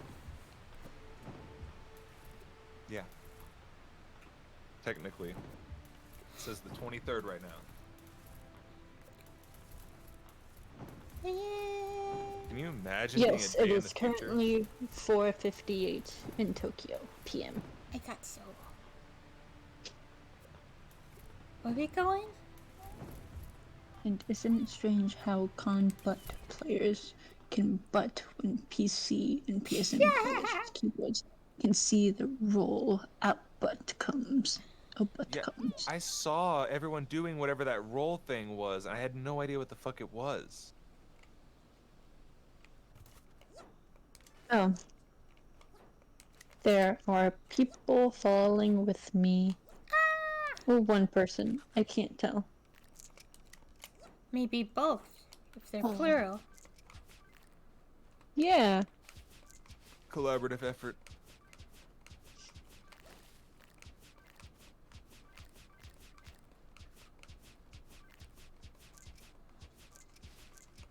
God. Why do seeing emus scare the fuck out of us? Because the emus are just really big. How are you not supposed to get scared of like this huge thing running at you? Yeah. It seems like a squad of people running at you instead of just a person. Yeah. No. Get the thing. I keep getting candy canes and cat mines out of habit, but I don't have to do either of those things anymore. You go Oh, for the I'm stuck reward. on the island. I'm stuck on the island. No, I'm not.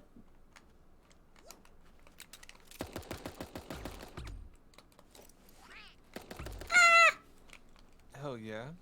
Oh no. Well, if you at work, I hope you have a...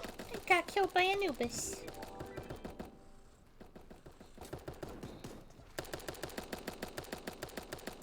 Oh, they shot me with the poison.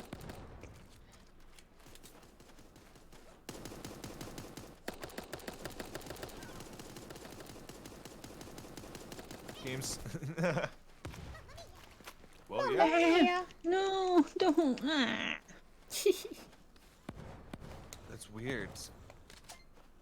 You did. Must have been a cheetah.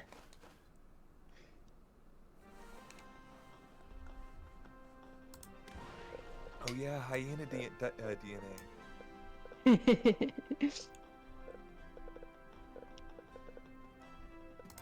Oh, I'm one away from Super Flaming Wolf. Yeah, Will went away from Super Pigeon. Ooh. Super pigeon. Beautiful.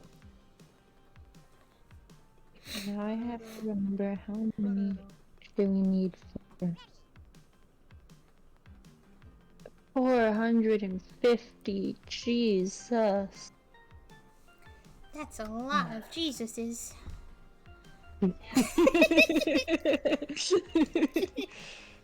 I mean, you're not wrong.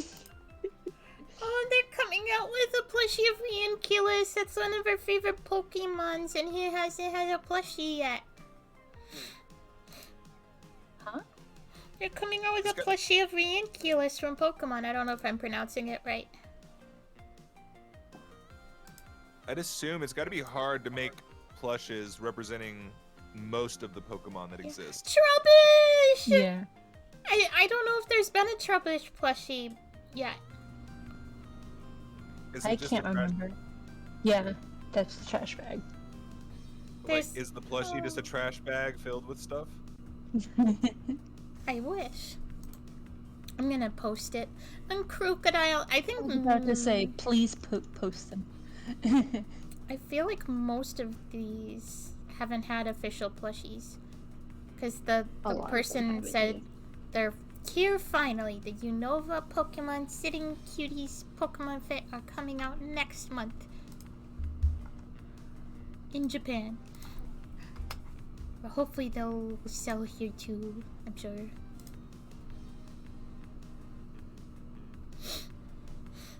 Switching through your guns. I see. Ooh, I like the snowflake one. Yeah, it's one of the legacy we just got. Look at all the plushies. So many. Wow. Whoa.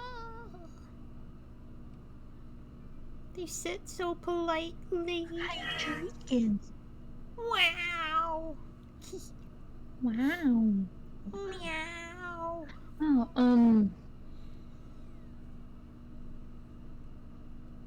Oh, what is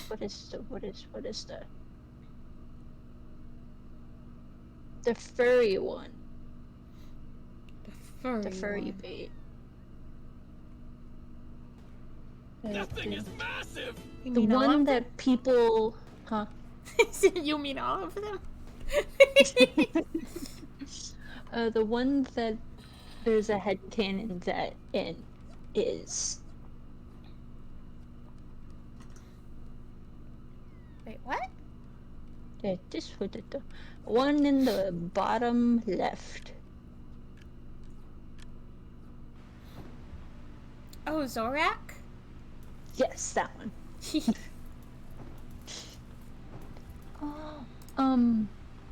I'm just gonna ignore trying to say what they are, because I know them. I just can't remember their name just off the top of my head right now. Someone said, "Is there gonna be a Sandile?"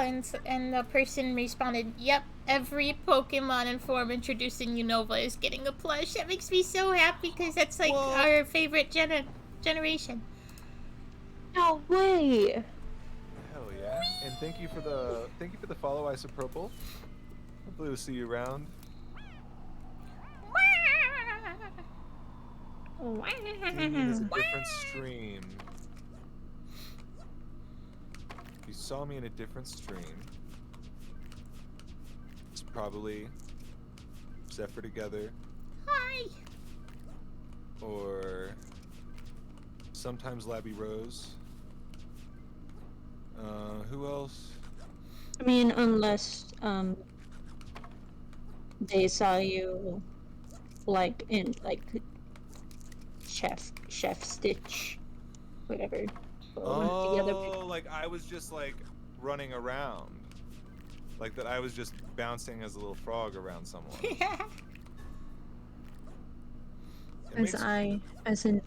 But you typed in chat. Hey, who ate my speedy mushroom? Oh yeah, then if you talk about people I've typed in chat for, then that changes things. I'll have you a report, a list by morning. No, they won't.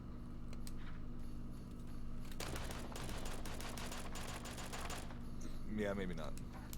By morning, when it's morning, I'll be going to sleep. Yeah.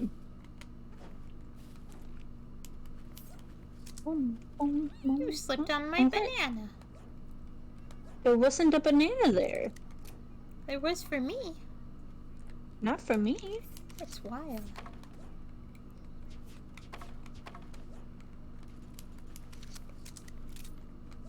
Oh, baby sloth! Oh, Just baby glitched an extra fox. banana into your universe. Where they at? Where they at? A video swaff. Hi, swaff. Swaff? Swaff.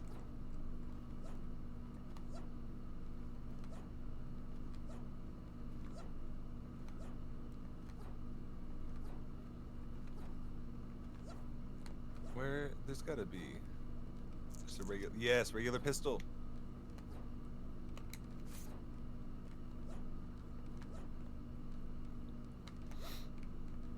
Uh-oh, banana!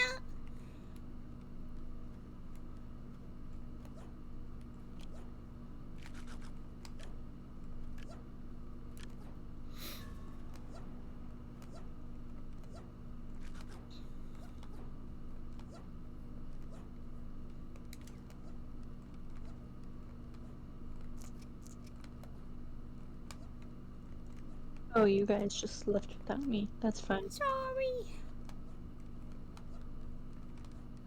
Ooh, there's snorkels right here.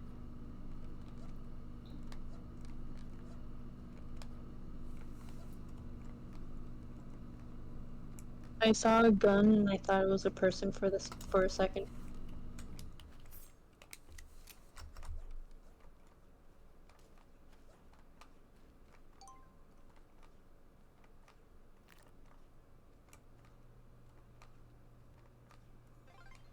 Yeah. Yeah. I got creep rolls completed. For a daily. I didn't even know that was a thing. Ah! No! Whoa. That happened so fast! Ah, Sarah! Oh wait, there's another. Okay, I missed.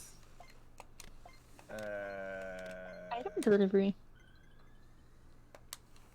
Pizza box great stone. Mamma mia! Oh! I got the froggy! Look at the baby on my head. Yeah.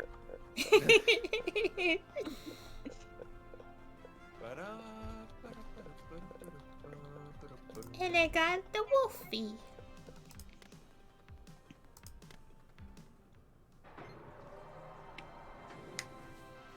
That's so loud. What's loud? Oh, the music stuff on Fuki's stream. Oh. The pizza time. That was so loud. What is... Fiona wanted That's me the to put the control. super flaming wolf on their character. Her character. Whoa. Okay.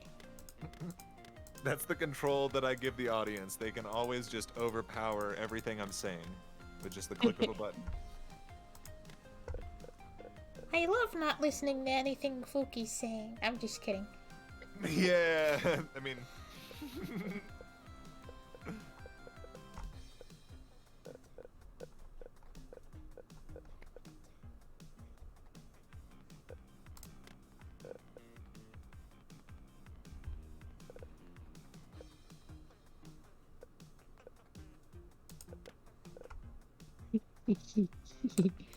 Such a soft clap on my end. Yeah. Foggy. Yay! I don't have it. No, if I have For if I ever get a shame. frog pet, Double frog. then I can have Maybe 3 a frogs. super frog. Fuki's Super, already super, a super super frog. Did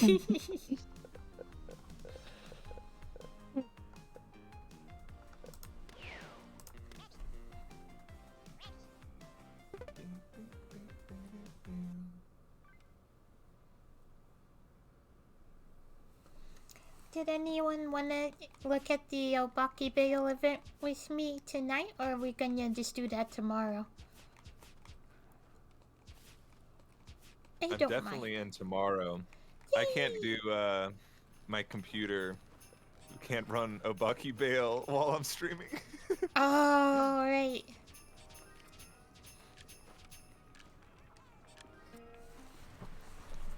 I forgot that. I'm used to having such a buff computer. Not to brag.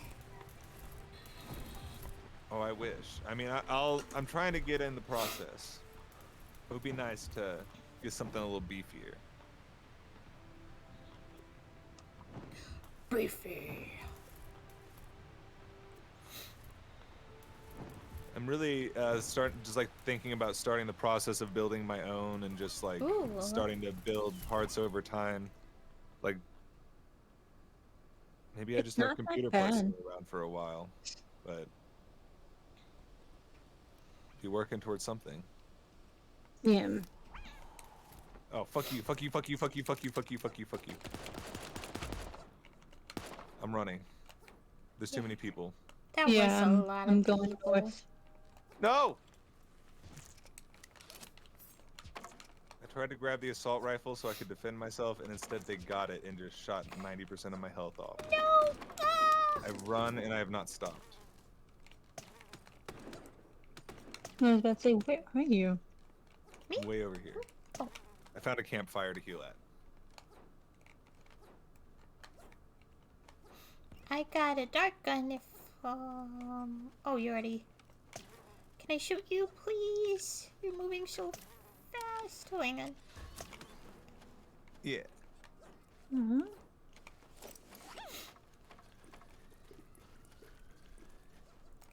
Squeak.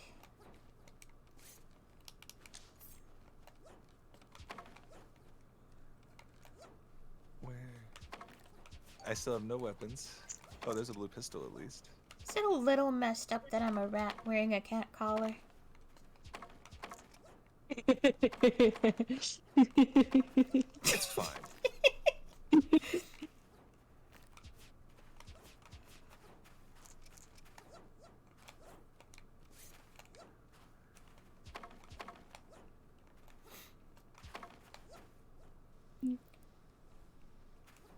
I need to find some cat mines, to be honest. I also need the hamster I balls have with my one. jewelry.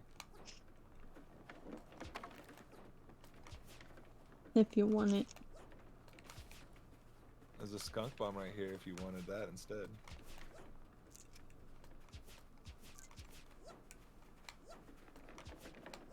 I'm finally free Oh. of cat mine.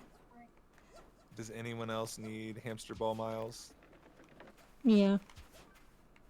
Probably. There's also level 2 armor right here. Do you want to replace yours? I was looking for tape, but yeah. Here's some tape.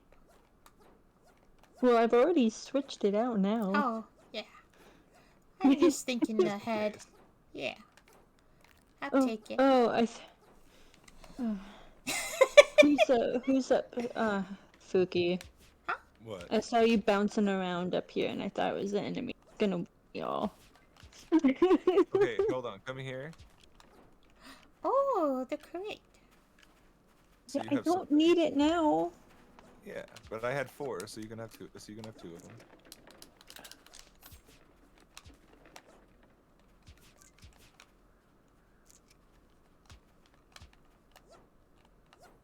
Yep. Yep.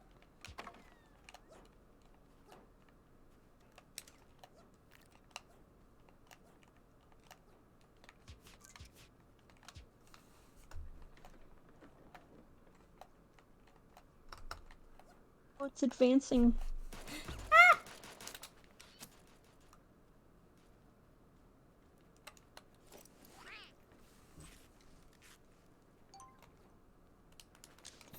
someone over here.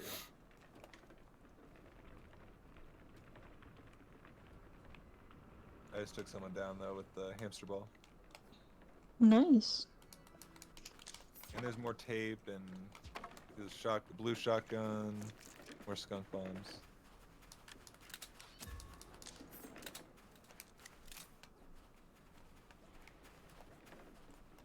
There's someone coming down here. By the way. Aha! I got him. Slumbery Bug. That's such a cute name. I'm so glad I got to kill you so I could see your name. Oh no. Oh no! Ah!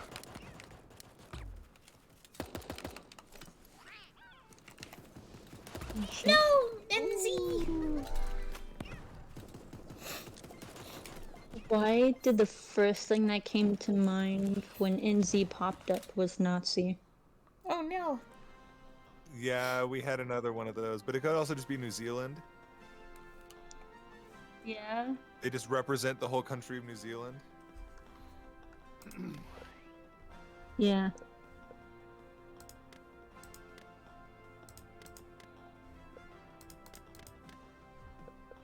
I didn't even think about that. You can report that. There was definitely somebody who was trying to do a little clever little Nazi joke, and we could have totally probably reported that. You're like, nah, dude, that's not chill.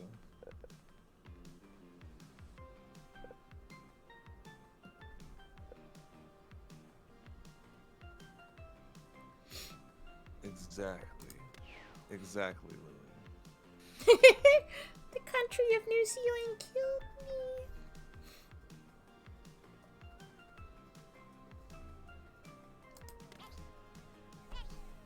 Money. I think we're gonna take a break for now. Okay. Because the small text and everything on the screen is. Oh, you're playing on Switch handheld right now, huh? Yeah. That's an interesting experience. Because we don't have the TV to connect it to or anything down here, but we have to watch the dogs, so. Which I'm still upset at. Having to come home to that. Stinky butts. Stinky butts.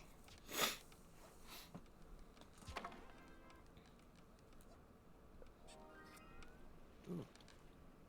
What's my emote button? There we go. Oh yeah, you've got the T-pose now too. Next animal we want to save for is pink hedgehog for Rosie. Oh, that is a good one. I wish it was more pink, but it's pink enough.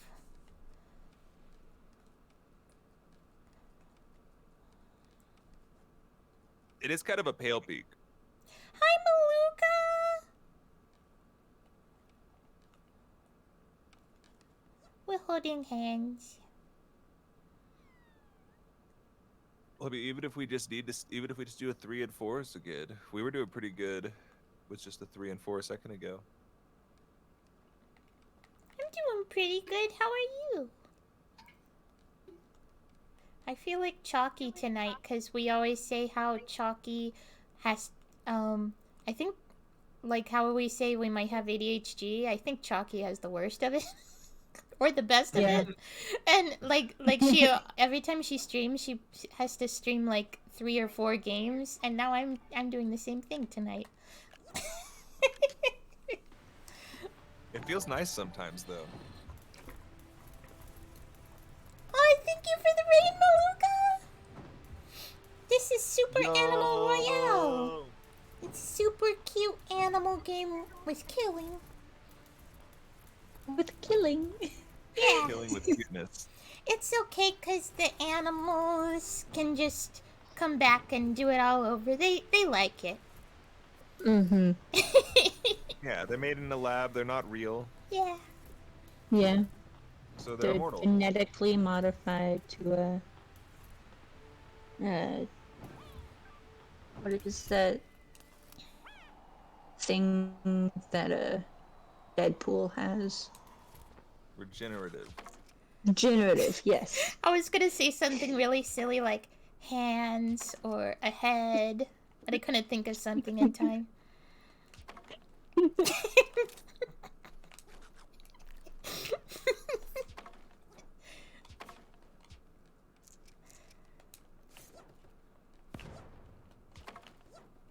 Oh no, there's so much action happening. No, not action. Oh, I see someone. Someone in the house trying to heal, and then they get down by me. Oh no, their teammate. There's a lot of people around. I got them and their teammate, but then I think a third teammate came out, and I don't know if they went away. Oh, they're in the house. Ah! Ah! Stay down this time. I think they know I'm in here.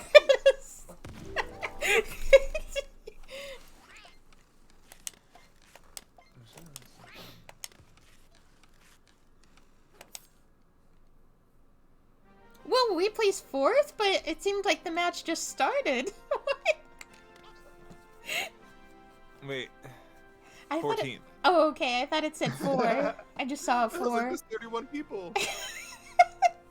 It's just one really big squad. Oh, should we change to duos? Oh, I thought we were in duos. Yeah, I thought it would just automatically switch us over, but I guess not. No, they wanted to be difficult.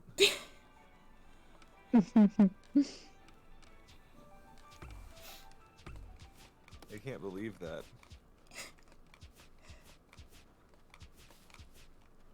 Squeak! Squeak! Ba-da-ba-dum, ba-da-da-dum, bum. Officially. Twitch drops. Twitch drops for everyone. Link your accounts, get your nutcracker. So all you gotta do is just watch stream, or is there anything else you gotta do? You just have to watch stream for 3 hours. 3 hours. 1 hour each piece. Okay. And you can watch it now and then link your account and stuff later. It doesn't have to be exactly like link then watch. So like, oh, there's Lily. If you see, like if you see someone streaming a game you want to play and there's drops, then you can just watch them, and then if you get the game, you can just connect your account and then you'll automatically get it.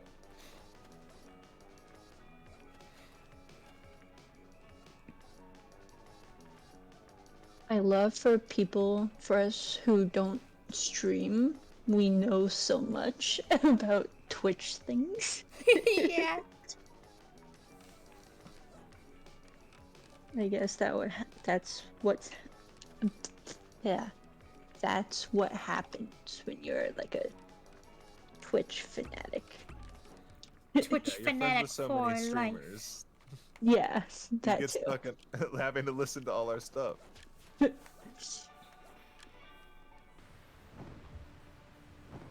Yeah, our ex-wife, like we helped her start streaming and everything. So it's like, yeah, we started knowing a lot of things really quickly. Or where we go drop? Pyramid. Pyramid. Pyramid. Need pyramid? I don't know.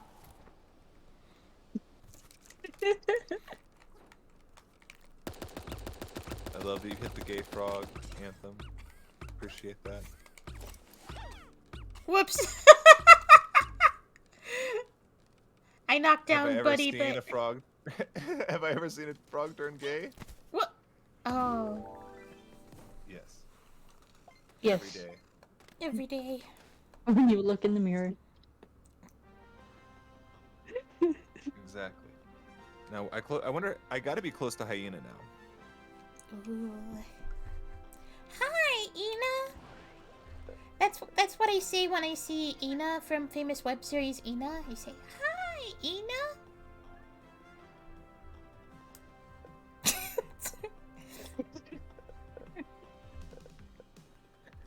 All right, one more magnet for Hyena. Nice.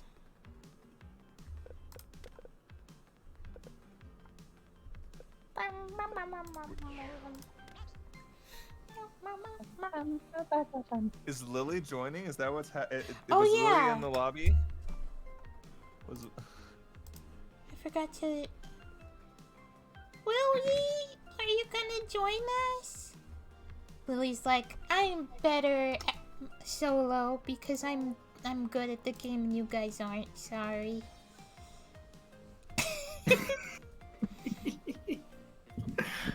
Yeah, I heard you. Hi. Hi. When did you come in? Just now. Oh. Yeah. I was about to say, I didn't hear a notification for it, this thing. Streamer mode.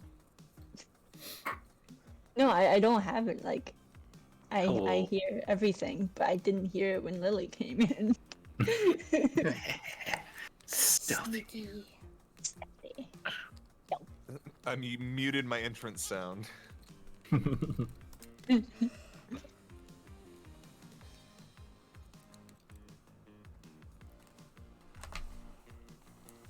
I have all my Badger. Hi, Badger. Badger. Yeah. Much Badger. Hi, Badger. We could have. Oh. Oh, I think they were trying to join in or catch my attention to get me to see that they asked if they could join. Oh, that's funny. Well, I'm like, you can definitely hop in a few rounds. I'm sure that I know Eel was saying they were taking a break. I don't know if they're trying to get back in at some point, but At some point, yeah. At least until then. We need to figure out what we can do for it.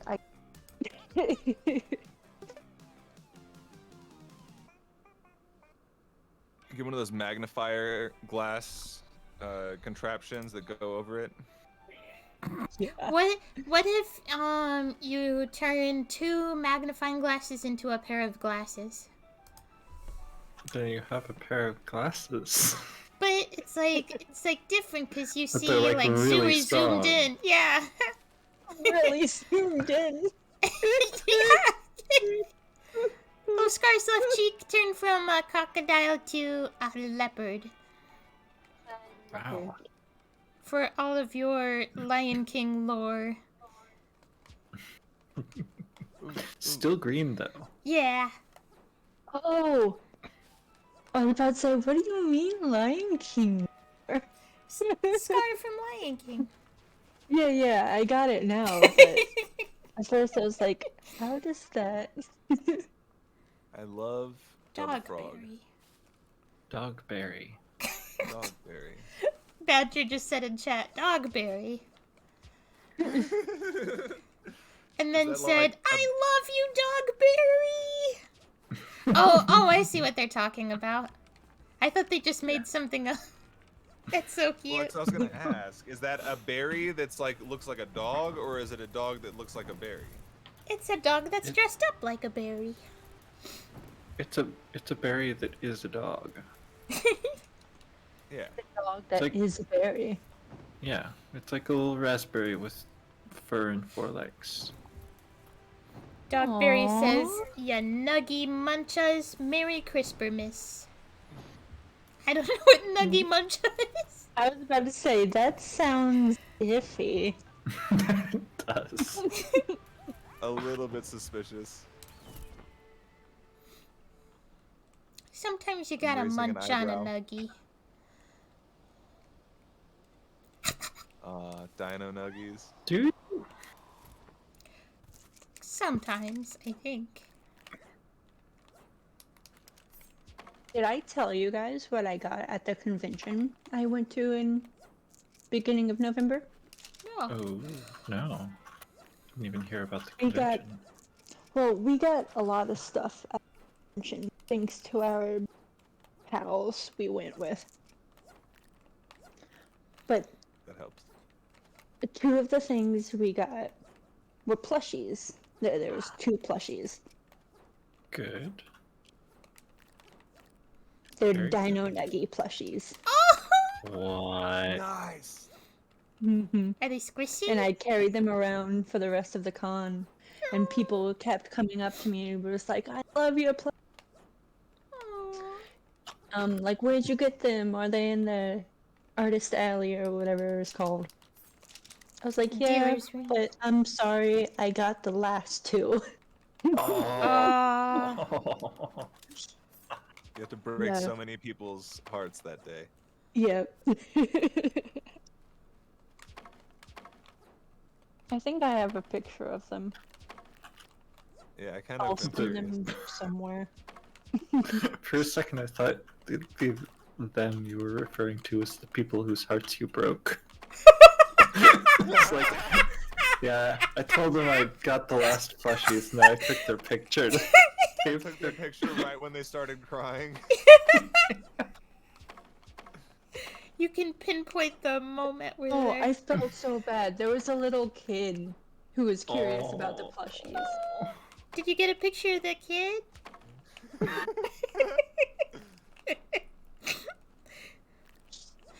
I only want to see it if you waited until they cried.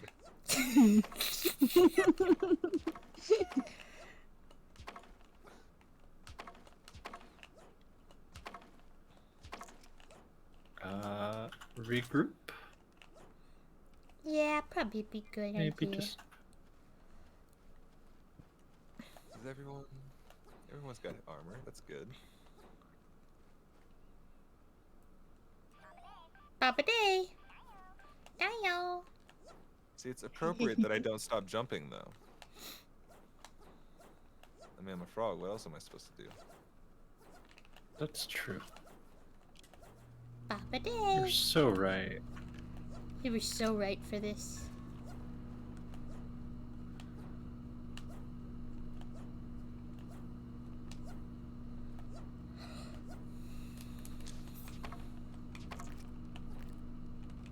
Oh, I'm so sorry.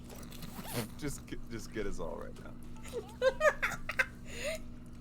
There's another armor over here. Oh wait, you've got level 3, don't you? Yeah.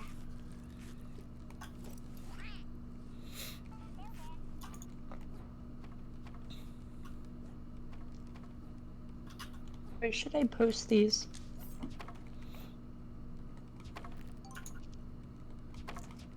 Wait, hold on. I was thinking about that. Ooh, plushie channel? So Actually, I I'm would shocked love you that. don't have a plushie channel. Shock. Like a plushie channel or just a general like cuteness overload channel?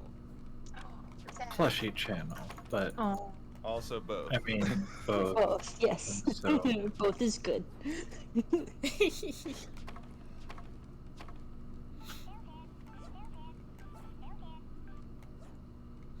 Oh, I see.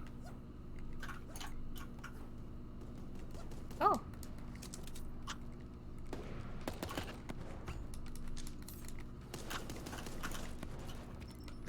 Alright, problem solved. Hey, where was that armor? Oh, hello.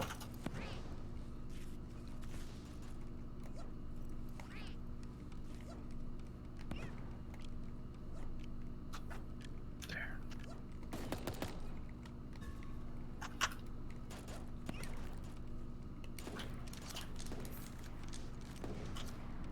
Smelly. Oh.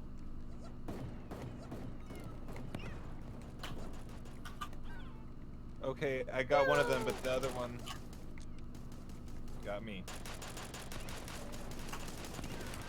Ah, stop Oh, moving! no. I was You got trying to me revive too. you. Oh, the Oh, stink no, is so Smoke. fast. It's so painful. I believe in you.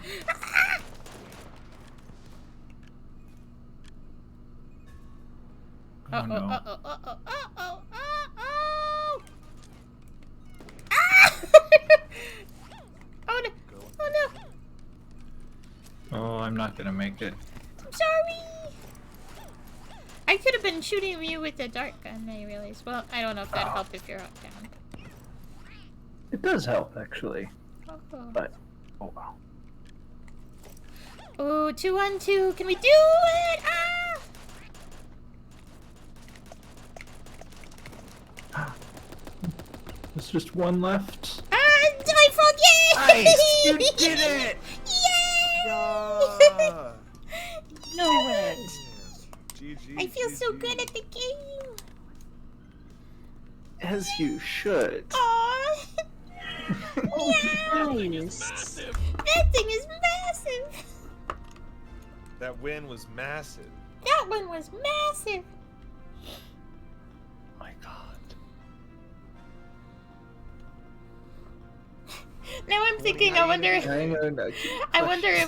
if we should change the make an edit of that to say that win was massive, because you know he says win a lot in the show, so you definitely could do that. Yeah. That win was massive. I'll be right back. I want to refill my water, but you can ready up.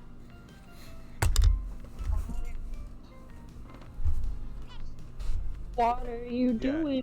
In general, if anybody needs that done, Hey, yo, just send me 2 clips.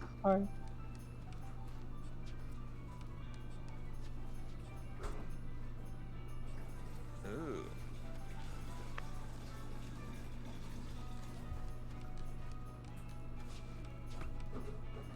That's good to see. They're probably trying to get the drops.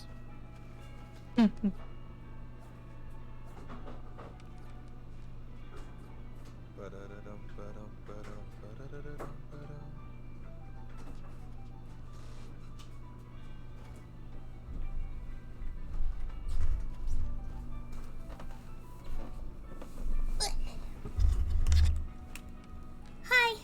I was about to say, what was that? What was what? There was a noise. Whose noise was that? Was it me sitting down and going? Yes. Oh, Yes, it was. Tony. Protect the queen? Who's the queen? Oh. Shucks. Oh. I was gonna say I'm not a girl, but I am a demi-girl, so I guess queen is fitting, I think. Thank you.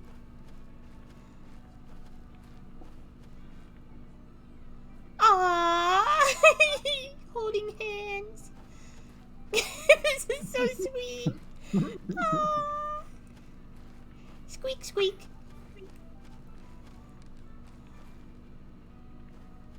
Aww. Aww.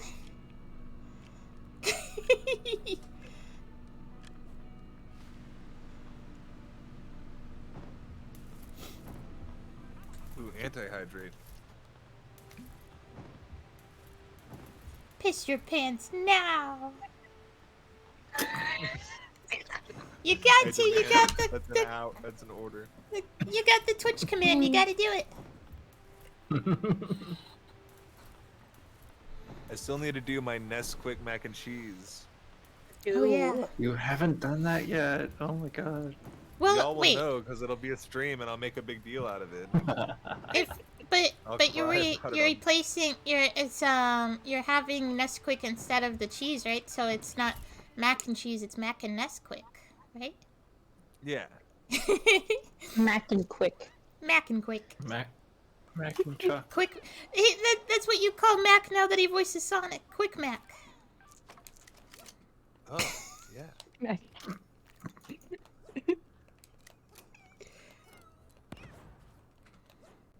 Oh, I'm but dying. Definitely. I can't determine on whether or not I think it'll end up being okay. What would be My okay? roommate's now wanting to make me random recipes Oh. for me to try. My mind was just on Sonic Prime, so I was like, it'll be okay. It's a good show. Yeah, it's good. We just finished it today, actually. Oh, I was actually gonna ask when are you planning to watch the rest of it with us? Saturday night, right? Yeah. Yeah. Okay. And there's only 4 episodes, so coming I up, think so you better an hour and a get That's half. not party gonna. started. Yeah, it's not gonna take very long. And it's Get- gonna either be before or after Super Animal Royale tonight that I will be hosting. Ooh. I'm pumped. Get the watch party started on a Saturday night. I'm dead. Christmas Eve. Snuggle, I love you.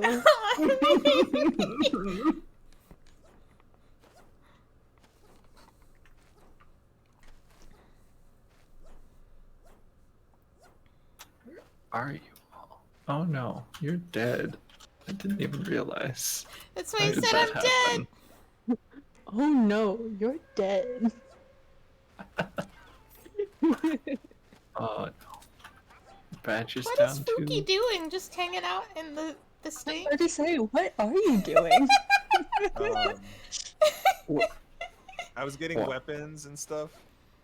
There was a blue Uh-huh. SMG I wanted. Mm-hmm. And so I've just been stuck here. It'll be fine. Will it? I was just about to say, will it? As long as it doesn't start moving before I get there, I'll be fine. I thought you were gonna say as long as it doesn't start raining bananas. Oh shit. My one weakness. Oh no, but that's not good. Fine, you got this. I think Number when 1. when the bananas hit the ground, they should just stay there and become hazards. I think it would be really funny because of how many there are. Really funny. Just be like, okay, and nobody gets to move now. Or Everyone maybe just stand still and shoot from where you are. maybe just add a random chance for the banana rain to do that, so it like shocks you when it happens. Oh, Badger says, Fukuma, you can win this. Yeah. I like how Fukuma, Wish I you could can see that. is in all caps, and then Caps. win this is in lowercase. Fukuma, you can't win this. Maybe. Number 1. Oh, no. Oh. Not Mamma quite. mia. Number 1. Yeah. 17 people are better than me right now. Hey, Aw. no, I was only off by 1 digit. Yeah. Add a 0, and we're good to go. Zeros don't count. They're not a real number, anyways. Yeah, you can't divide by it. I don't count it. You don't say it when you count, so it doesn't count. Yeah, it's not counted. Not countable. I don't know. Unless you're a computer engineer. Yeah, I then was you just do gonna start say. at 0. I was thinking about that. I don't like that. It's dumb. Why'd they do that? Was it a prank? It was a prank. They knew that. The worst prank. Watermelon skunk is so pretty. Yeah. All those off by 1 errors. I weep. Oh. I think the most complicated I got into my computer programming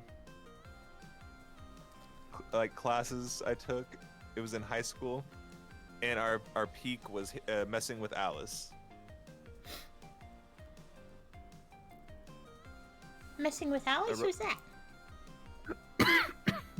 It probably doesn't. It probably is not relevant anymore. But it was just like a little. I guess it's very basic engine you could make things in. Uh-huh. You made like little animation things, and you could look into the actual individual lines of code within it. I thought you were like, the farthest I got in computer programming was I had this classmate named Alice and I was messing with him.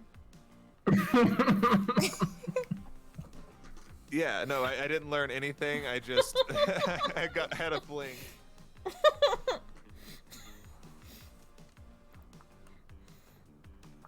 Oh, look at Badger's like snow pigeon holiday getup. I didn't mean like a fling. I meant like you took something you learned to mess with someone, like how we learned how you can go to like any website and then go in like the code, like pull up on like your browser the text, the editor thingy, and then you can just like change stuff on what the website looks like. Like it won't affect the website, but it'll affect what it looks like on your computer. And you just call someone over and be like, "Hey, look at how Target they changed to blue."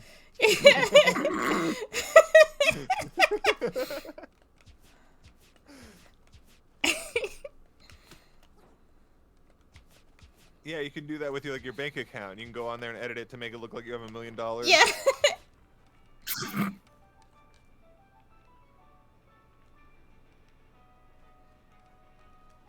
Boopsie! Boopsie's got a very beautiful dress on this lovely evening.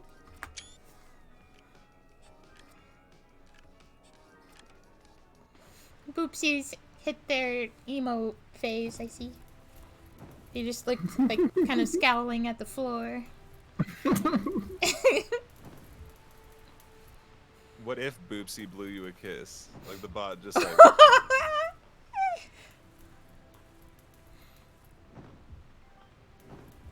I think when bots spawn in, they should be able to like do any random emote.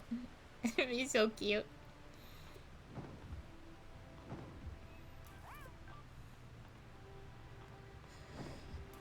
Obakeidoro, they all the CPUs emote like a motherfucker.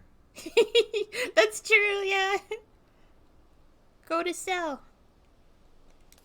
Yeah, they'll be like the only one left, and they'll be saying "go to cell" to themselves. They're just saying out loud what they gotta do so they don't forget. I do that. Yeah.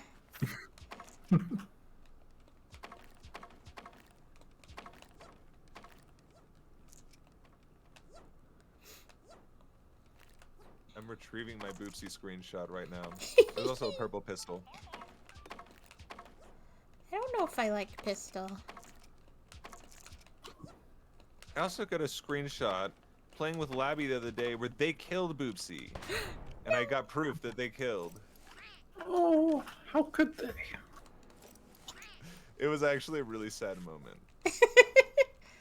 She was very remorseful. Aww. Oh.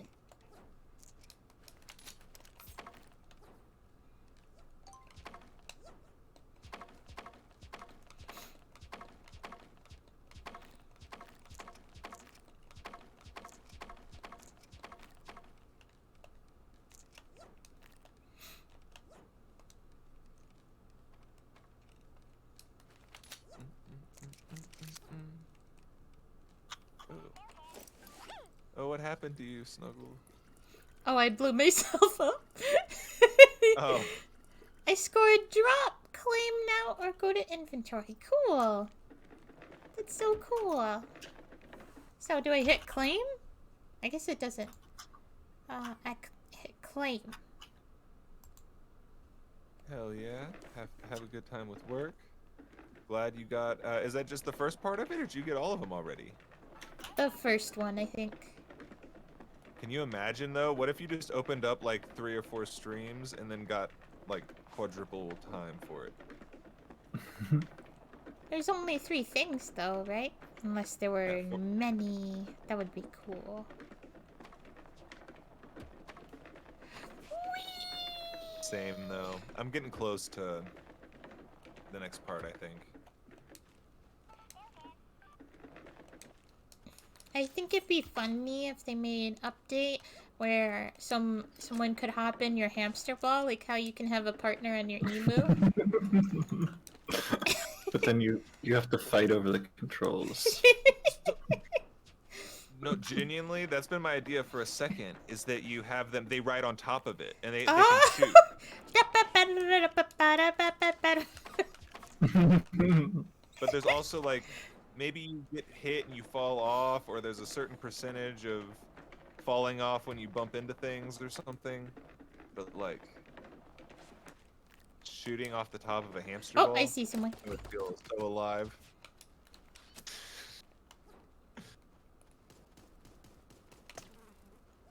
See, I think that's a bot.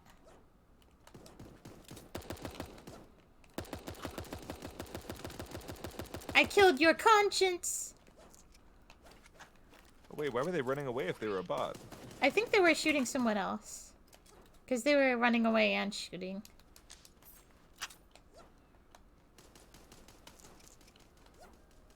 Thank you, whoever, for distracting the bot so I could kill your conscience. Yeah, for real. Thanks for the hookup.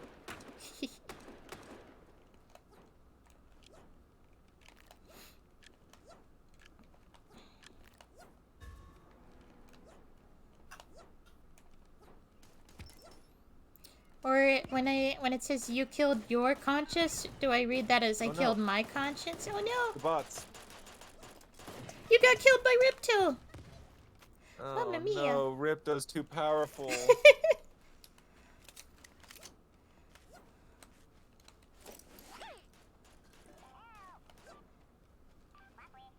Need help? Oh, I'm not sure if I'm good at dropping stuff. No, there's just plenty there. We need to figure out what animal we all have that we can put the Nutcracker outfit on and do like duplicate squad. Like all of us would look the same.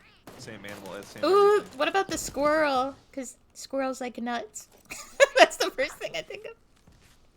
Oh, yeah. Does everyone have squirrel? I have the base squirrel, yeah. I think We need to Eel's look in got there. base squirrel.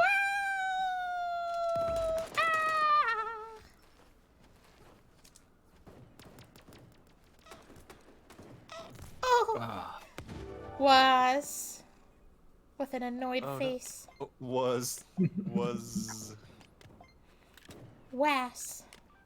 was you It's like W last was. W-S. Ooh. forward ass. Or is S it forwards. because the keys are very close to them to each other? It was just like a keyboard slam.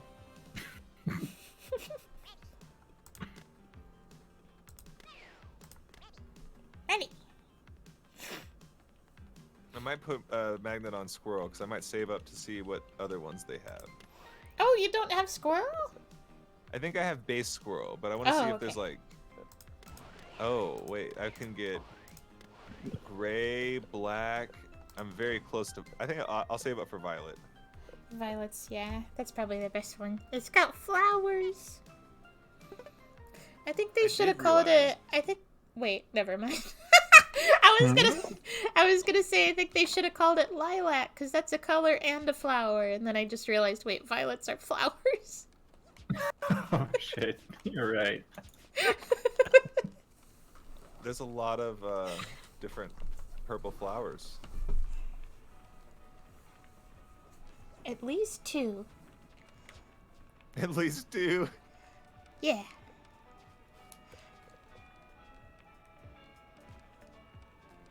Oops. I messed it up. Wow. Yeah, some people's names. Uh-oh. Are there Oh. naughty names? Bad names? I won't repeat it. Yeah. It's like one thing if it's coctopus, but if it's there's some that I can't say. I'll never forget coctopus. Was that one someone really had? Imagine. Yeah, I remember coctopus, and I was surprised that it got through censorship, but I don't think there's very much censorship. We saw Patrick the fucking Star the other day and motherfucking Doodle Bob. But I don't even know how they got that many characters too, even on Steam. Like that seems like a lot. Steam Motherfucking lets you Doodlebop? have a lot of characters, yeah. Mhm. I mean, we had Benry Henry. that one time. Ooh, break destructibles. That's a daily. You're a daily. Sorry.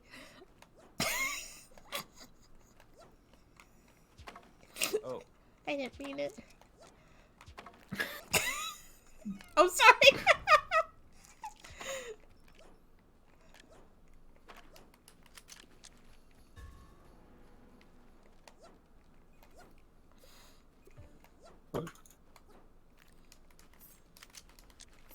No. No. Meow. I broke someone's mind. Oh. I'm sorry. I think I weakened him a lot, though. Oh, there's more. I only have a dart gun. That's the problem. Yeah, I only have a common pistol.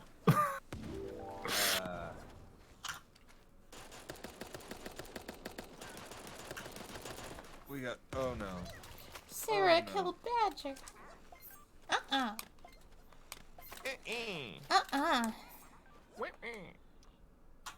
Babba-da-bee-ba-ba. Uh-oh. What-oh? Uh-oh. Bobway. Probably. I'm still uber disappointed that you can't do it in the lobby anymore. Do what? Bobway in the lobby? Oh, yeah. Bobby in the lobby? Yo, Bobby in the lobby. You heard of Elf on the Shelf. This Christmas it's Bobby in the lobby. Why is that funny to me? Ooh, look at Badger showing you the violet squirrel. So Yeah. pretty. It's a good one. It makes me think of Amethyst from Steven Universe. Yeah, I only need Yo, Steven, I'm a squirrel. Squirrel version. Can I have your nuts? Get it? Sorry. Yeah, the squirrel nutcracker wants nothing but nuts.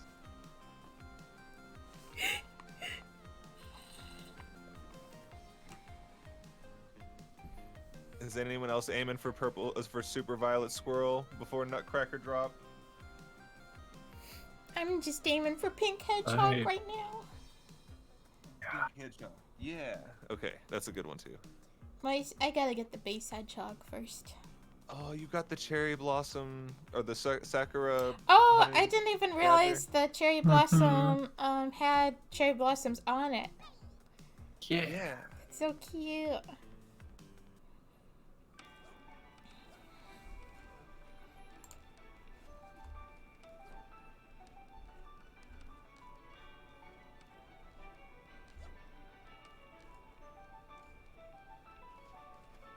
I think this game's a lot more addicting as a system because everyone has their different animals they want to save for.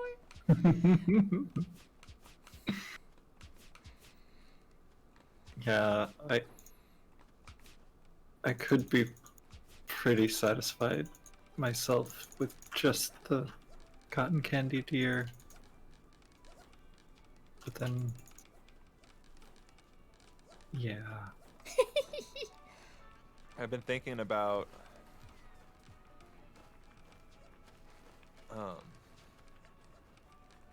I've got the fucking cotton candy sheep. I need to get the deer too. I want to be able to imposter.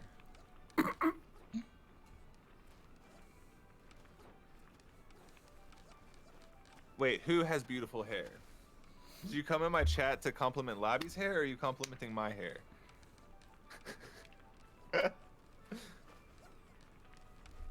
Oh, Look hell at yeah. this chihuahua, they hungry. Gang, They gang. want to eat the dogberry. That's so funny. Look at they're Eating itching dogberry? closer. Oh, they want to eat me now. Ah!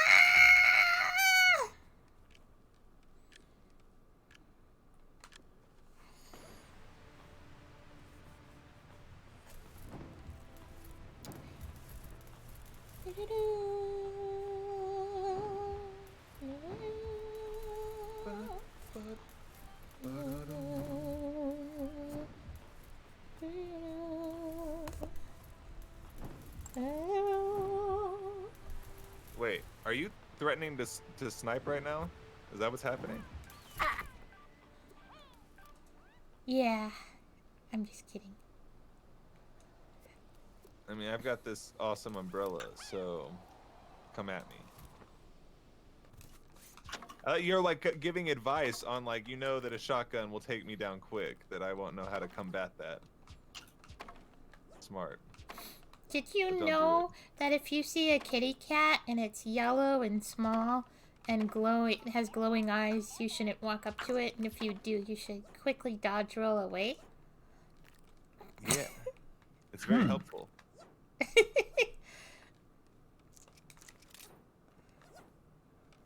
But only if it's Oh no. small and has yellow eyes, right? Which one? Queen Snug? Oh, me!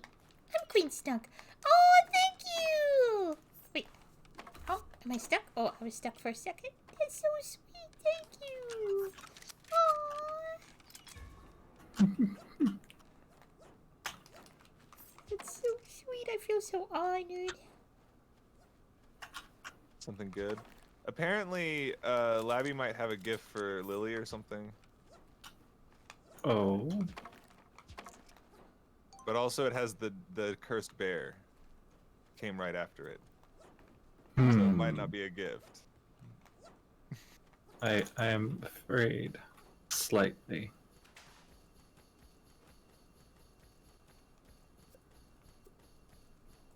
But it also came right after the boob, so really, who knows? It's up in the air. I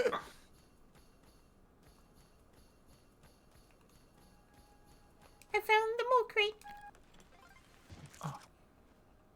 I got legendary Tommy gun. Tommy's gun. Whoa.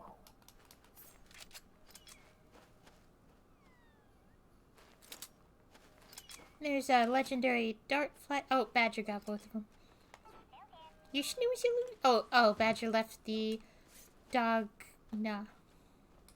Nice. That's the good ass one. I like that one.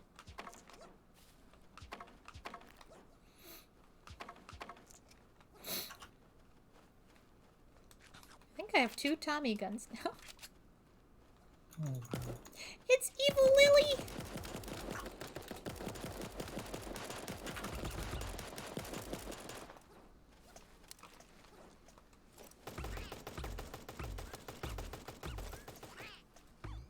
Oh, thank you.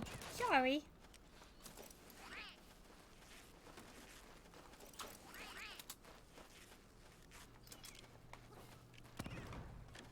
I just got my second drop. Nice.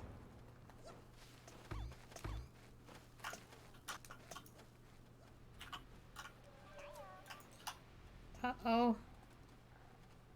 Phew. Oh no. Oh no. That might be too far already. I'm running so fast and so far. I'm just gonna die by myself now. Oh no.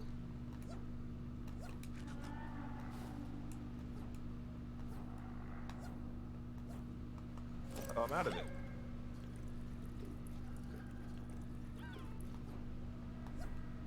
Oh no.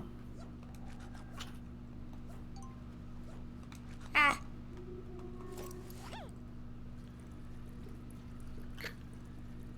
Oh, it's going pretty quick.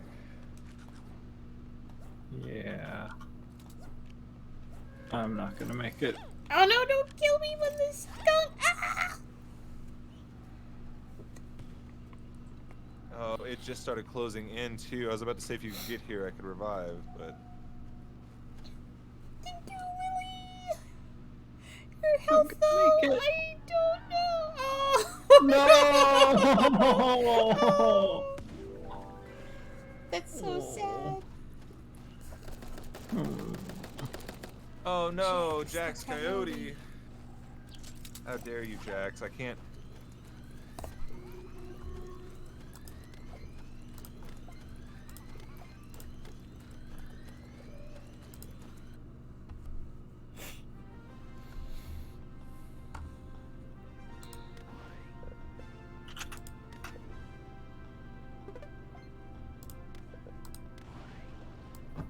Nutcracker cap.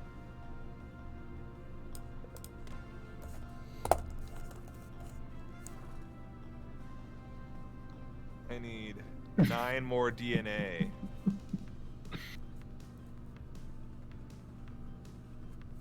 Oh, I think I can get the Violet Squirrel 1 more game.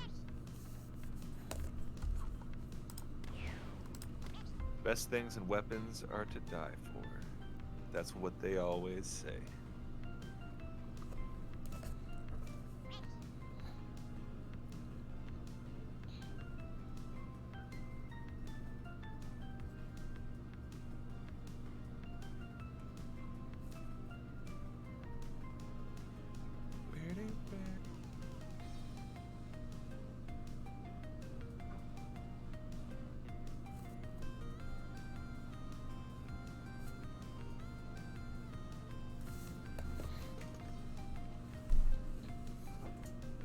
Turtle.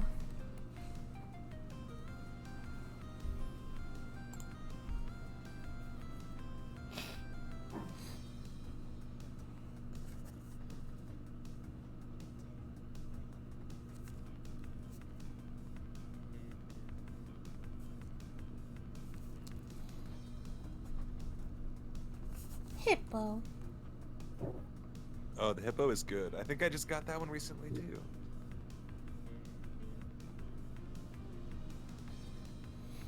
Kind of reminds me of Rotor from Sonic, even though it's a hippo and not a walrus. It just needs tusks and then it's a walrus.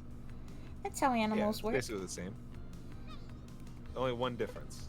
It's one very small difference. Yeah. I think it's so funny how they called him a different name and then they made a point to have multiple jokes and they're like, just kidding. His name is actually this.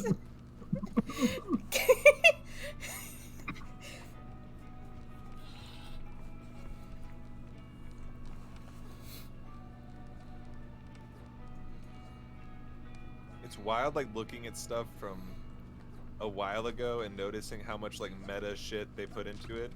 Yeah. Oh, there's Captain Cuddles. I know them. That means Labby's here. Void Lily's enemy. Wow. It's more specific now. Wow. Dogberry. That's his Dogberry. The dog is Berry. I was reading what Badger said in chat. I know nothing about Dogberry, but I love them. They're a berry, that's a dog. Yeah. Is that all there is to know? I mean, what more could you ask for, really? I'd like to imagine that they have more than one dimension. Well, they're also a berry that's a dog. There's 2 dimensions at least.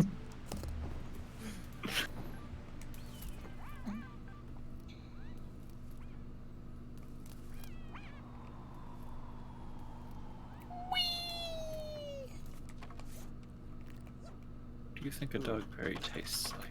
Like dog and berry. What's a dog taste like? Only one way to find out.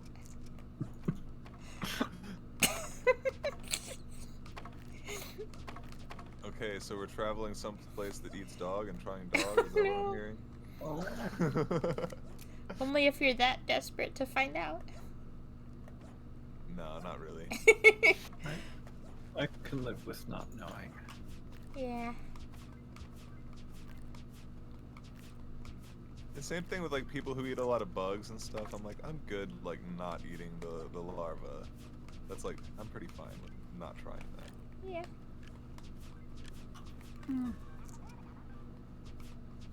I can't imagine the texture being good. I could imagine it tasting good, but I can't imagine the texture being good. That's why they're dried out a lot of that stuff, like the crickets. Yeah. Yeah. Crickets are crunchy. Pretty good. I've heard there's some flavors like much, so you can just kind of put whatever seasonings you want on them.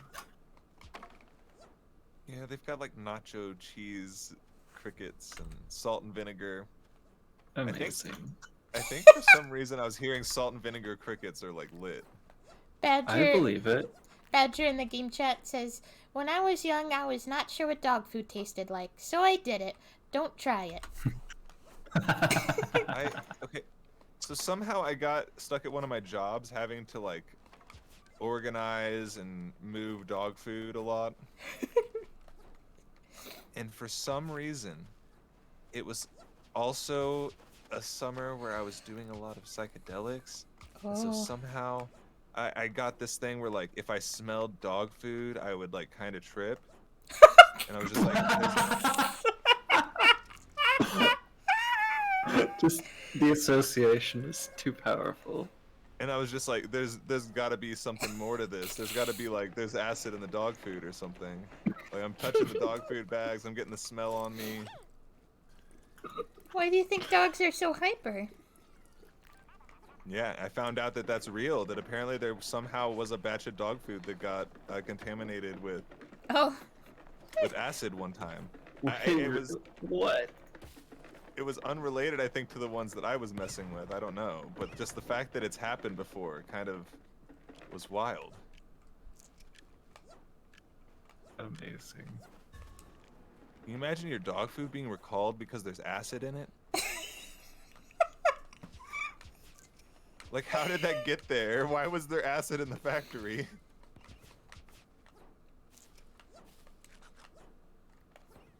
Someone just brought some for lunch break and...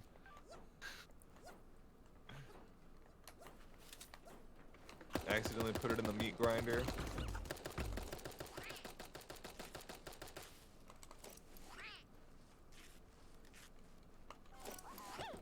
Whoa. Ah. Phew. Oh my. How did you end up on such low health? Yeah, you still had armor too. Oh, did you switch out armor? No, I use tape. Ah.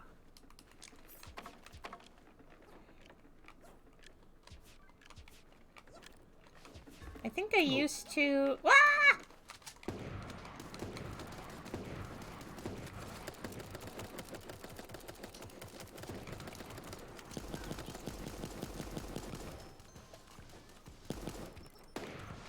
Oh no, you're throwing Stinky at Lily the wall. They're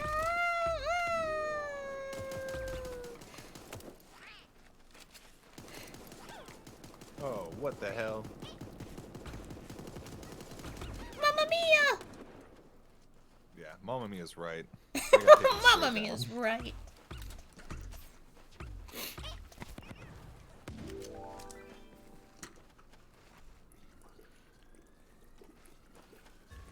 King Badger. Badger.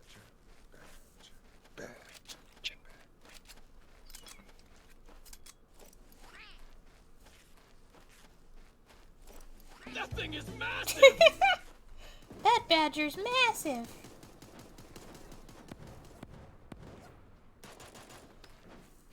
Oh yeah, and you were saying about having that in there. You saying what? You were talking about trying to put the win in there or something. Like if you actually wanted yeah, that, yeah, I yeah. could make that pretty quickly. Ooh.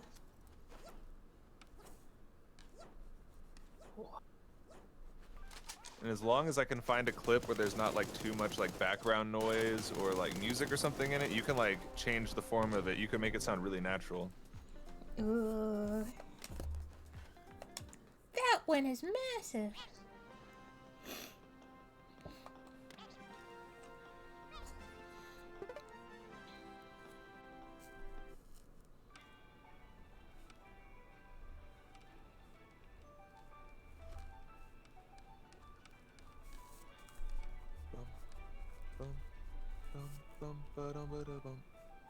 Okay. You don't have to ask me twice. Are you gonna do it? Wait, what? Huh? Smoke weed, Oh. redeem. Smoke weed every day. Exactly. That's the soundbite. Yeah.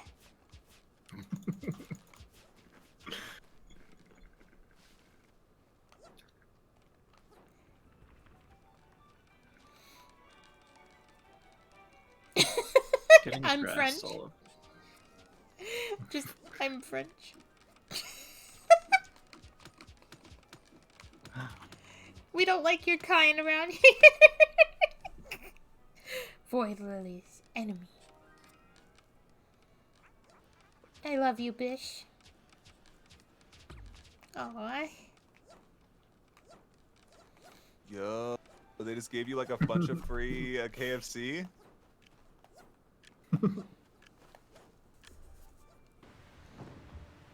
I swear, I don't try to be judgmental over food that anyone eats, but I swear if any of you are ever caught eating frog legs.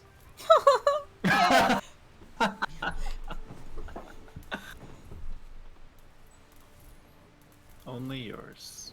I can't imagine. Only yours. I've seen it. But then I'd have no legs. Just a nibble. You wouldn't mind. Just a little nib. Yeah. This is gonna be a fierce drop. I'm having a feeling.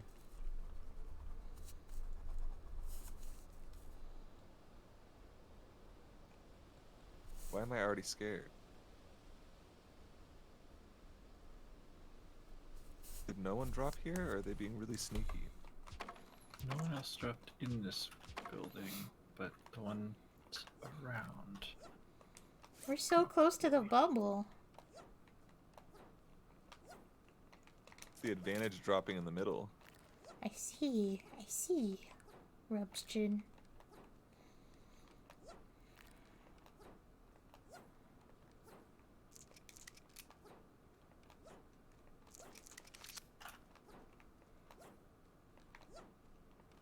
I just got someone down. They have teammates somewhere in the vicinity, though, so I'm sure I alerted them.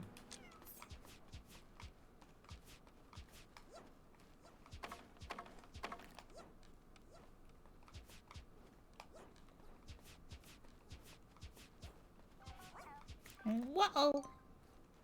Oh. I'm not like a big KFC fan, but I could fuck up some KFC mashed potatoes.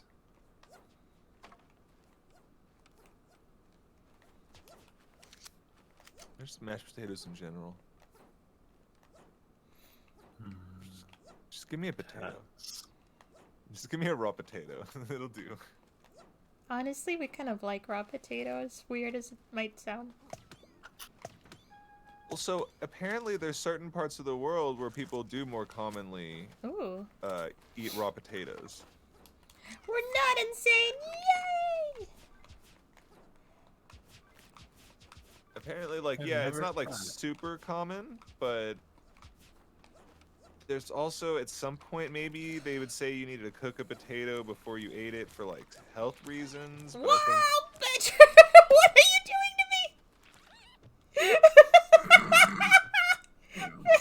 think I'm missing this whole show right now.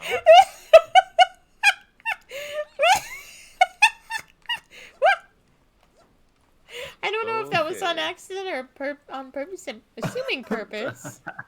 Unless Has to have Badger been thought on I was an enemy. purpose. I was like in one of the tiny houses and Badger put like 20 bananas in front of the door.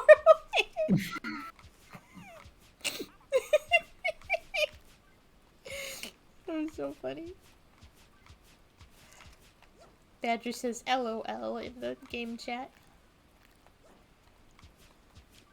Yeah. Lots of lizards. Is everyone? Yeah, lots of lizards. Only thing that LOL ever stands for. Come here. I promise. It's cozy down here.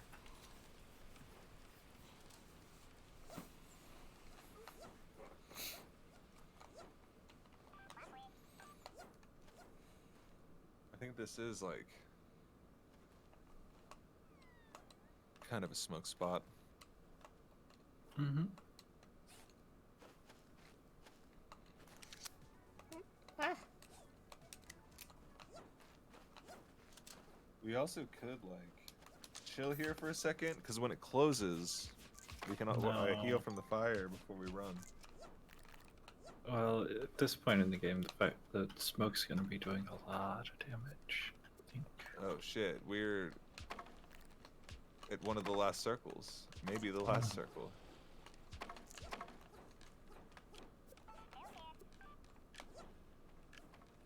Oh, I didn't realize I only had level 1.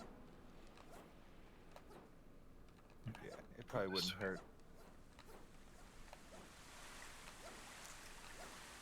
Where'd it go? There's level 2 right here.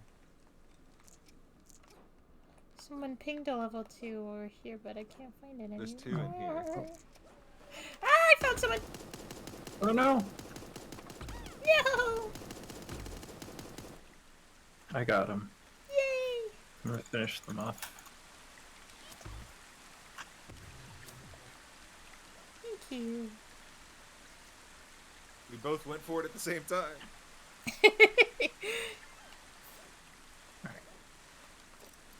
Oh yeah, thank you. Oh, I've got a purple one too. Nice. Alright, good. There's some armor. Thank you. Meow.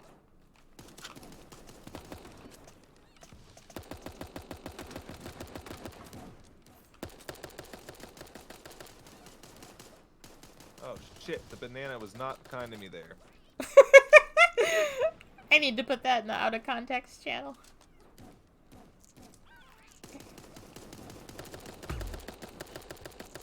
No! I'm just throwing tons of bananas. Oops. Fuck all y'all. I actually fell Oh, for no, the I'm mice down. somehow. I wasn't paying attention. Oh, free Frisk. SK. Frisk. I'd like to imagine that's their name, Frisk. It's like Frisk from Undertale, but you say it Frisk. Yeah. Frisk.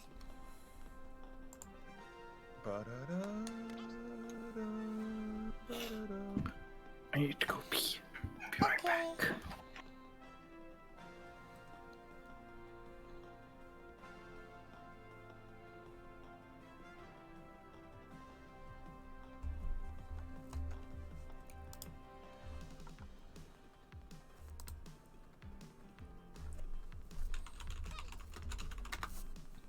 Oh yeah.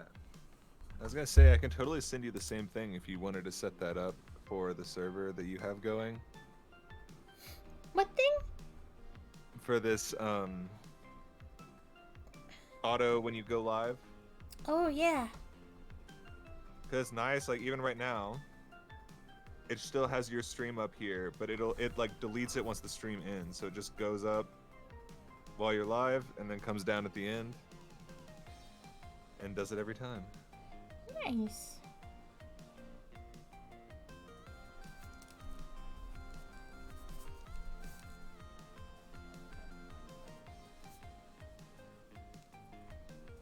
And I basically just wrote something filler for now. If y'all have anything else you'd rather have as like a notification for it, then let me know. I can change it. Okay. Right now it's pretty generic, just like one of y'all is streaming. Go check it out. They're doing something fun.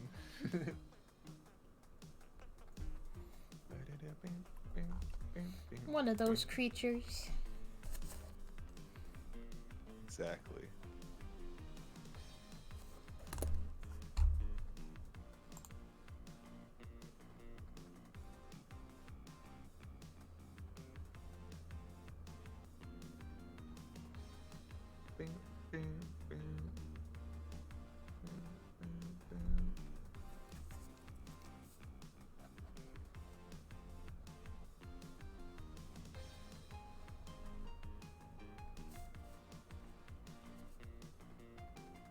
Oh wait, Okay. I realized I still have this remote.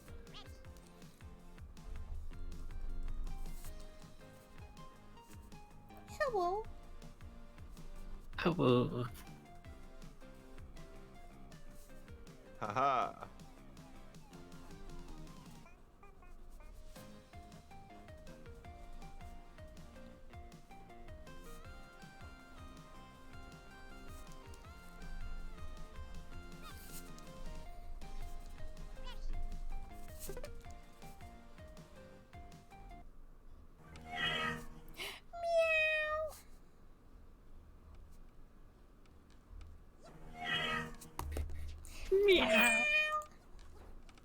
Meow. Hi. Eel. I kept wanting to say Lily. I don't know why. Wow. Yeah. Because I'm more important than you. Lily. Sorry, that Savage. took more. That took longer than I expected it to.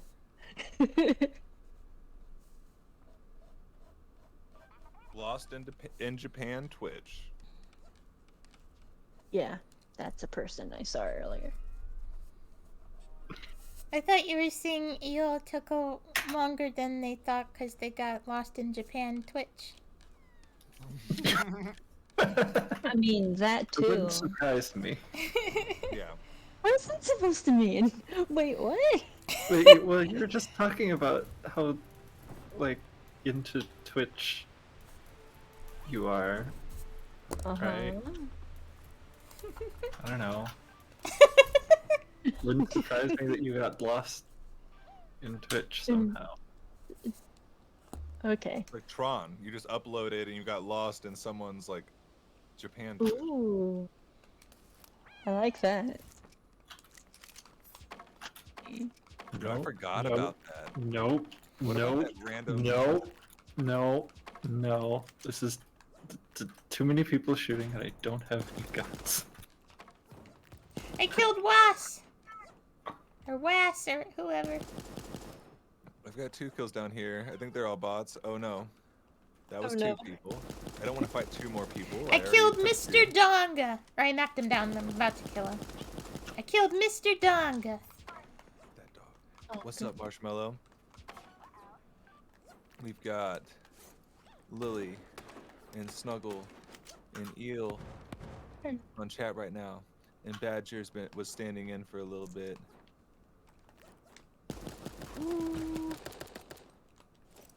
In the game. Oh no, they actually dead right now. I didn't even realize. And Lily, oh no, closing in on us.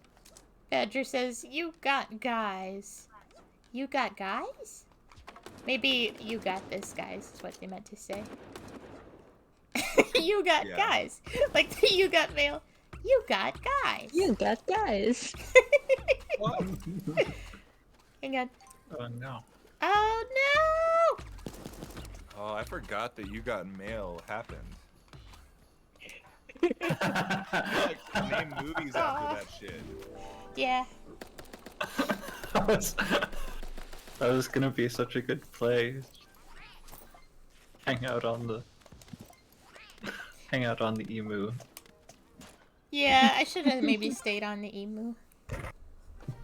I think I'll just do one more match and then I'll switch to Obakeidoro for just a little bit.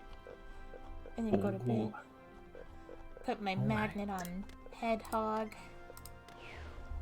Was Eel trying to get in right now? Or are you just back in voice for now? Probably just back in voice for right now. I was gonna say Eel could replace us since this will be our last one. We can replace you. Aww. Irreplaceable. Why? Yeah, sounds like we might have a spot for you in a second, Marshmallow. Possibly. I can't get over Badger with the Queen's with a Snuggle paw. bit. It was so cute. There's a possibility. Droplet of Moist, hero protagonist. We love you both.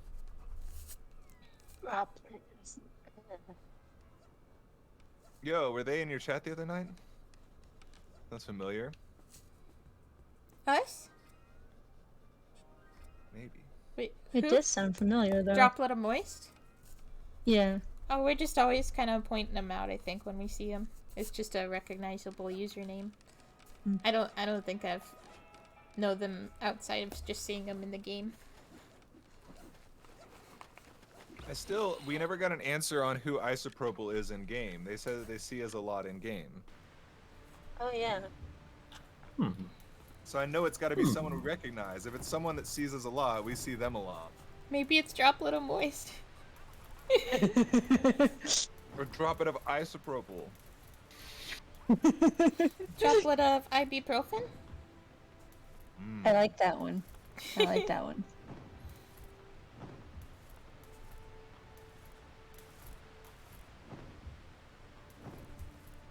Snug, where to?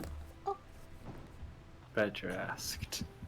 Oh, You I get didn't to see. pick. Pick Badger. Oh. You're a little bit gonna hear this at a little bit Gay of a delay, bed. but That's not where the gay Gay bed bed. is. It's Gay going the bed. opposite way. Gay bed.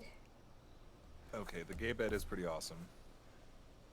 I can't remember exactly where it is. Somewhere around here.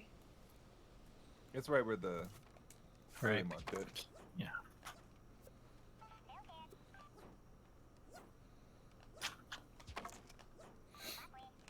Bob way. Bob away. Oh, you really do, Bob boy. Oh, wait, You no. really do, Bob way. You're just being shot at. I thought you needed heal. Oh, nothing's happening to me. I'm just saying. Oh. That way. I heard someone shoot. Unless it was a misfire. It was Badger. Oh. Shoot. Bob Shooting way. off a sniper shot. Just having fun. He's having a sick with good it. old time. A little jiggy. Wait, where's the bed? In the bedroom. Yeah.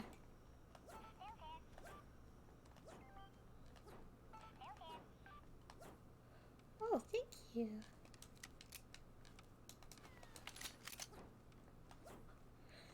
Bobbly. Need help. Need help?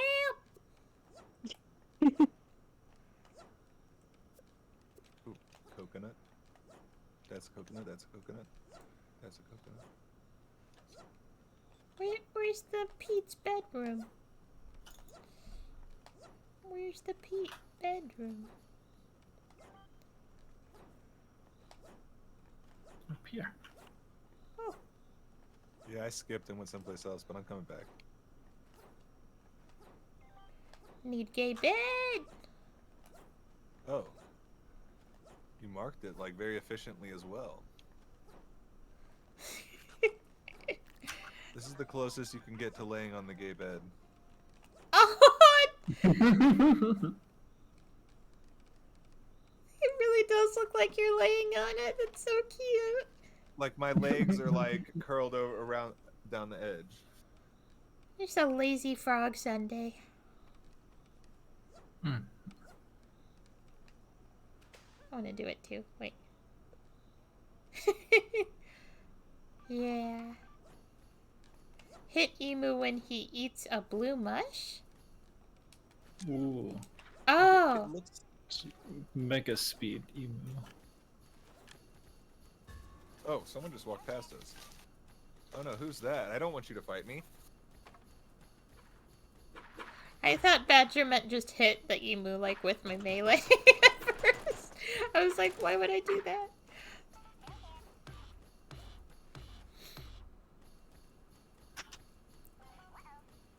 Whoa.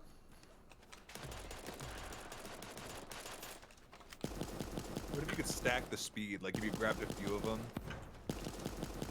do you really fast? That'd be cool.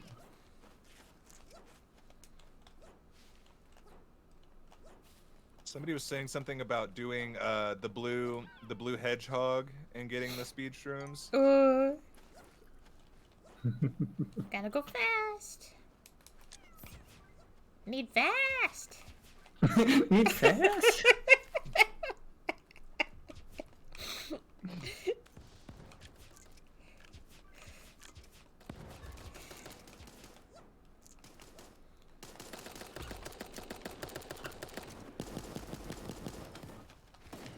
Oh wow, that's a lot.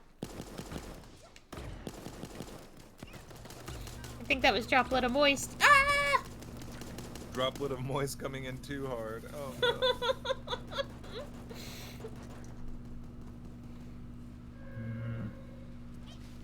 Nope, I'm dead. Oh, we died at the same time.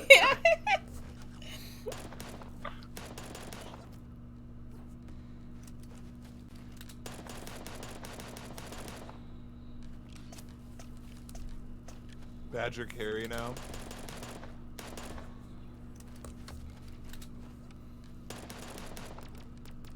Oh, hero protagonist. I'm Maria. We love them.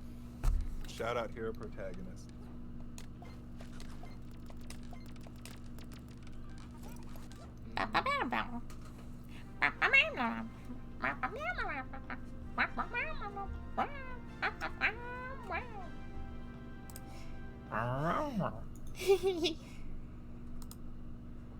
Okay, I'm gonna hop out of call and do a little Obakeidoro to check out the event and see what it's like and stuff. Alright. Have fun. Thank you. Shout out, y'all. And good Yay. night. What clip is gonna play this time? Oh, I got another drop, I think. Yeah. I got a cuddle clip. Cuddle Psychonauts. Zephyr toe butt her. I still think my favorite was to get butt. Yeah, to get butt. I might have to change that on Discord, because to get butt.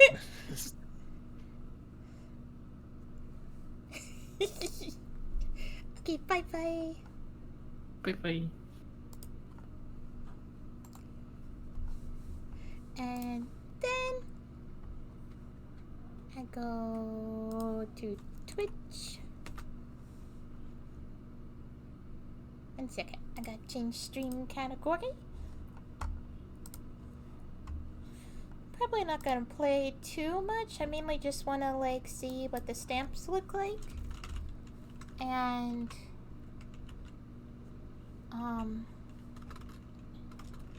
I can't spell. Obakeidoro. Okay. And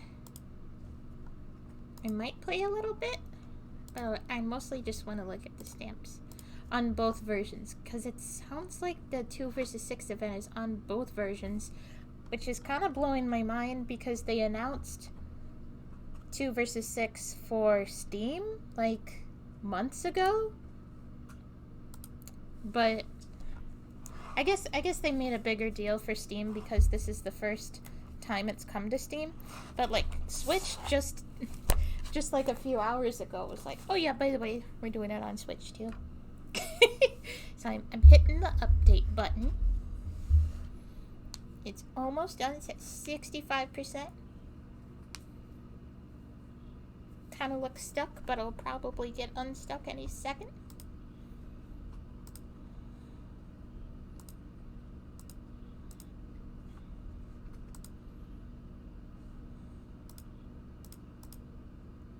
Okay, 68.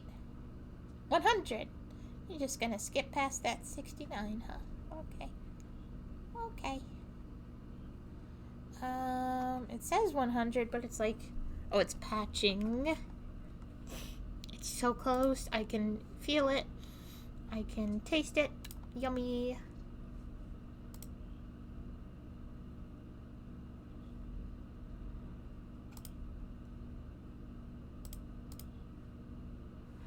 I just now noticed the Stream Team 69 channel. It's so sweet. Okay, why is it still stuck on patching? It'd probably be done any second. I just gotta be so patient.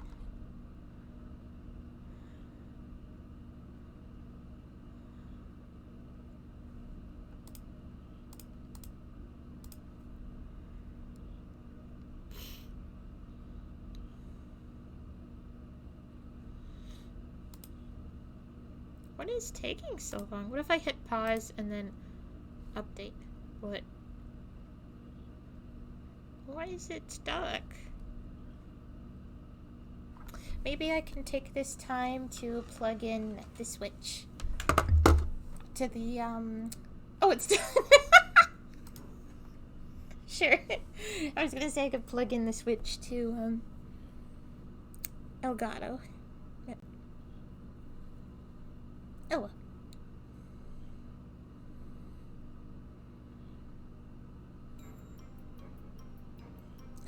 Do. Whoops. Okay. Let's see what we got.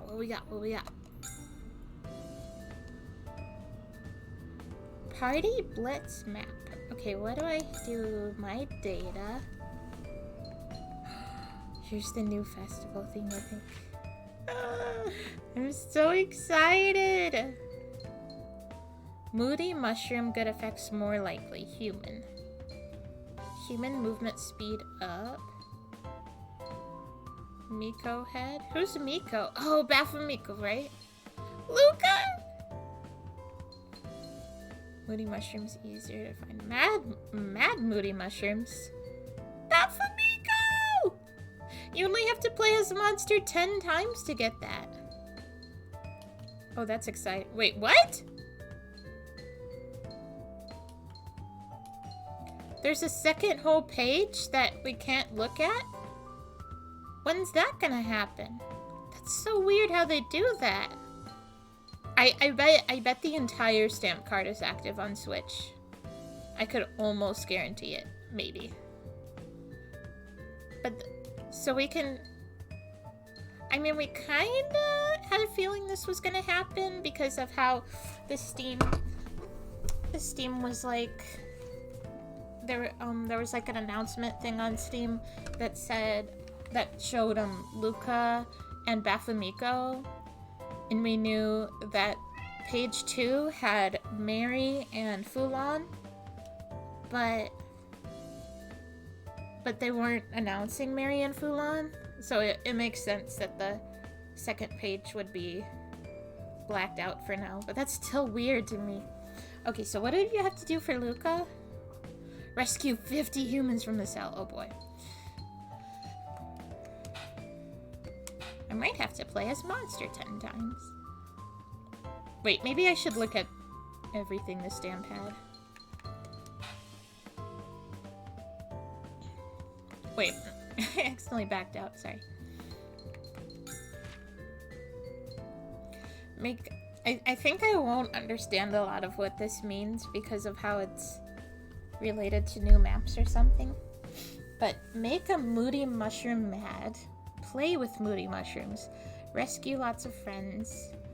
Capture another human in 15 seconds. Get caught? Hang on, I gotta... Okay. Caught consecutively within 15 seconds 3 times. Oh, for monster. Right.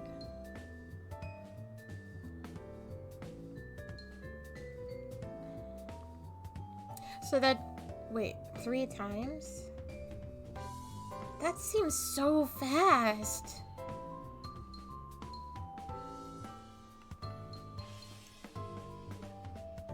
Does it mean 3 times in a row? No, it doesn't. Yeah, because there's no way 200 times in a row. Okay. Well, I'll just see what the lobby is like. Whoops, sorry, I keep hitting the wrong buttons. Okay, I'll play as monster, because I really want Baphomet. You have to play as monster 10 times. Ghost Town. So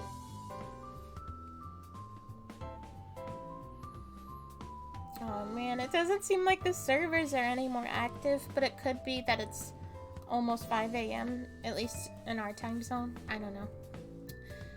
I bet the Switch server is really active though. Maybe while I'm waiting, I probably won't get matched with anyone. I don't have faith in the Steam servers. I'm gonna get the Elgato set up here before I get the Switch. Whoops! Oh.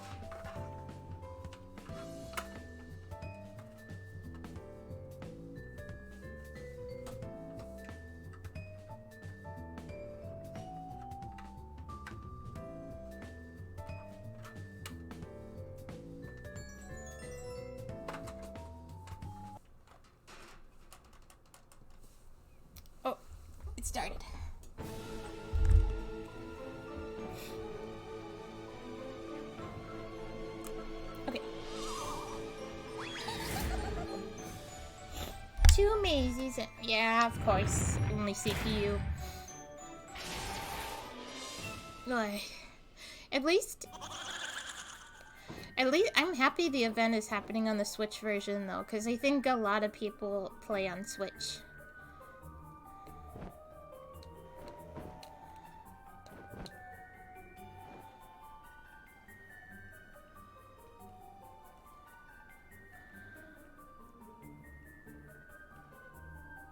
We might also get the other two characters, Mary and Fulan, on Switch. Depending on if the second page of the festival card is grayed out or not. Probably isn't. I don't know why they did that. Maybe to space out the new characters so it's more to announce and stuff? I don't know.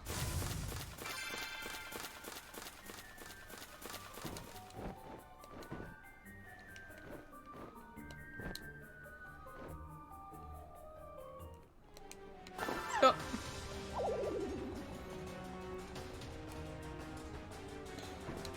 Uh-oh. Oh, no, no, no! Well, at least this way, I might be able to get the 15-second. Well, they can run, though. And I'm stunned, so... But they're all, like, running to the same place.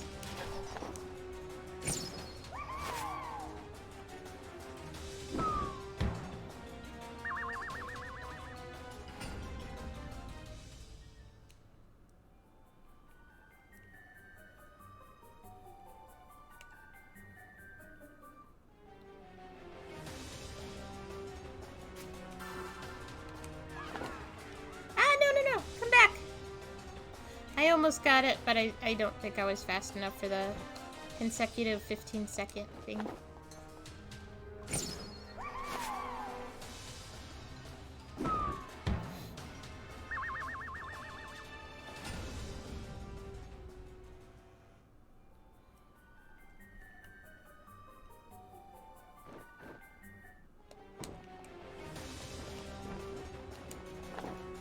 Ooh, that time I might have been. I don't know.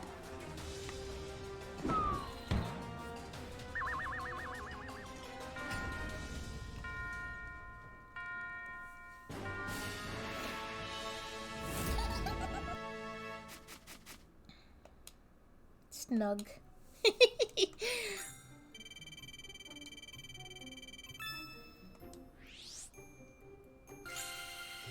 Ooh, new lantern?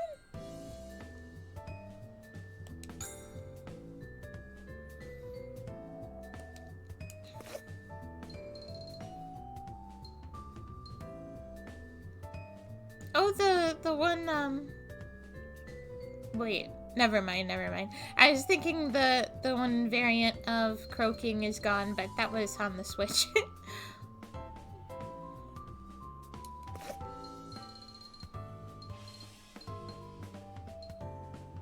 Wait, where's the new lantern? Oh, oh! How do I not have this? Is this a new one? Whoops, sorry, I hit the wrong. Keep doing that. Oh, I got a drop! Do I have all 3 drops then?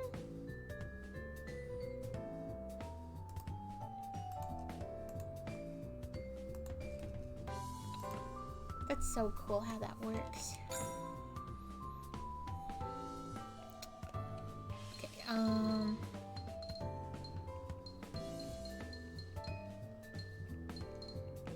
am I?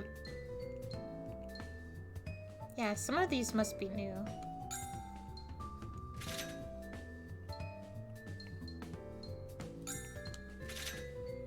So why would I not have these? Okay.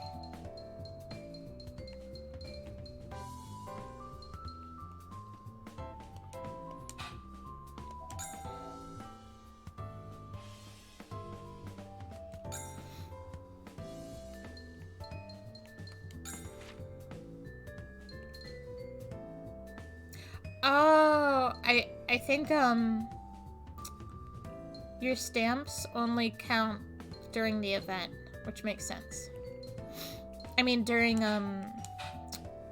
the festival map. See, it says time until party blitz map. So maybe I'll exit out. Whoops, I didn't mean to do that. I'll exit out of Steam version and like try out the Steam version, then come back to the Switch. Come back to the Steam version at the top of the hour. Whoops.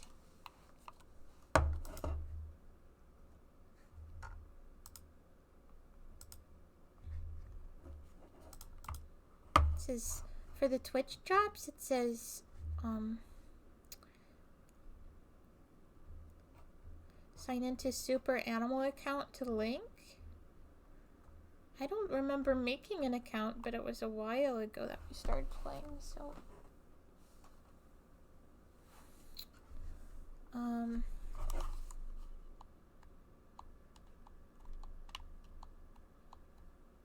so I have to like repair this controller because I'm hitting the button, but it's not doing anything.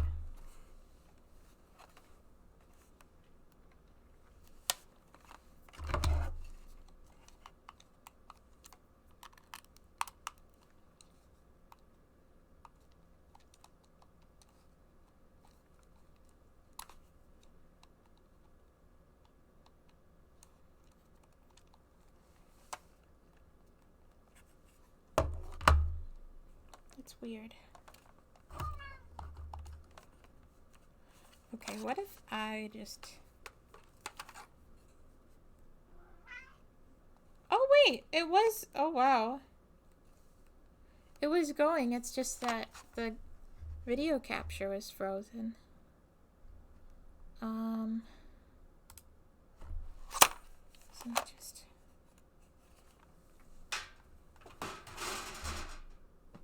Okay. Let me... I might have to delete and re-add this, or... There it goes. Yeah, we're all good now. That was weird.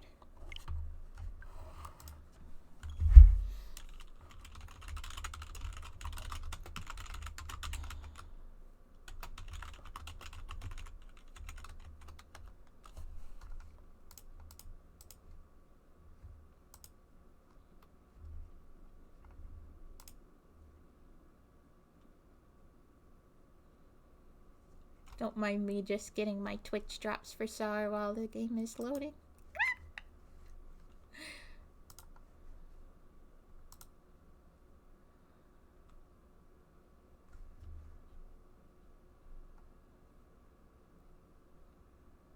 I didn't notice until just now all the squished me's. It's so funny.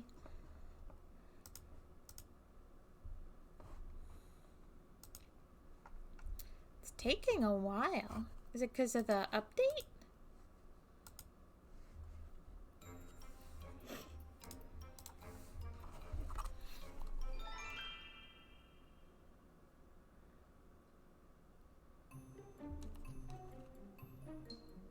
It feels so much more blurry to me compared to the Steam version.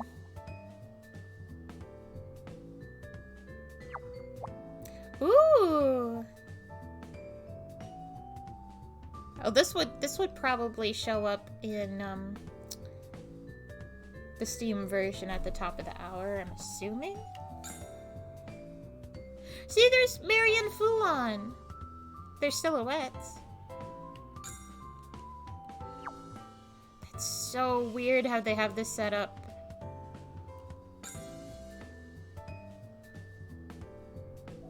Wait, what if it's... Oh wait, I didn't mean to do this. I meant to look at my stats. I got X and Y mixed up.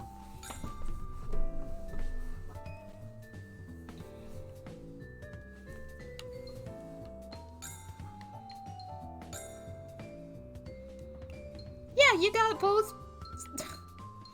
That is so weird. I know I keep saying that, but it's so weird.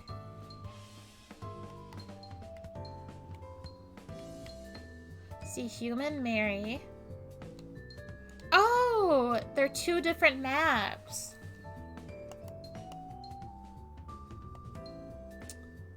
So is I guess the Jump Warehouse Full Moon version is not on Steam yet? but Snagtongue Swamp full moon is. That's so weird. But yeah, so win as human 10 times to get married.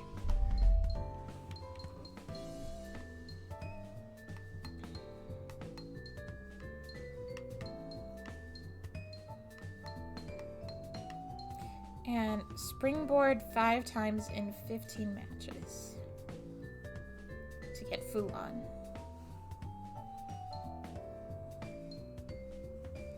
Oh, as monster.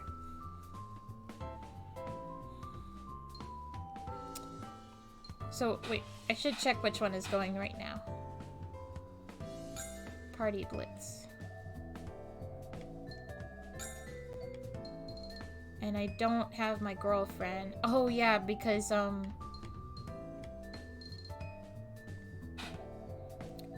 girlfriend, I have to purchase her. That honestly might be worth it, especially with this. Hang on.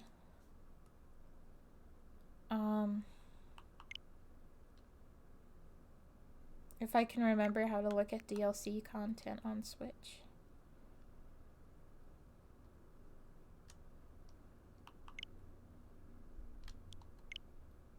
Go to the Z shop. Oh, I forgot Chalky made our name Zephyr.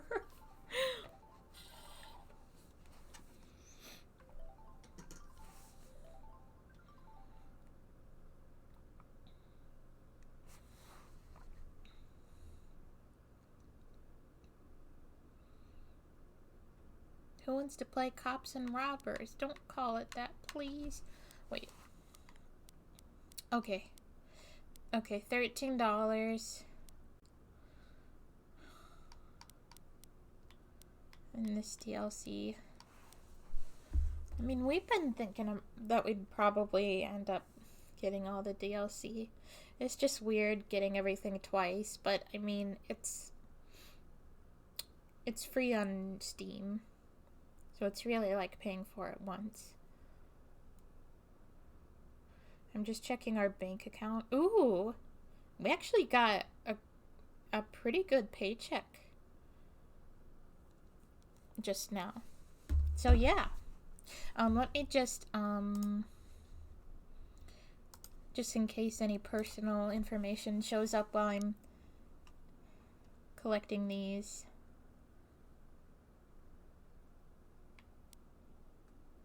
Sorry to like go through this process on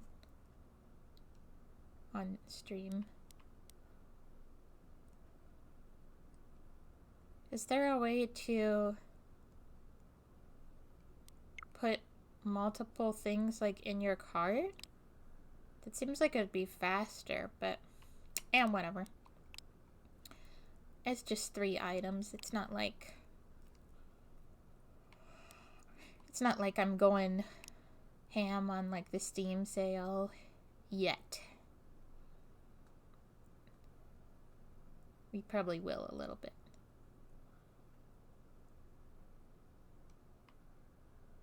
Oh, I gotta scroll through so much. Oh. How do I even get to the... Okay. Why is everything... Okay. Since when do I have to look at this? Is this, Wait, maybe I accidentally... Maybe I didn't have to look at that. Hang on. Sorry, I'm getting confused.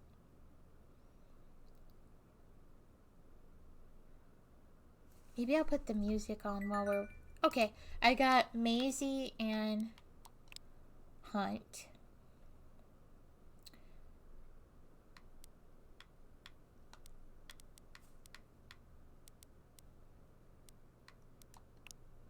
I should have hit view all items because there's more. Oh, then there's the cops and robbers one. I don't care about that one at all. Sorry. You know what? I don't think I would get the... I don't know. I'll get the festival. I don't know if I'm really interested in the the Googly and Jack Ripley outfits. Because I think we just kind of tend to play as... Like, I don't think I'd, like, ever use them. It's only $4, though. But... Wait. Add to purchase. There we go. Wait, I'm sorry. I'm, like, trying to figure out how to even purchase things.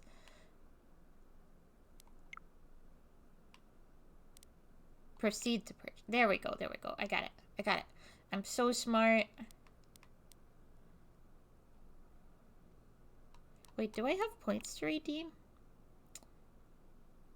Oh, I have like $1. I mean, it's not a ton of money, but hey, free $1.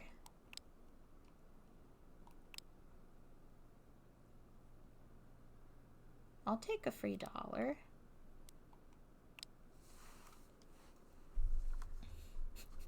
I think I just think it's funny. I feel like we're all okay with this purchase, but I feel like me and Q are the only ones that would like absolutely like jump at it just for Lizzie. We're like the only ones that have to have Lizzie. Because that's Q.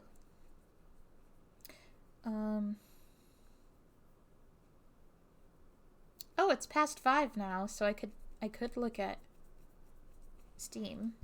Because I think it might take a minute to... Oh, maybe I have to exit out of the game for it to download? Yeah, it's going now. Okay, I'm gonna play the Steam version again really quick now that it's after 5. That is just so weird to me how they moved the stamp card over from the Switch version, but only the first half.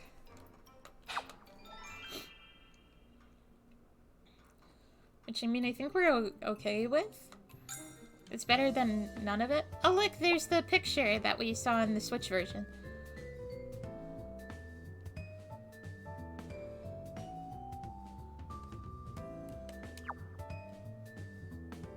In the background, I love the background there.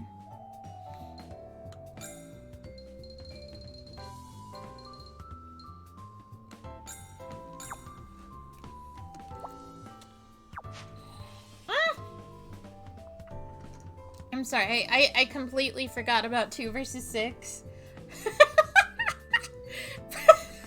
I'm sorry, this is like... I completely forgot about the 2 versus 6 event being a thing. I was focused on unlocking the new characters, so I see all of these bars that I'm not used to seeing. I'm not used to seeing twice as many of these. So, for a second, I freaked out.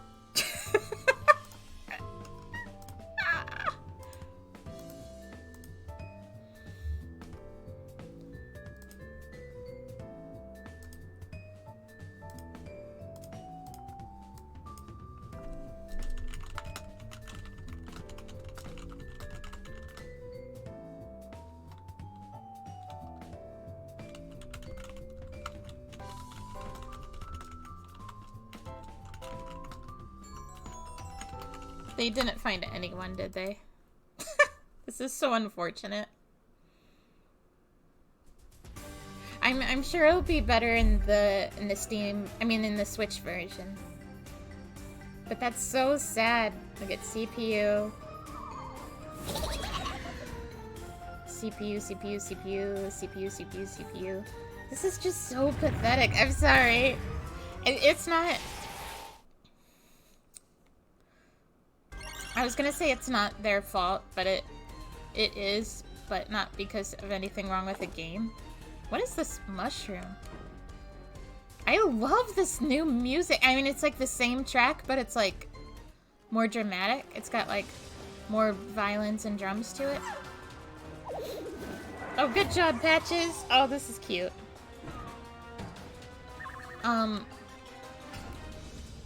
Here's a orange mushroom. I bet the mushrooms are probably more a thing the humans use.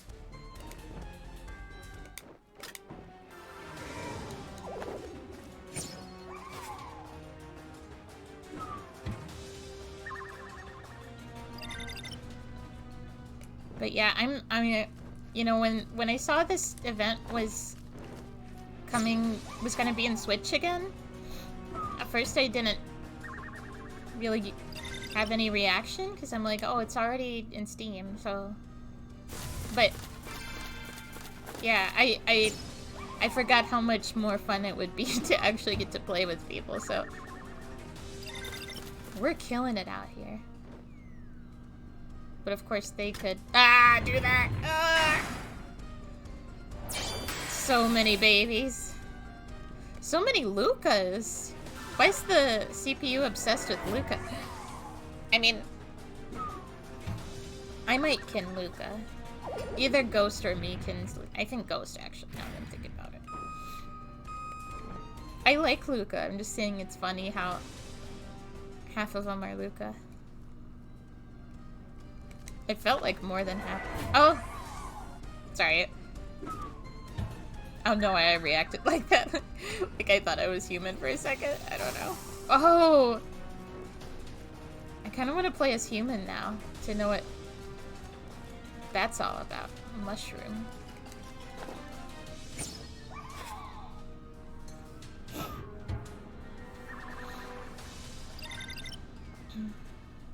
Wait. I didn't even consider that the monsters would be able to signal each other. That's so funny. So we have good job, alright, chase them, capture them. Wait, I'm hitting the buttons and nothing's happening. Oh, it's just the way I have the... Whoop. Wait, where are you? I heard a click, but I didn't see anybody. Maybe I just imagined a click.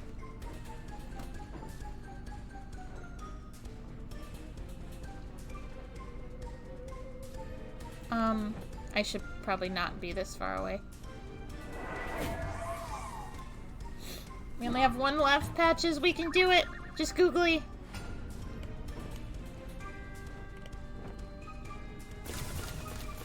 Oh, my bat. I kind of missed where that was going, but I think it's... Oh, there!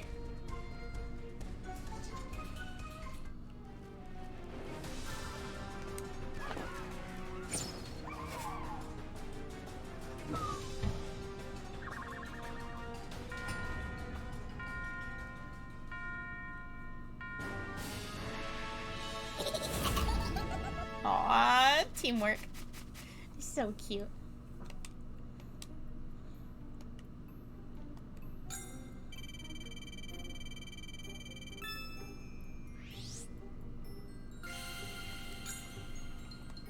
What'd I get? Oh, whoops.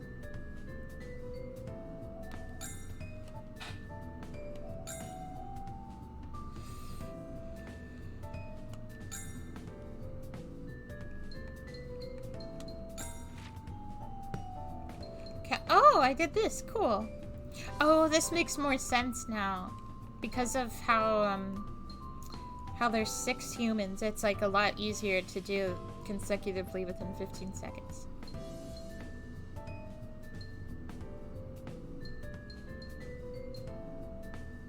Miko head sounds really cute as a lantern.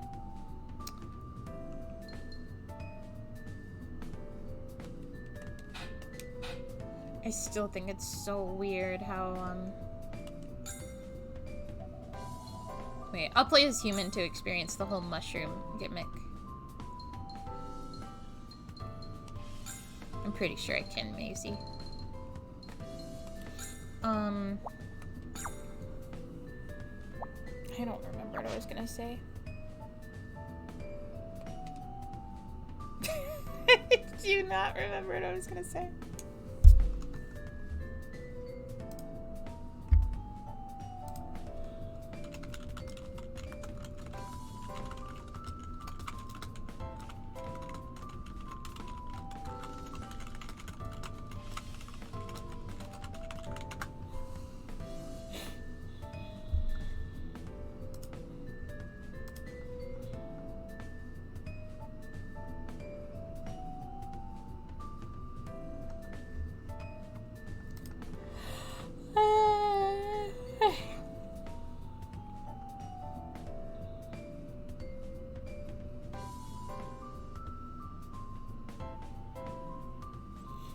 really want to get Baphomico, but maybe we should save that for stream tomorrow.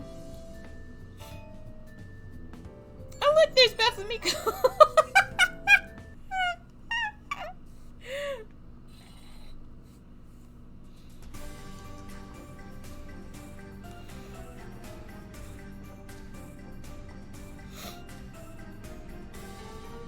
No, it's a different song.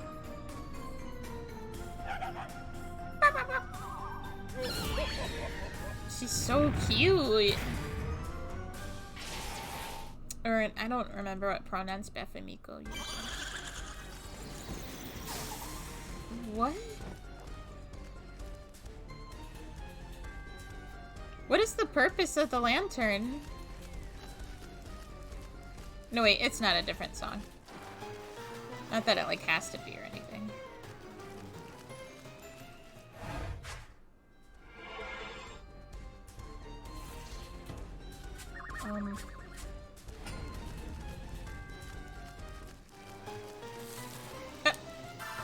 Got you.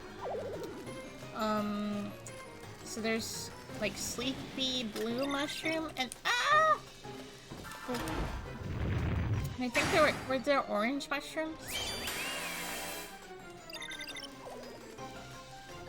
Yeah. No wait, these are already there. But I thought they listed like 2 different kinds of mushrooms in the stamp card.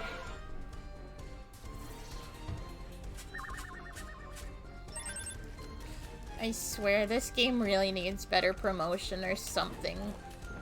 It's just so dead, and this event is so good. And no one knows about it. Oh wait, here's an orange mushroom. So this is like the happy one or whatever. Scheme unfolds. Do these do anything for me, or are they just there for me to get stamps? Like what?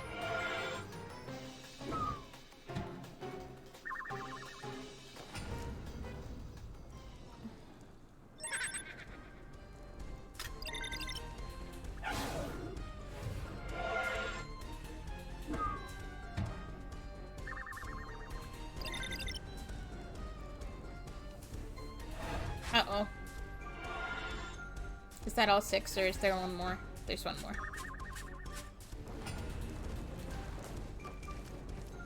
Yay! Thank you, Luca. Oh, that time it was only 1 Luca. Cool. Last time there were 3.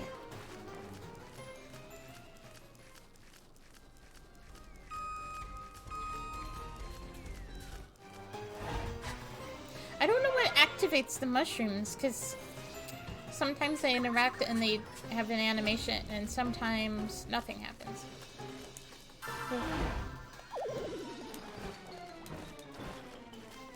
Oh right, the Gooligans are guarding. So,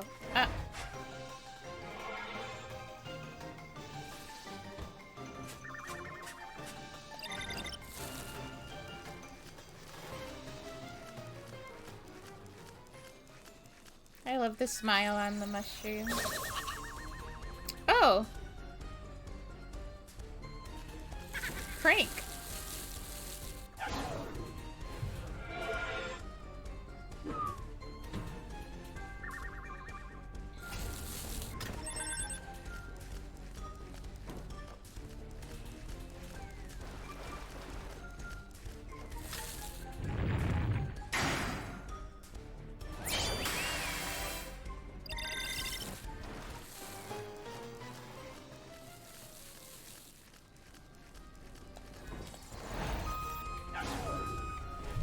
I feel like I've been doing pretty good at not getting caught for the most part, though.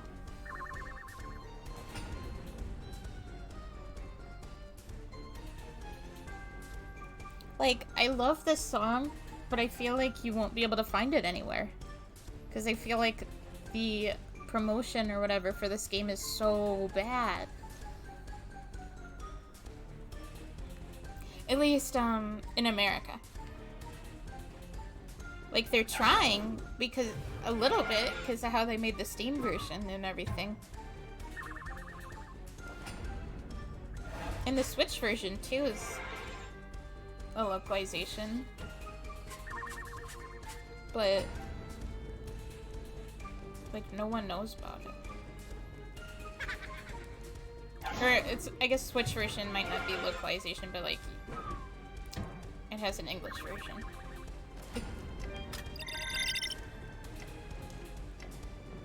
Or I don't know how to say that.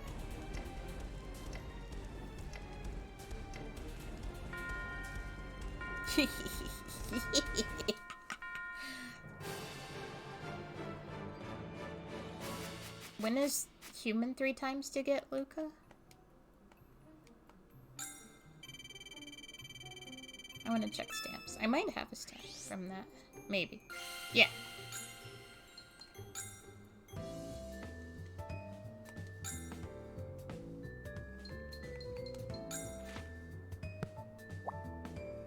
Miko head! He's so cute! Get a bad reaction from moody mushrooms 3 times. Okay. So that was the orange one, I guess, because it turned into a poison one.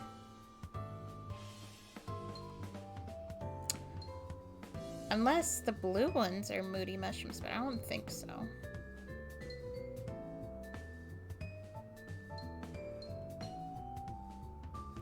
I'm really glad that nothing I really want is in this one. Like, no lanterns or humans, because this is just a luck thing. Or a bad luck, but in my case, because I like collecting stamps, bad luck is good luck. So, how do I get Luca? 50 humans. He didn't rescue anyone! I mean, to be fair, there were a couple of times I ran to the cell, but it was when the Ghouligans were watching.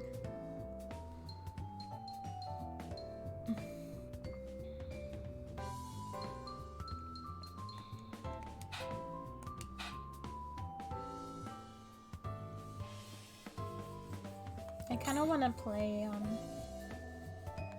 Monster more.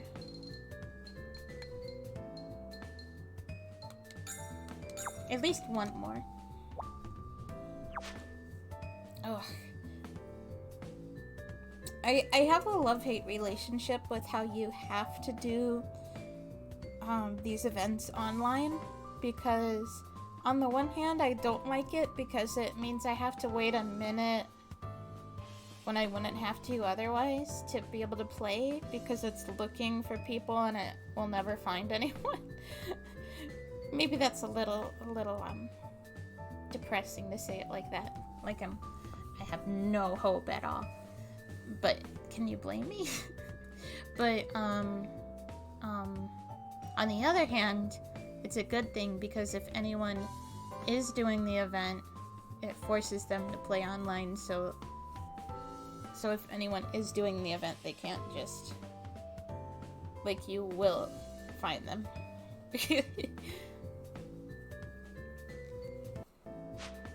Oh my gosh, there's actually someone there! And they're also Lizzie, that's so funny!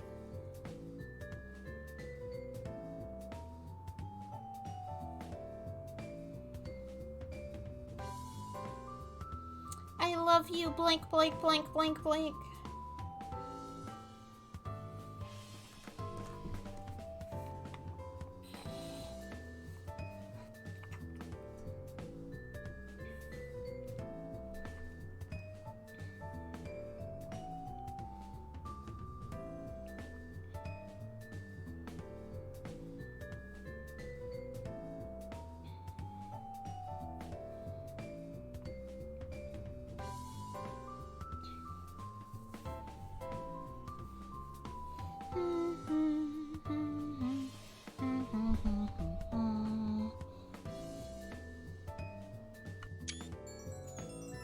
I wanted to take a picture of me and the other Lizzie, but I wanted to wait until we got all the others, just in case there were more. Fellow Lizzie. Girl power. Gaslight gatekeep girl power.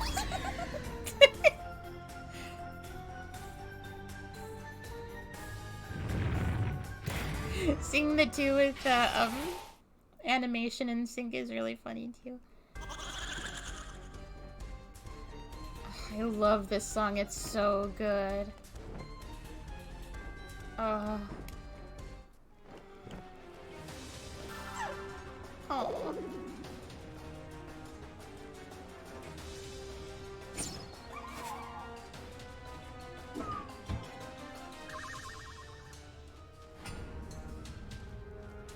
I can't let my other Lizzie down. Whoa! I thought I got two of them at first. I don't think it's possible to catch two of them at the same time.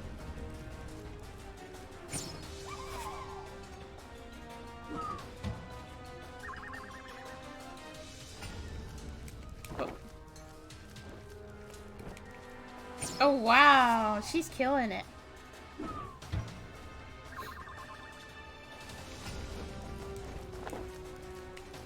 There we go. Girl power. We only need one more. Who is it? It's another Luca. Oh no! Oh! The way both of us are scrambling to get... Wow. Oh, that was her. I couldn't tell if that was her or me.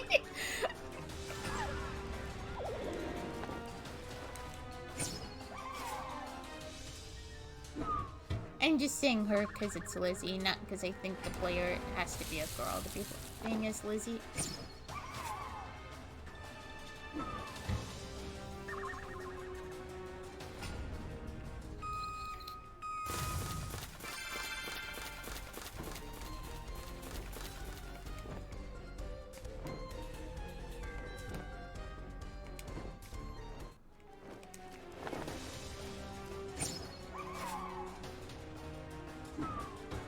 Our bats are so cute.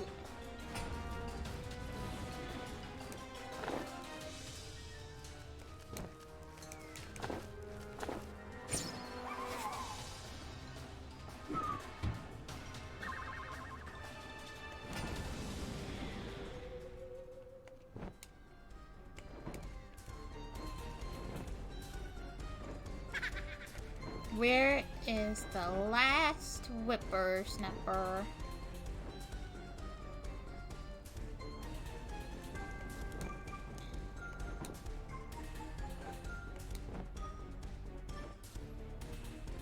Maisie.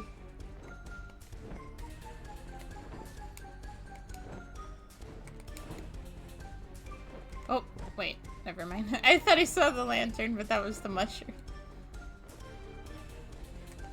There's more of these orange mushrooms around than I thought. What are the Gulaga? Ah! Why is there a switch in the tree? What's that about? Oh. Wait. Oh, this will help me a lot. Oh, she got her. Yay! We did it!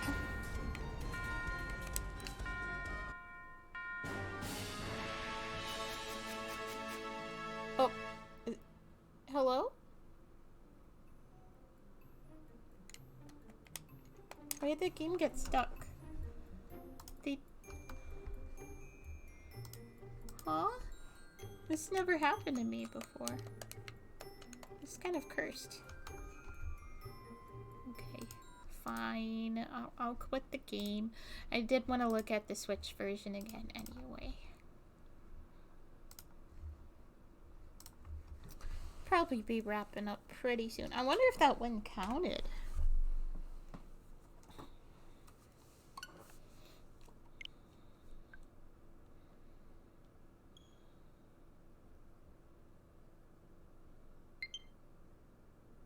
What's platinum points? Oh, that's a Switch thing, I guess, not a Obakeidoro thing.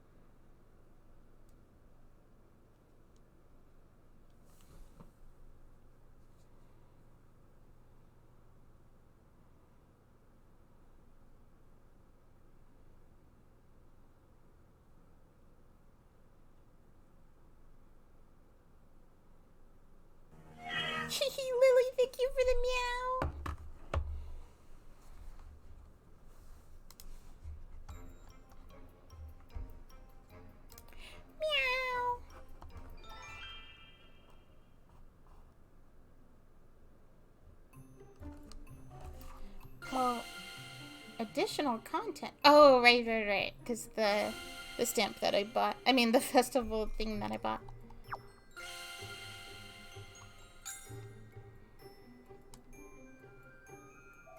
I didn't mean to go into the shop, but I will take a peek. Yeah, there's stuff that is here that I can buy now.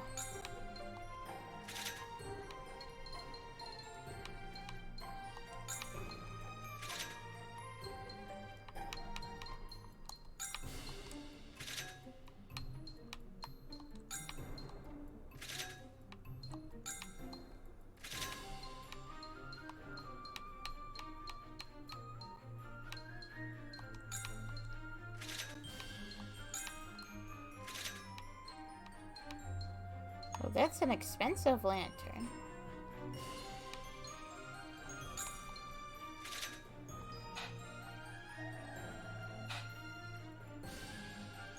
Wait, let me see if the frog's still there.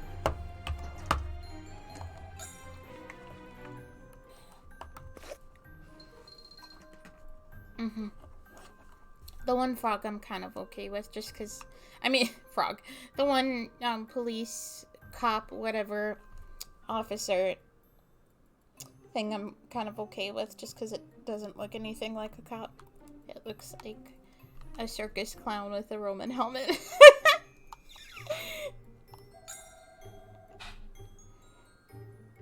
Anyway.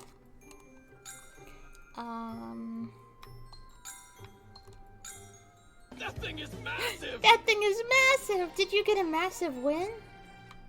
Alright, this is here.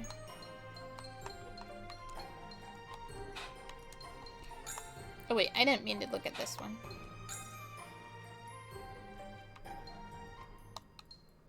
This is going, right? It's like dark, like it's not going. Oh, maybe the thing isn't active? Or wait. Yeah, because it's like every other hour, so it's not going right now. Okay, it might be a good time to wrap up then. I'm getting pretty sleepy.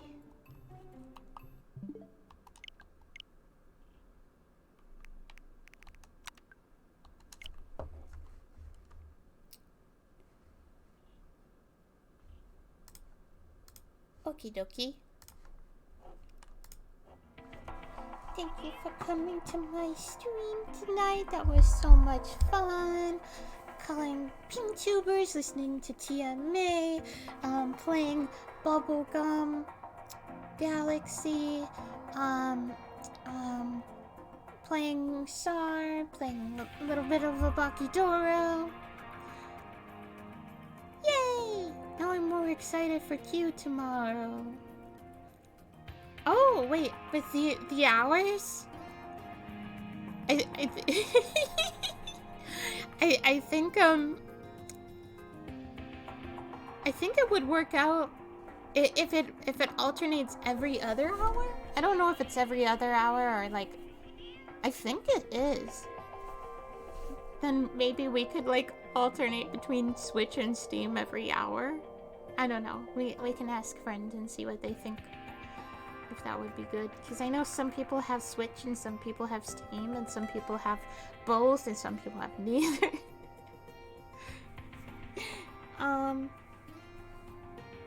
Yeah, that might be fun, that might be doable, that might be bad, that might be good. All kinds of possibilities. I'm really happy we can get all 4 characters. Oh, hi Colorfulcast! Some people are deciding which version to buy.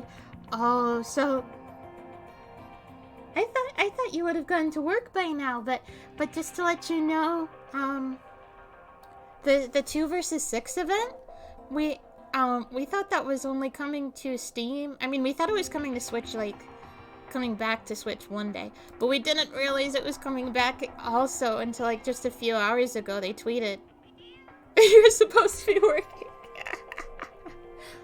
I won't tell if you will. But, so the 2 versus 6 event is on both versions, so I would honestly probably recommend the Switch version.